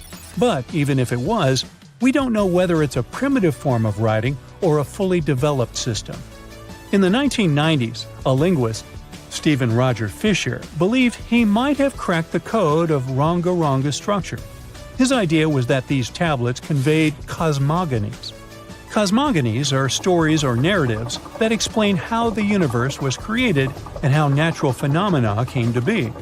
They often come from ancient traditions and cultures, like those found in East Polynesia. The tablets could have talked about things like how the world began, where everything came from, and how different aspects of nature, like the stars or the mountains, were formed. This would also explain why only the wise elite could write. Fisher thought that Ronga Ronga is a mix of logographic and semasiographic systems, which means that some symbols represent spoken words, while others represent ideas or concepts. But deciphering them would be very hard because it requires extensive memory and knowing context, because the symbols are more like hints than complete expressions. However, other language experts disagreed with his ideas, saying there were problems with how he put together his theory. Unfortunately, Fisher couldn't prove this hypothesis. Maybe these are just drawings. If we look at the tablets, there are some things that look recognizable: people, animals, plants, and geometric shapes. There are some birds. One of them looks like a frigate bird, which Rapa Nui people associate with the deity Maki Maki. There are also fish, centipedes, and so on, or at least these glyphs look like them. Could it be just art or a form of decoration? Maybe, but there are some problems. The glyphs show a high degree of complexity and structure. They also keep the same style. For example, there are several symbols that show something human-like with a raised hand. The only difference is different heads. As if it wasn't complicated enough, this unique writing style also uses a system known as reverse boustrophodon. This means that each alternate line is flipped upside down, resembling nothing seen elsewhere. We don't know why they would turn the tablet upside down after each line. But all this shows that they had some sort of system and organization behind these symbols. Plus, it seems like they use these tablets every day for some practical purpose. But there's some hope for the future. New technology, like AI and other computer programs, might help us understand lost languages. We already started creating algorithms that could help us solve other mysteries, like the Voynich manuscript. Academics even organized the Vesuvius Challenge, a machine learning competition that, in 2023, cracked the riddle of the ancient Herculaneum scrolls. The scrolls were buried under volcanic mud after the catastrophic eruption of Mount Vesuvius in 79 AD. In real life, the scrolls are very fragile, so deciphering them would be a very hard task. But with digital scanning and machine learning, it's much easier. They have a rich history. They most likely belong to the personal library of an Epicurean philosopher named Philodemus. These scrolls contain very important insights into Greek philosophy and Latin literature. If we decipher more of them, we'll learn more about the rich history of the Roman Empire. Imagine working 7 days a week on a large-scale construction site. You, along with thousands of others, carry millions of stone blocks and put them on top of each other according to a complex system. You work without modern construction equipment. You have no air conditioning or constant access to water. It's so hot outside that you can fry eggs on the road. You've been building the pyramid for decades, and now, when it's finally done, you enjoy the result of the colossal work of thousands of people. You're looking at a giant cultural monument of global value that will freeze in time and amaze people for tens of thousands of years. A few thousand years have passed. People in the 21st century see the pyramids and are like, "Wow, I can't believe humans have built this." Yeah, the people who built the pyramids wouldn't have appreciated such a theory. But actually, there are reasons to believe that people built it using some fantastic technology. From the outside, it seems the Great Pyramids are just big triangles of stone. People just put some heavy blocks on top of each other, and that's it. In fact, the design seems too perfect to be true. The pyramid consists of more than 2 million blocks. They lay so close to each other and are so even that you couldn't squeeze even a thin sheet of paper between them. Scientists still can't figure out the exact technology for building the Egyptian pyramids. One of the biggest and most famous is the Great Pyramid of Giza. This huge construction, well known all over the world, has one big secret. There should be a capstone on top of the pyramid. It's a triangular-shaped stone block, a small pyramid on top of a huge one. It's also called a pyramidion. The builders of ancient Egypt made it out of granite and limestone and covered it with gold. No records or old drawings prove that there was a pyramidion at the top of the Great Pyramid of Giza. But there's another ancient Egyptian structure with such a triangle, the Red Pyramid. It was built before the Great One, and its capstone has survived to this day. Archaeologists have found and reconstructed it. But where could the capstone of the Great Pyramid be? It's a mystery that still has no answer. Some are sure that some thieves have stolen it from the top. Maybe they just climbed up and pushed the pyramidion down. It makes perfect sense. The capstone was probably the most valuable element of the pyramid. Many scientists and archaeologists still don't know its exact purpose. Some believe that this peak covered with gold glorified the pharaohs. The capstone reflected moonlight at night and illuminated the entire space around it. During the day, the capstone reflected sunlight with its shiny surface. You could have noticed it from afar. The top of the pyramid was a kind of guiding star for lost travelers. All other stone blocks of the pyramid consist of limestone. People polish them to make them look shiny. In the past, they were even glowing and reflected light. You could see glowing pyramids from space, although they looked like tiny lights. Over thousands of years, winds, sandstorms, and rains have changed the pyramid's appearance. If people had taken care of them all this time, they would have looked like something out of science fiction movies, or the pyramids from Las Vegas. But unfortunately, we will never see their original appearance.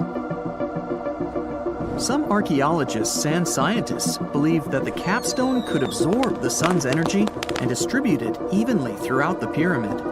No one knows precisely why the Egyptians needed this technology. There's a theory the pyramids are ancient energy systems. The pharaohs applied this energy to use some unique technologies that were more advanced than all the achievements of the 21st century. And the triangular shape of the pyramids was ideal for boosting this electromagnetic energy. In theory, solar radiation, or electromagnetic forces, accumulated at the top of the pyramid, filled the inner rooms, and then went down the walls to the base. Any surface distortion could prevent the flow from spreading, so they had to create a perfectly smooth surface. That's why they installed the blocks so that nobody could squeeze a needle or razor blade between them. Many people believe in this theory because they built the pyramids from limestone. This material can hold energy inside itself. In the inner part, they created granite deposits to cause air ionization, that is, to create an electric charge. They also dug channels under the pyramid for water to transmit electricity. And at the top, they put a gold capstone, the best conductor of electricity.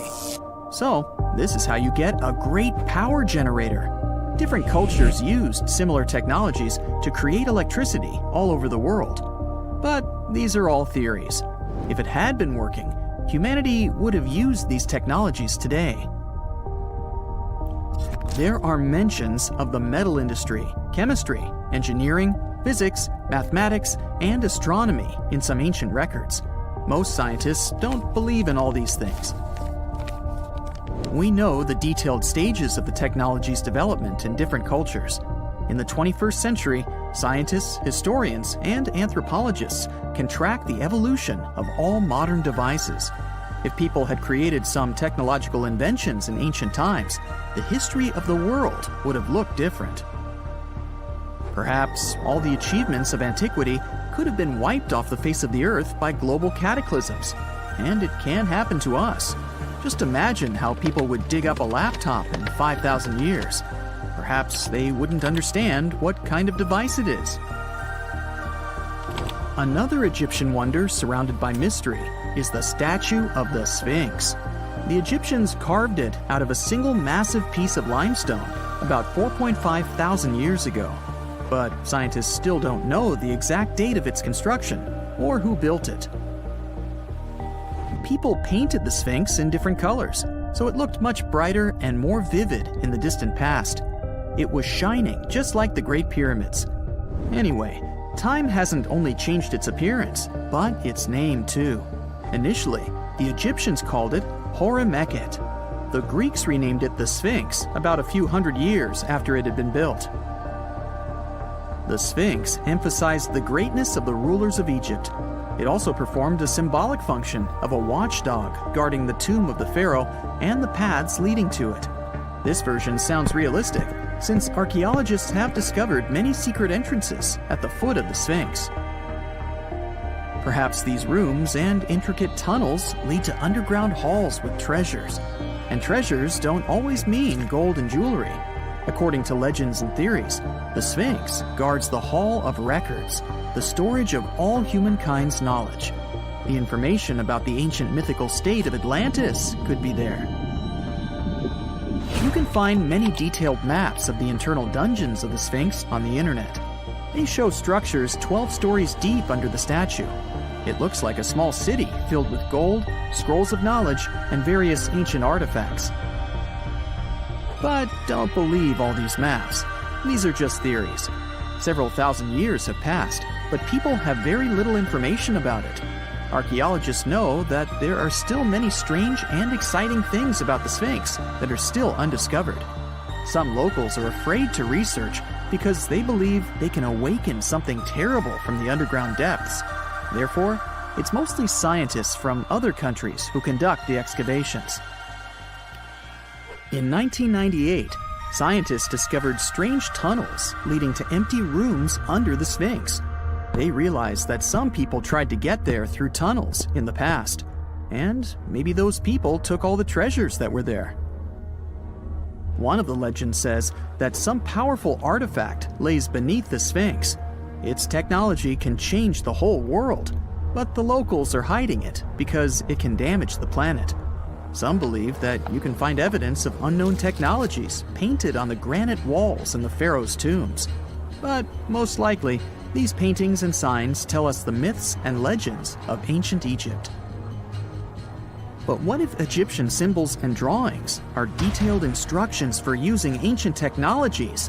What if the locals that lived at that time thought, people in the future won't be able to get energy themselves. Let's leave some detailed instructions for them.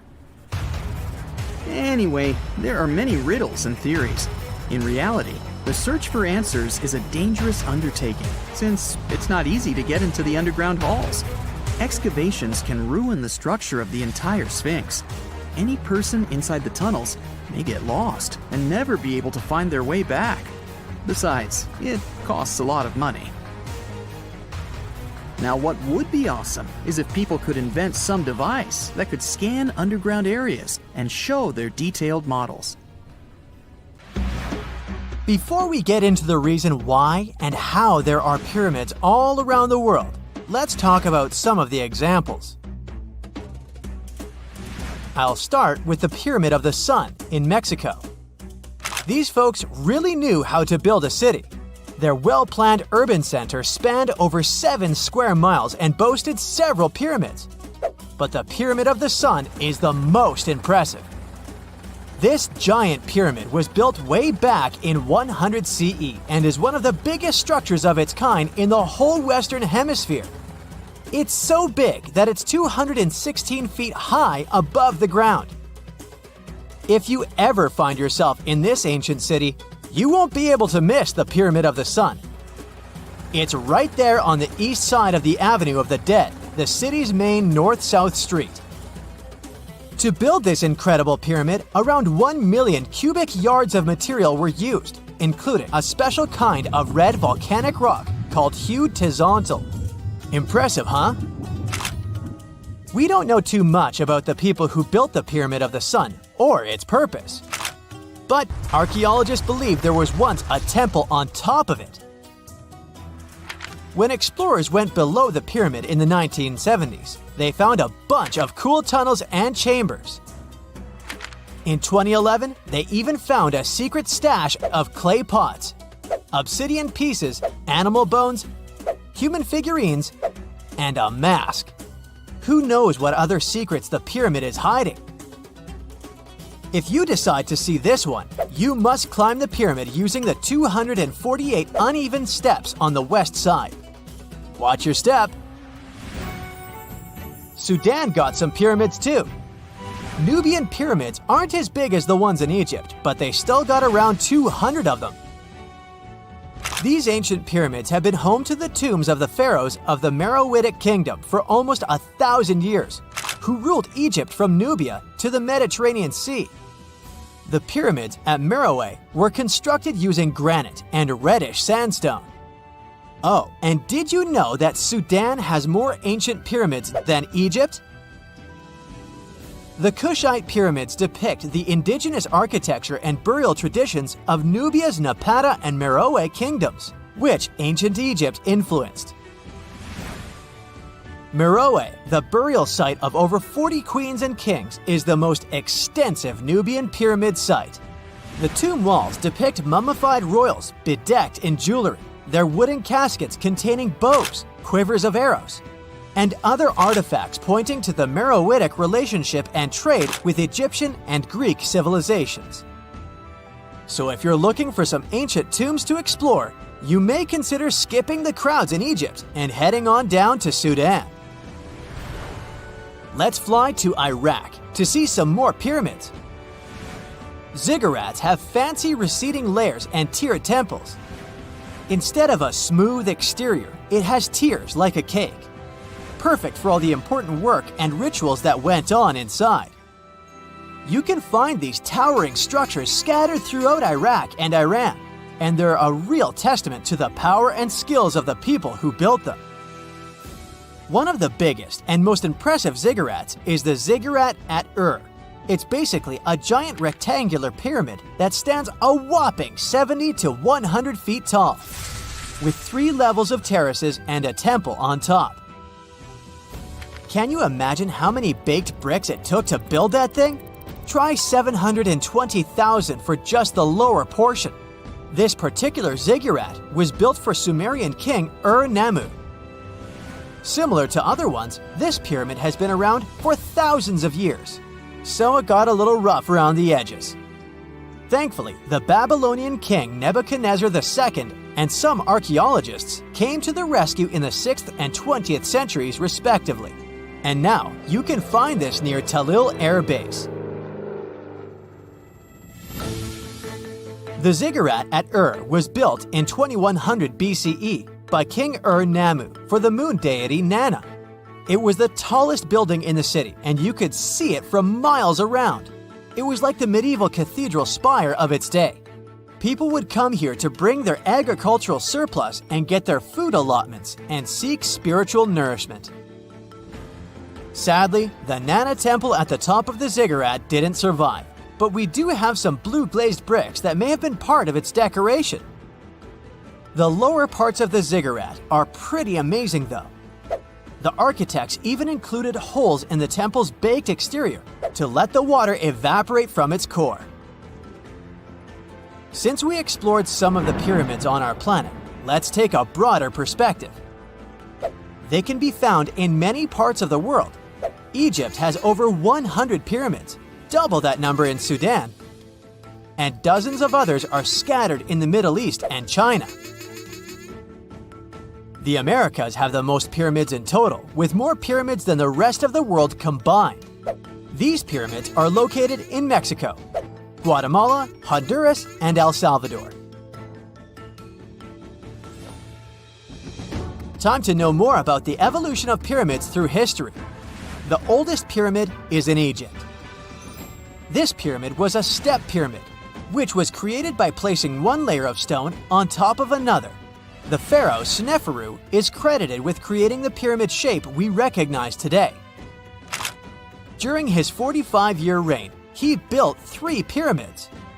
His first 2 attempts failed, but he finally got it right with the Red Pyramid, which is considered the first true pyramid.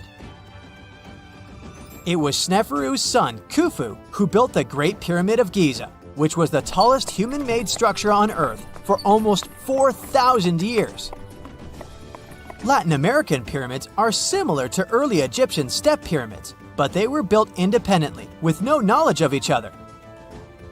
The pyramids in Sudan were built around 700 BCE and are tall, but much narrower than those in Egypt. How in the world did all these civilizations build these things without even texting each other? After all, the Aztecs, Mayans, and ancient Egyptians were about as different as possible. But despite their cultural differences, they all seem to agree on one thing. Pyramids were pretty cool. Step pyramids are all around the world because they were the most feasible and stable way to build large and tall structures without access to lighter building materials like wood and metal.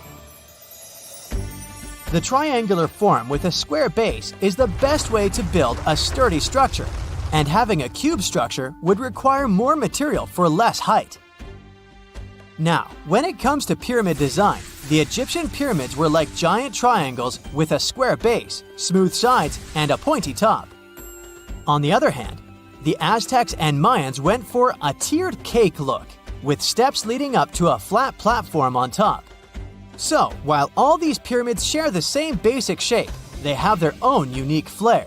Each group built its pyramids using different materials, techniques, and slope angles. So while they may have been inspired by each other's work occasionally, they were just doing their own thing. Egyptian pyramids had smooth, angled sides that were designed to help the pharaoh's soul ascend to heaven. The Pyramid of the Sun was built over a series of caves that served as a passageway for the deities. The Maya built the temple of Kukulkan in Chichen Itza to honor the deity Kukulkan, usually represented by a serpent.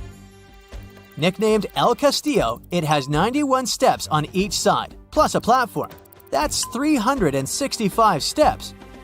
one for each day of the Mayan calendar. Tell me, Brightsiders, how were pyramids built? To begin with, humans made them, not a foreign race from space that landed on Earth. You see, one thing that all pyramids have in common is that they were built without advanced tools or even the wheel. It took a lot of people to build them, including skilled laborers and architects. For example, it's estimated that 20,000 people built the Great Pyramid of Giza, and it's believed that most of them were skilled laborers. Building pyramids was a massive undertaking that required years of planning and effort. The Great Pyramid at Cholula, Mexico, took 600 years to complete. Whoa! It's a huge flying island right above your head. In the era of AI, you may think it's nothing but a neural network video, but let me tell you that first, it's very much real. Two, if you want, you can as well visit it. It may even hold the key to the El Dorado secret. This place is called Roraima, and it's actually not an island at all. It's a mountain. Due to a number of factors, we get this vision of an island floating somewhere above us. But it's all about the flat top this mountain has. There's no standard peak, so it looks flat and the thick clouds get blended into the skies, thus creating this optical illusion. Despite the advancements in satellite technology and affordable air travel, there are still few places on Earth that feel truly uncharted. Like Mount Roraima is one of them. It's been around for almost 2 billion years, and it's one of the oldest formations on our planet. For comparison, dinosaurs appeared somewhere around 240 million years ago. Some scientists believe that this area used to be a part of the supercontinent called Gondwana land. And back then, it wasn't yet a mountain. When the supercontinent split apart, the erosion created this magnificent tabletop mountain. But what's interesting about this place is not the age, but the fact that it still looks prehistoric. It's almost untouched. The reason for that is late exploration of this part of South America. By the way, we still discover new flora and fauna species living there every year. For a mountain, it's relatively short, only 9,220 feet. There are cities located at a higher pitch above sea level, say La Paz in Bolivia, whose elevation is 11,940 feet. So people could be living in the area of Mount Roraima too, despite its hard-to-get location. But there's a twist to it. The Pemon people are the original inhabitants of this region, and they have an incredibly rich tradition of myths. For instance, their mythology features deities that live on the Tepui, which are flat-topped mountains found in the grasslands.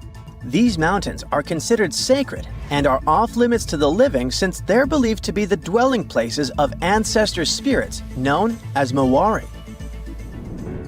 So, there are traditions that restrict living in this area, but still, some sources claim that local communities do dwell there. But, obviously, modern problems lie not only in the spirits, but in very much limited job opportunities there. However, guided tours are actually available. So what will you see if you ever dare to visit this place? At the base of the mountain lies an evergreen rainforest featuring trees that range in height from 82 to 150 feet, with some specimens reaching up to 200 feet. Some of them are endemic for sure, meaning that it's the only place in the world where you can find them. Like, you can find orchids as large as a medium-sized tree. It's not a surprise because due to the remoteness of this place, species here may have followed a completely different evolutionary trail, unlike most of the flora and fauna on our planet. Next, you have all the chances to stumble upon a waterfall at the base of Roraima that's been flowing for millions of years. Fun fact, there are no rivers on Roraima summit, but the rainfall seeping through the porous rocks create this incredible view. All combined together make it look like some lost world, right? By the way, Sir Arthur Conan Doyle was inspired by Tepui, these tabletop mountains, when he was writing his The Lost World novel. Yep, it's not only Sherlock he was famous for. Among these natural wonders, Roraima stands out as the most accessible tepui. There are more similar formations, but they're way less trek-friendly. Yeah, amongst other mountains, Roraima may be the easiest to get to. But still, it is very hard to get there, even taking into account all the modern technologies. So, how did the discovery happen? Hard to say for sure, but there is a theory backed up by official records. Back in the 16th century, here was this Sir Walter Raleigh. Look at his fancy collar and mustache. He was one of the most important people during the Elizabethan period. In 1594, he got to know about a great golden city near the Caroni River. That idea stuck in his mind. Maybe it was something like a get-rich-quick scheme for him. Anyways, 1 year later, he went to explore what is now Guyana and eastern Venezuela, and he described precisely Mount Roraima. On March 22, 1595, an English fleet led by Walter Raleigh showed up off the coast of Trinidad. Raleigh tried to make nice with the Spanish settlers there by trading and even inviting them aboard his ships for some entertainment. After a few drinks, the Spaniards opened up about a person having some particular activities in Guyana, sharing insights about the land's geography and the treasures they believed were hidden inland. Fast forward to April 7th, Raleigh pulled off a surprise attack on the town of San Jose and managed to capture this very person. After squeezing him for information, Raleigh declared his own plan to head into Guyana on a quest for the legendary Golden City. Since his ships couldn't navigate the narrow channels of the Orinoco Delta, Raleigh had his carpenters modify one of them, likely a galleass, to only draw 5 feet of water. This ship could carry 60 men, while another 40 were split among smaller boats. Progress was slow as they navigated through the delta, getting lost in what Raleigh described as a labyrinth of rivers. Eventually, they made their way to the Caño Manamo, and then into the main Orinoco River. A bit further upstream, where the Orinoco meets the Caroni, Raleigh encountered a native chief named Topiawari, and they hit it off. Topiawari revealed that his people had been pushed out of inland Guyana by a fierce tribe from the west. This fed into the prevailing belief, shared by both the Spanish and Raleigh, that El Dorado was home to runaway Incas from Peru. Topiawari also mentioned that the invading tribe was rich in gold, claiming that their nearest town, just a 4-day trek south, was the source of gold plates that were being traded far and wide. But he hinted that even finer treasures lay deeper in the land. Raleigh then made his way to the mouth of the Caroni, but strong currents halted any further progress. He sent out 2 scouting groups on land, while he led a 3rd one. They unearthed a few shiny stones that they eagerly dug out of the ground, but most turned out to be worthless. They learned that a massive lake about 40 miles wide lay at the head of the Caroni, filled with alluvial gold.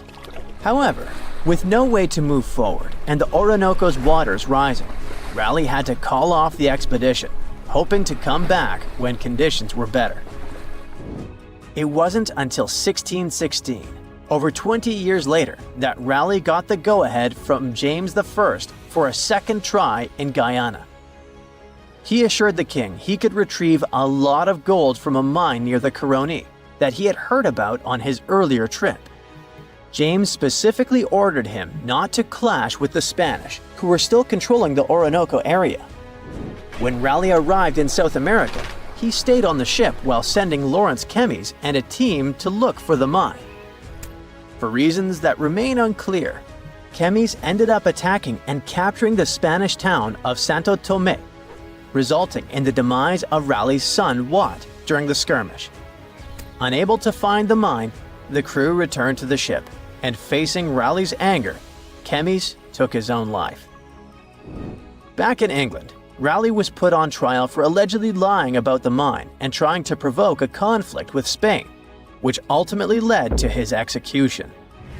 Or maybe those were the Maori spirits who didn't approve